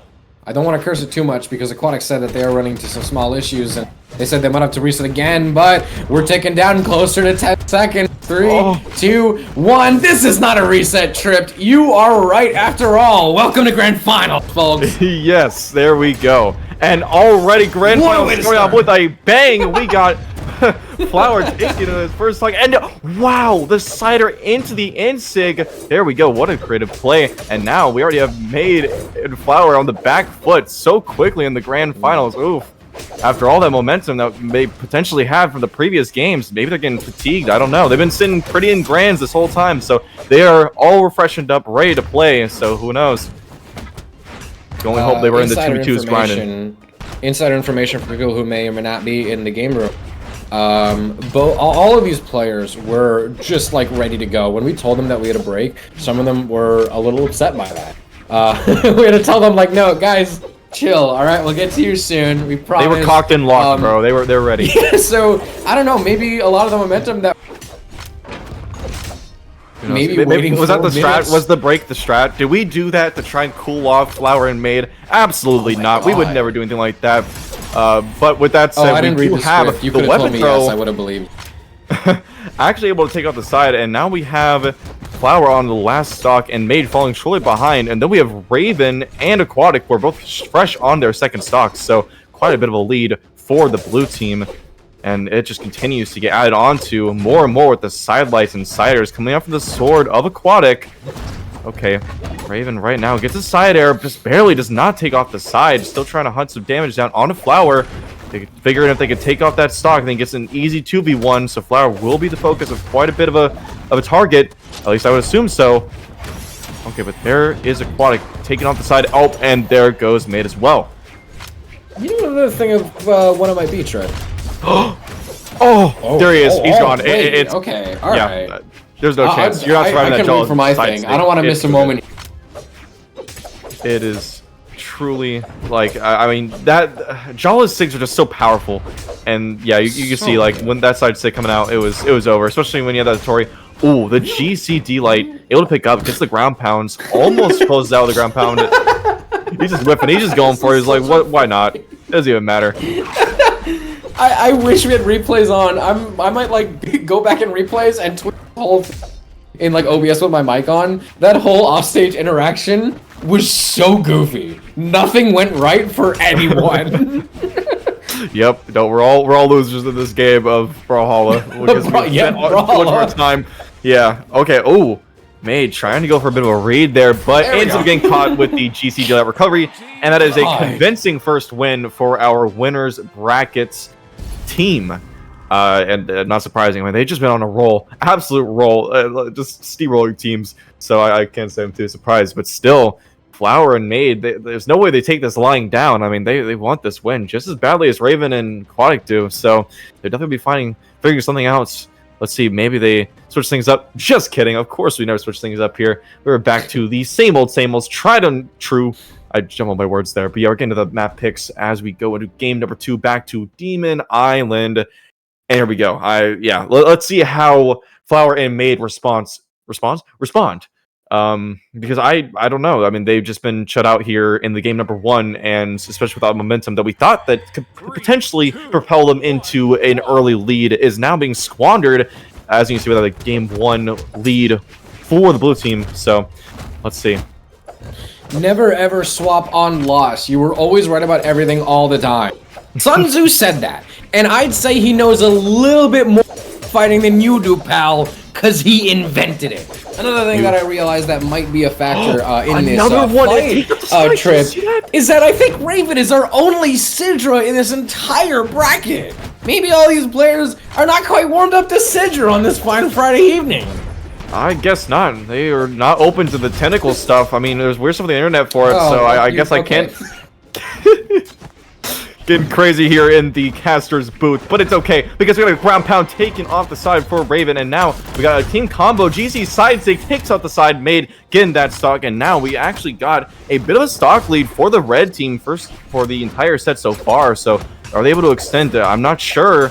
Okay, right now playing around each other. Okay, Maid left his teammate to get oh my hit. God, no, but the D-Light misses with the end-light sending too far, but still, that's a good amount of damage. There it is. D-Sig takes it to the side, goes for another one, but hits his teammate instead. Okay, be careful now. Don't rack up too much team damage. Don't get too cocky now. Settle down, children.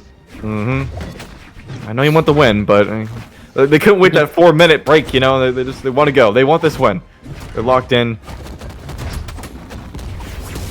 Ready to celebrate. But you can't celebrate too early.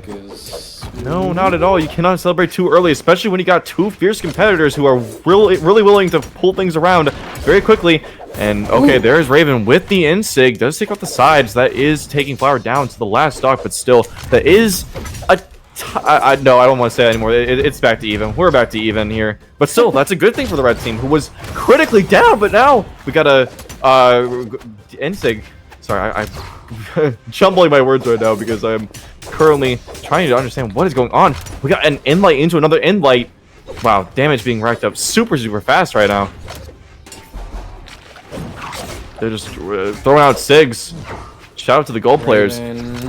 Raven might be the most concerning one on board. Flower also maybe right be second right after that, but Flower knows how to hold on to these stocks quite well. Maid now joins everybody on stock gang. Flower now in the 2v1, or 1v2 rather, maybe be struggling a little bit more than Raven. But also now that Maid is touching down on this clean stock, they're able to support their friend Flower a little bit more. Maybe shifting over the blue team. Maybe I cross my... And we write an entirely new paragraph here. Maid in a 1v2 that, I don't know, maybe they have not really been finding the success in these 1v2s tonight. This could be where we see game 2 going.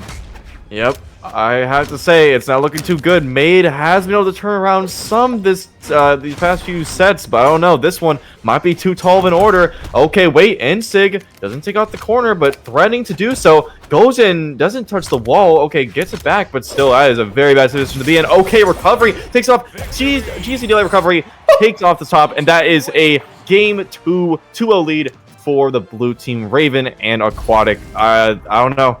If I'm Flower and Maid right now, I'm just saying, like, you gotta play perfect Brawlhalla right now because you are losers brackets. Not only are you losers bracket, you're not losers bracket anymore, but you are losers side of grand finals. You are 2-0 against a team who has been on fire. I mean, just unextinguishable. They have been on a rampage through this bracket, and right now they are trying to claim the crown, but there's one chance, multiple games, 2 sets in between Flower and Macy taking that back with the reverse sweep. Could they do it? It's not impossible. In game number 3, we're going to find out. Back to Demon Island, no swaps, of course. Here we go. No swaps whatsoever. Guys, the thing I said earlier about never swapping off loss was a joke. Did I have to clarify that? Like, maybe so. You're allowed to try something new. I'm starting team here. I understand the hesitance to try something new in such a late stage of the game. I mean, this is it. This is the game. So if you're going to do something, do it now. Do it now, please. Right now, they are doing something. Starting to rack up some damage onto the blue team.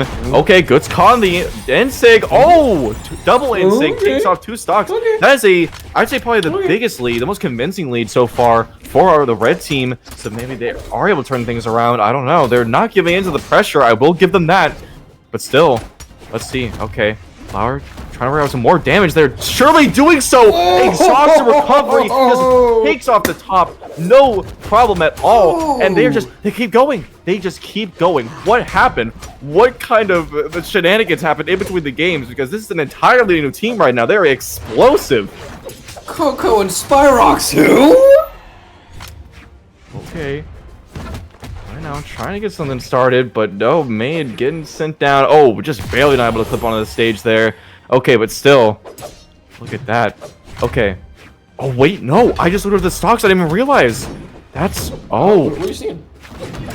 I'm seeing now that right now we got... Yeah, he's almost on his last stock already. Well, not almost. He is on his last stock. It's Raven who's on his last stock. I mean, this is... Yeah, not what good at all. This is not what you expect out of a game 3 where it's a 2-0. This is quite bizarre, but hey, I'm quite welcome to it. Okay, but wait. They don't want to count him out yet. Blue team. Oh, but he hits right on the top of the stage. Buddy. Aqua. And Raven just resigns. He's like, it's over. He knows. Doesn't want to waste any unnecessary energy or time. Understandable. But still, though, that is the first game of the set for Maid and Flower. But still, they got 2 more games to go if they want to reset just to try and get a chance at winning. So they've got a long road ahead of them. So they better pack some snacks because we are in for the long haul. We do have a bit of a break. Aqua still has Aqua has some things that they got to set up on their end, which is maybe would explain part of the reason that they had. I forgot if it was the first or second stock, but one of those end very, very unfortunate. Another thing to note is that they were trying to play that stock very, very carefully. They were using axe recoveries away. They were covering out of attacks. They were dodging all the way across the sky. They were really trying to be careful, hold on to that last stock, and it was a very unfortunate SD that brought them down.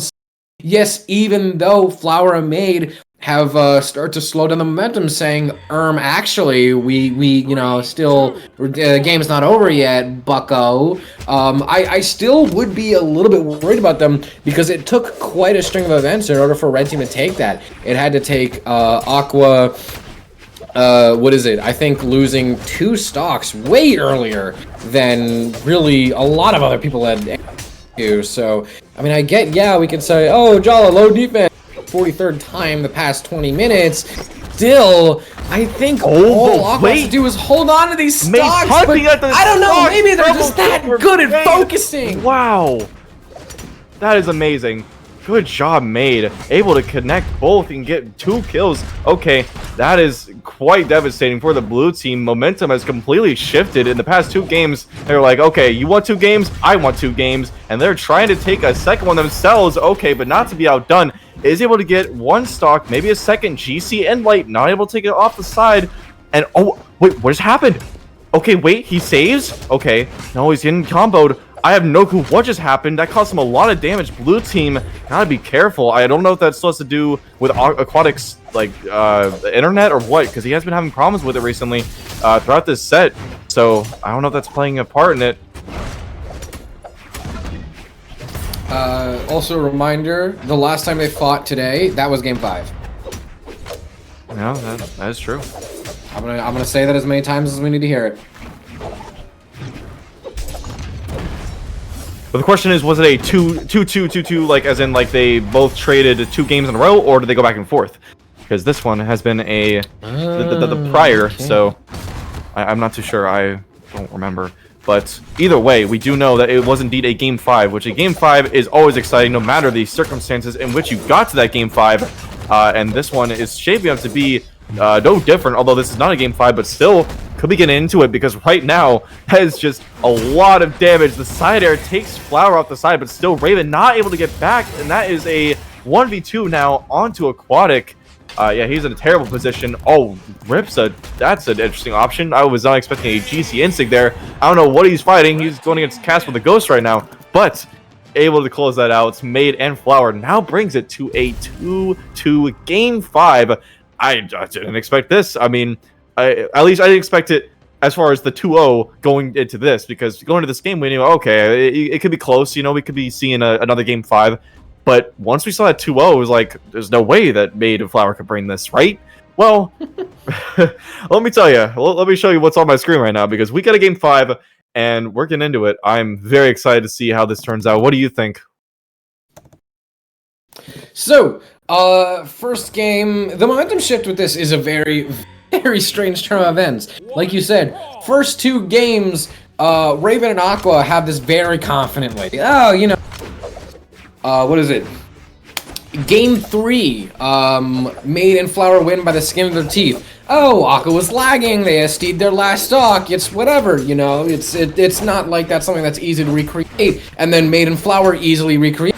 And then it starts giving you pause. What if this goes to Game 10? Game 10 would be quite insane. We don't see them very often, as a very rare circumstance. But right now, they definitely don't want to take it. Their blue team is trying to close out some stocks. They do have a bit of a lead here. Okay, trying to extend, but now Maid. Okay, close sweat beating. Oh, they're trying to hunt for that kill. Not able to yet, though. All right. Ground pound going for a risky option. Flower wants to close out that stock quickly and regain the lead, but right now, all this damage is going to be adding up, especially when you're on a Tori. Okay, D-Sig, once interrupted. Usually these D-Sigs are able to come out uninterrupted. Okay. Oh, wow, what a crucial miss right there. Flower unable to get that gravity cancel D-Light, and now it's going to be Maid, who's taken off the side by an N-Light. And this is still the lead. Raven holding on to an extra stock, but now the D-Sig coming out from the Jala. Okay, once again, Raven still on low, but it doesn't really matter when you've got such a deficit between the stocks. I'd be sitting pretty comfortable on blue team right now. Maybe not too comfortable, because yes, Raven could fall down a second stock, and as we he does, see that come through. That stock lead is still pretty tasty. Flower does, no, it is. I think, yes, double down on Spear. And Aqua could probably get the better of some of these fights they're having with Maid up the stage. Team combo comes through. Raven cannot extend. Aqua trying to be very careful with the last bit of damage he can take on this second stock. Maid also is probably a ditto there, guy. As yeah, no, Raven's stock tanking could be the it could be the MVP. It could be the tournament winning decision. I agree. Yes, the ability to hold onto a stock is very crucial in a game mode like this, when at any moment you get team comboed. But right now, Okay, Aquatic is taken off the side, and that is leaving Raven by Lonesome, who almost gets taken off at the top of the recovery, but no, not able to. And now that is Maid falling to the final stock of this game, and potentially the set and the tournament. They gotta be playing super, super careful if they want a chance of winning this, which I'm sure they do. Okay, right now, try to get a recovery. Does not take off the top. That is devastating for the red team. Keep your eyes on Flower, guys. Okay, Enlight, right now they are stacking the pressure. That's it, that's gonna be it. No, wait, Maid gets the Enlight, or sorry, Nair. That's insane. I didn't think he was able to bring that back. I thought he was done for, but able to reverse not only on one stock, get a stock himself. And right now he's dancing around, trying to avoid the double sword, using that platform to his advantage. But I don't know, it's kind of hard when you've got two people throwing nairs, dares, siders all up in your way. It's gonna be kind of hard, but Maid so far has not been touched. As I say that though, is touched by the nair. Still been playing very, very well, and they got to find a way to close out the stock before he pulls out something and gets Aquatic stock, which I'm sure is what he's hunting for. Okay, dancing around, juking, but isn't able to juke that nair. Okay, hunting. It's dropped. I can't believe it. He dropped it. That was the game. That was it. God, okay, Maid's movement right now is so good. It's about to make me feel things. It's superb. It is absolutely superb, but superbness is not denied from the Raven and Aquatic, who take game number 5 to win 3-2, and that is the end of the tournament. Good job to all competitors. GG's, especially to our first and second place finishers. We got Raven and Aquatic, who take the entire tournament, and of course our runners up with Maid and Flower, who put up an incredible fight, almost reverse sweeping that. So definitely not shying away to gotta give them credit, because that was an incredible set. So good job to them. Thank you for everyone for watching. I don't know, I'm closing out already. We got to evaluate that game. That was just insane. Let's take a moment to talk about that, because that was something. I can't definitely was something. Mm-hmm. Yeah, momentum was all over the place, and I just want to know what happened in between the end of game 2 and the start of game 3, because it was just like blue team wiping red team. It's like, okay, this is over, like getting ready to close out the set, and then it's like, out of nowhere, hey, we're still in the game. They just took some slurp juice or something, I don't know, whatever they got jacked up on. They drank some Monster Energy or something and just railed them for 2 games straight, and then blue team able to bring it back for their final, not bringing it into a bracket reset. So good job to them on holding it out and not getting reverse swept, because that is not a good feeling, especially for the ego and the mental. Because I gotta tell you, going to the second set there would probably be a mood killer, when you're like, it's right there, it was right there. But no, they took it, and that is the end of the tournament. So it's like the picture of the one miner's giving up when he's so close to the diamonds, and the guy's still excited. You really just got to keep going, because you don't know how far. Just another quick little recap. Again, massive, huge, elephant-sized congratulations, Raven and Aquatic, snagging another game 5 over Flower and Maid. Close everything out. But that also means Flower and Maid worked their asses off to get this far in the event. Massive congratulations to y'all. Guichabou and Hexo were super, super fun to watch. Right behind them being Snipes and Shade, working their way up the food chain and bringing us quite the show. And also some special shout outs. We have 313 and Nick, along with Numbers and Yamori, who also really contributed their blood, sweat, and tears into this event. Thank y'all so much for playing. And also, Trip, you said, thank you, everyone in chat. Thank you so much stopping by and enjoying enjoying a nice little evening with us. Now, we are going to go to sleep soon. It has been a very fun trip. If there's anything else you want to say, we also follow both of us on social media. We are very, very pretty and funny people. You will want to pay attention to us. Yes, go subscribe to my YouTube channel. Go watch my chakram video, because that thing flopped, and I put literally that's all I did the whole day was make that chakram video. So please go watch that. It's a good video. Besides that, though, thank you to Ski or Skikex, if you don't know my Ski, for hosting. As always, he is a great dude. So thank you to him. Drop him a follow, or maybe even a subscription if you can. But so thank you to him. Thank you to everyone for playing. Thank you to you all for watching, and we will see you all tomorrow for my hair's getting my face. Tomorrow for the Mina Gauntlets tournament. I don't know what the exact time of the zone is besides EST. It's 10 a.m. EST, so if that is your time zone, pop out for that. If not, 9 a.m. Sorry, I don't know why I said 10 a.m. 9 a.m. EST. So make sure to come grab a cup of coffee and watch that with us because it'll be quite fun. I'll be there casting, so I'll see you there. Anyways, peace out, guys. Xiao Hong Shu.